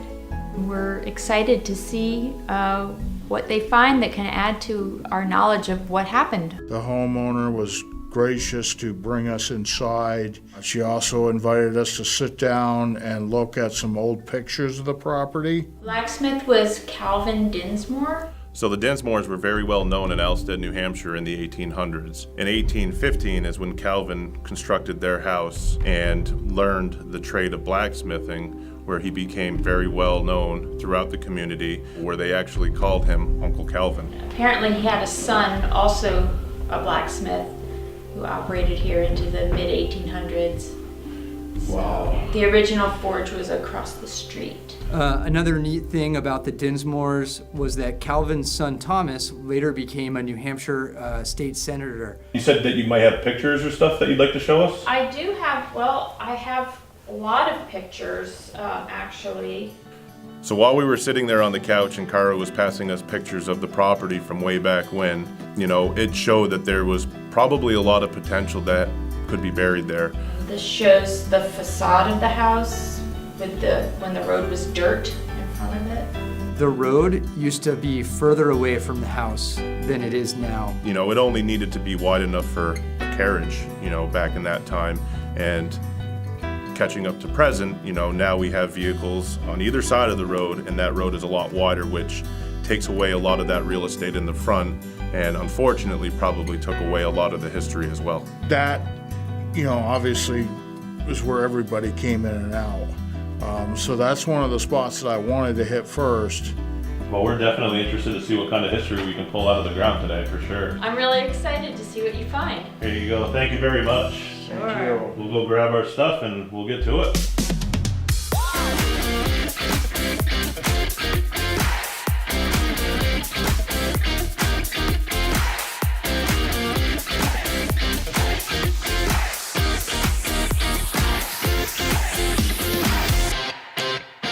Usually when we go to a place to detect, the things that are on our mind about what we're gonna find that day, buttons, coins, you know, just a bunch of cool relics from the past. And with the story of the blacksmith shop that was right across the road at one point, I was really hoping to find some relics from that time. When we decided on the first spot, I think it was really based on Jim. Jim had been drooling over this little field yard, and so he had been just talking about this spot pretty much nonstop, all the way to Elstead, and so it seemed like a good place to start. Within a couple of minutes, Kendall was on his first target. It's ringing a solid 94. I'm digging it, man. I'm too excited. Thought that was going to be the first big thing we found.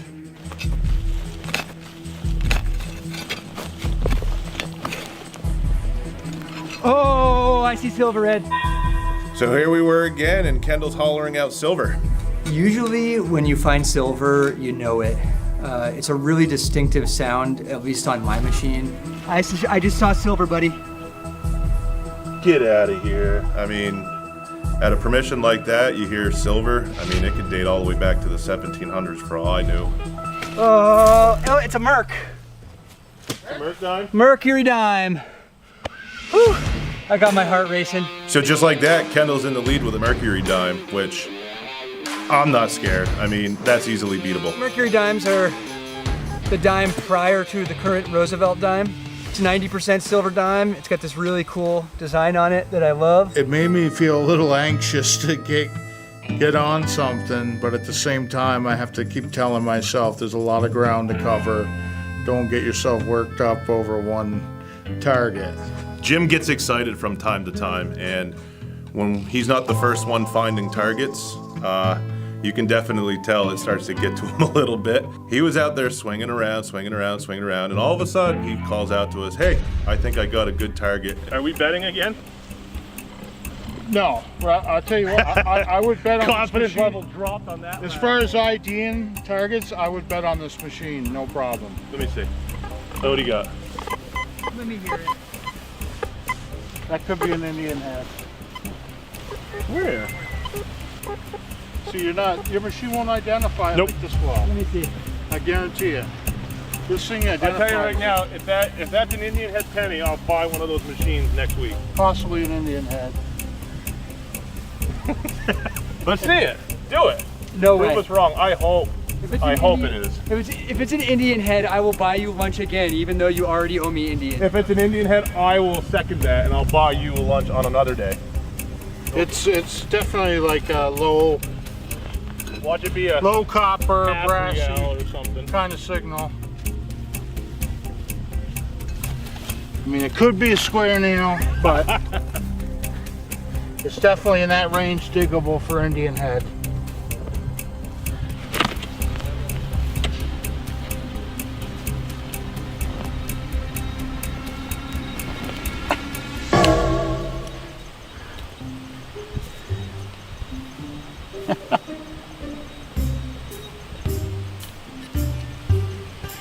Part of a carriage. Part of a carriage, iron? Yeah. Jeez. not a coin. So what threw me off on that was I still was working, getting the settings right on my detector.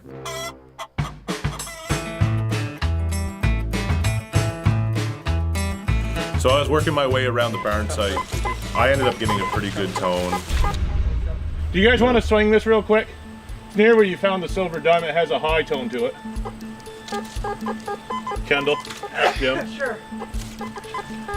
Well, now it's like a mid-tone. It's kind of broken, but it has a little bit of a high tone to it. Sounds kind of trashy, man. Think so? Jim, do you want to try this or no? Yeah. It's clear over here. Yeah, one direction is kind of clear, but... So you gonna try this or you want me to dig it? Jim? I'm just gonna dig it. I'll try it. Nah, I got Fill it. my hole. I got it.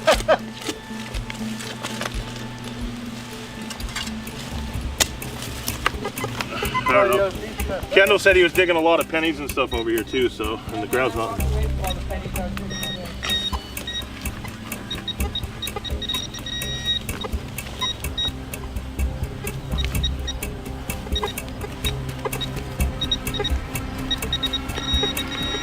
Oh, it's right there. Oh! Oh, it's got a relic.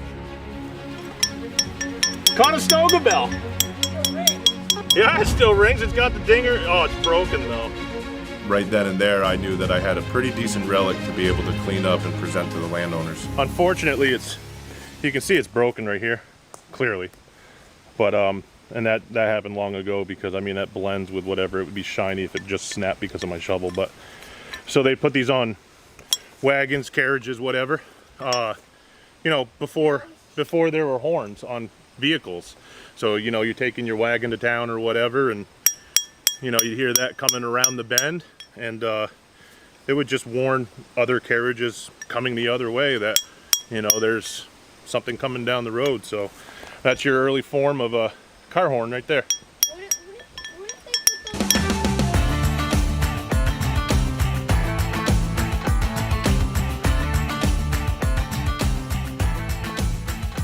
So I just got an awesome button tone. What'd you get?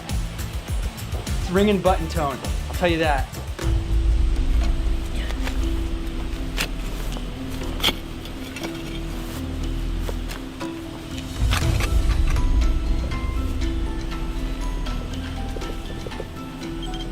Where is it? I saw it.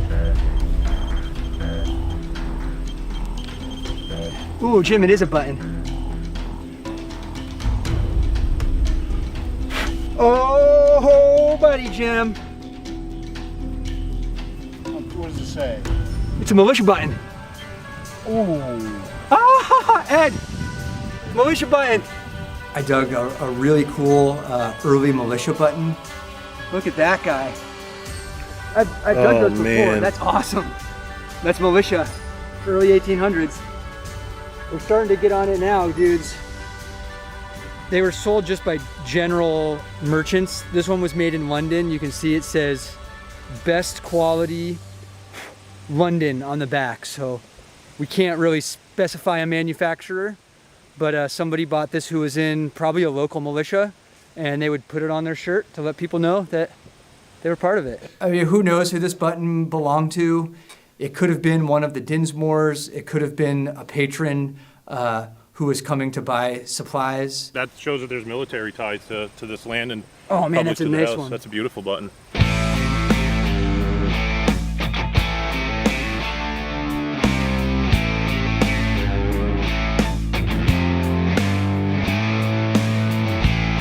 We just moved to the backyard, and oh my gosh, it's as good as the front yard. Getting into those, you know, yards right behind the house where people have hung out and continue to hang out, there's a lot of things that could be lost over the years. It's like a bracelet. I thought it was a piece of trash, but it rang up like brass or something, and it's got a design around it. It's just really bent.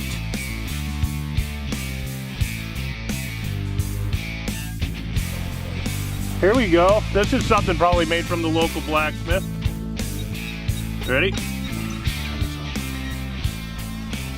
This is definitely hand forged. I can tell. There we go. Look at that. Now to us, I mean it's history, so we appreciate it for sure. But I mean, it's just iron.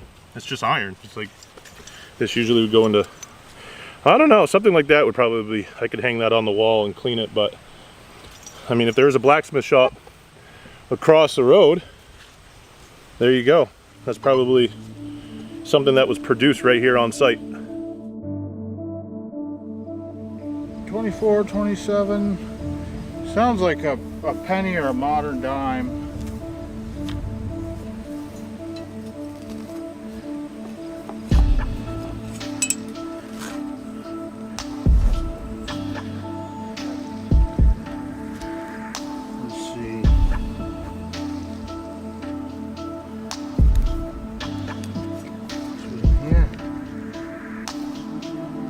Something shiny. What is it? Ooh, what do you got? Oh man, I saw what that was.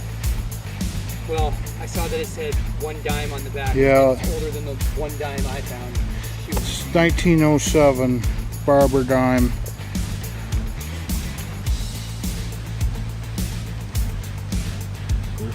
I whacked it though pretty good. Can't believe I did that. Nice job, dude. Nice Thank job, you. Barber dime. That makes my day, considering I couldn't even figure out how to use my detector this morning the way it was set up.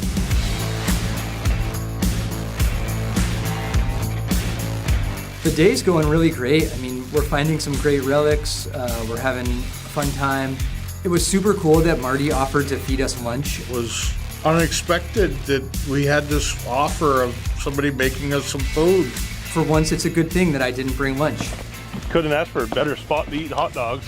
No, I know. So there's some baked beans too. Oh my God, you There's guys are mustard, too nice. relish. So we were just sitting there eating lunch and, you know, shooting the breeze like we were friends for many years. And it was a really good feeling to be a part of it and kind of recharge our batteries and get ready for the second half of the day. As lunch finished up, I think I sort of mentioned to Marty that we would be willing to help out. So we went down to the basement to move gigantic stones. I don't quite think we knew what we were getting into when we volunteered to help. I mean, it was no easy feat. Those things were massive. And suddenly Ed and I like look around and it's like, Jim's not here. Jim, are you coming down? I really didn't want to get too involved with that because my back was giving me a little problem already, and I'm getting Jim. Ridiculous. So Jim says he has back issues. yeah, no, I just got recovered from delivering machines and stuff with that 16-foot truck. I don't dare. You know, not down there helping. I'm hearing it from the guys. And I think you might be able to get 2 at a time on that. You could if you were helping.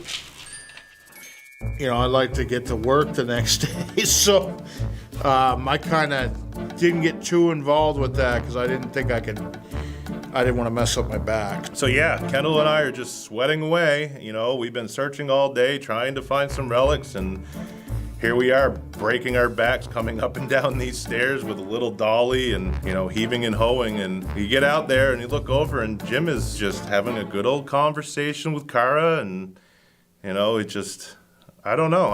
I don't think he really understood what we were actually going through, and I don't really think he cared.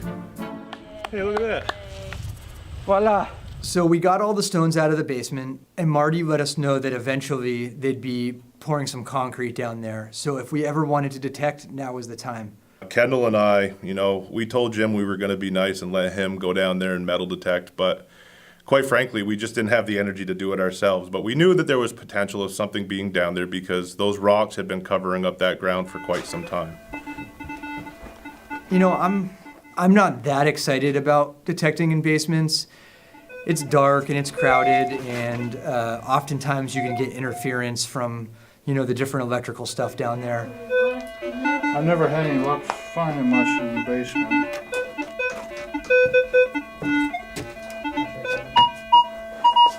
Oh, That's coin tone. Get out of here. Here, give me your pinpointer. I'll go down. Oh, it's right there. It's a copper. It's a copper coin. Yep. Get out of here. Oh my God. Yeah, you found a copper coin in the basement. My God. Why did we let Jim do this? We moved the rocks. Unbelievable. Can you believe that? Let me see that. Lo and behold, this beautiful copper coin flips right out of the ground. I couldn't believe it. Ed couldn't believe it. I don't think anybody could believe it. Don't rub it. I'm not going to, but I saw that pop out. I'm like, oh, what is it? You heard them screaming. Yeah. Knowing that, you know, we had just moved all of those rocks out of there, I think it really added to the excitement because, you know, all that hard work paid off. I'm gonna go get my. It's a largie. It's a matron. I'm gonna get my machine now. This particular copper coin that Jim found is a braided hair large cent, minted between 1840 and 1857. That was the oldest coin I found on the property. You know why it was in the basement? I don't know. Why it was under a gigantic stone, I could only wonder.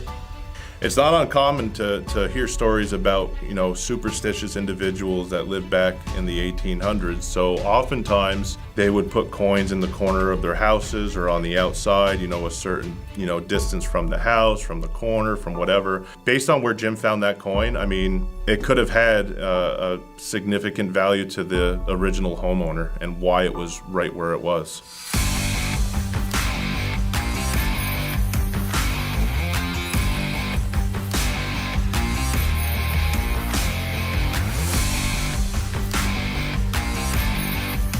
Today was a fantastic day. All three of us found some great pieces of history. We had a ton of fun. There was a lot of firsts for us. You know, the coin being found in the basement, that had never happened to us before. The best moment of the day, quite honestly, it wasn't the coin, it wasn't the bell, it was that chain, because I knew that that had ties back to the blacksmith. I'm really excited to show Kara and Marty what we found. Things that range, you know, over the entire lifespan of that house we found, and I think they're going to be really excited. So we've cleaned up the relics, and today we're actually going to be heading to base camp and meeting up with Marty and Kara to present them what we found. It was really awesome to get a chance to kind of clean it up a little bit before doing the big reveal, and I hope they really like them. Hey guys. Hey, how are ya? So I really think they're going to be impressed with everything we found. They might not know a whole lot about the relics and items like we do, but everything that has turned up, the majority of the things that we turned up, even the coins, date back to when that house and that property originated. I'm very excited to hear what you learned about all of these treasures here. So I was really excited. I pretty quickly found a Mercury dime, 1935. And I was the big winner for a good chunk of the day, I would say, right, Jim? But then Jim had to find an older dime. Older silver dime. An older silver dime. So at the end of the day, Jim, after, you know, not helping me and Kendall out and doing everything else besides, you know, work, ends up winning our bet. Finding this Barber dime, 1907. Now Barber was before the Mercury, and they call this a Barber dime because the person that designed this coin was named Barber. Oh, okay. I enjoy the Barber coins. That's 1907. Oh, wow. So there we were presenting things to Marty and Kara that we had found on their property. And, you know, their eyes were lighting up for everything. I mean, they were just as excited as we were when we were digging it. That right there was probably, there's a very, very good chance that that was made on your property at that blacksmith site. You know, there was a lot of history found. There was a lot of relics that date back to the early days of when that house and that property was settled. And, you know, you could really sense that they felt what we were feeling about it and how significant some of that stuff was. I think I was most excited to show them that early militia button, and I think that they were really excited to see that. There's an eagle on it. Yeah, there's an eagle holding arrows and laurel. Wow. So right after the War of 1812, the British were chomping at the bit to get back into American commerce. So they immediately started importing many things, but buttons were one of those things. They were very excited about the things that we found and where we found it. This was my find of the day, 1857 large scent, Penny, Wow. in your basement. I guess after moving all those hard rocks. And I moved all the big rocks. Moved all those Jim rocks for swooped in. Jim to go on down there and find the treasure. I offered for those two guys to go down there and do it up, and Kendall said, "No, you go ahead, Jim." We were too tired. Our arms were we needed a break. I walked over there and got that signal that was too good to be true, you know. I was like, oh, it's probably a big piece of metal in the ground there. It was scraping around. It was a little dark down there, and this just kind of popped out. It was just sitting like this on another rock. When I dug it out, it just came up and flipped up like that. That popped out, and the light hit it just right, and I knew the size of it and the shape. I'm like, oh my God, it's a coin. And we just moved those rocks right out of that area, that corner there. So wow. That's got some weight to it. This is so cool. The large scent that I found, being the location where it was in their house, probably has some meaning to them. Thank you for coming and spending a day with us and helping us to learn more about our property too. Yeah. That was a really great experience for us. And it was a good exchange too, in that you were able to help with some of those big heavy stones. I was really excited to show all of those relics to Marty and Kara and offer them to them, if those pieces can stay at the house and stay with them. Marty and Kara are unbelievable people, very generous, very kind. We really hope that penny that Jim found in the basement was from the Dinsmore family, because if it was, I mean, that's probably why it was left there. It was for good luck and good fortune. And now Marty and Kara have that in their possession. They're going to be able to display it proudly in the house. It's going to remain where it was set to be originally for, many years to come. And I cannot wish them anything but good fortune and happiness from here on out. Even it's got some special chemical. Bees. Ow, son of a... I hear this scream like a little girl. No. And I've never seen the man move so fast in my life. It's very easy to get hurt. He got me right on my hand, man. Woo! He got me right there. Just starting to see it. My whole wrist.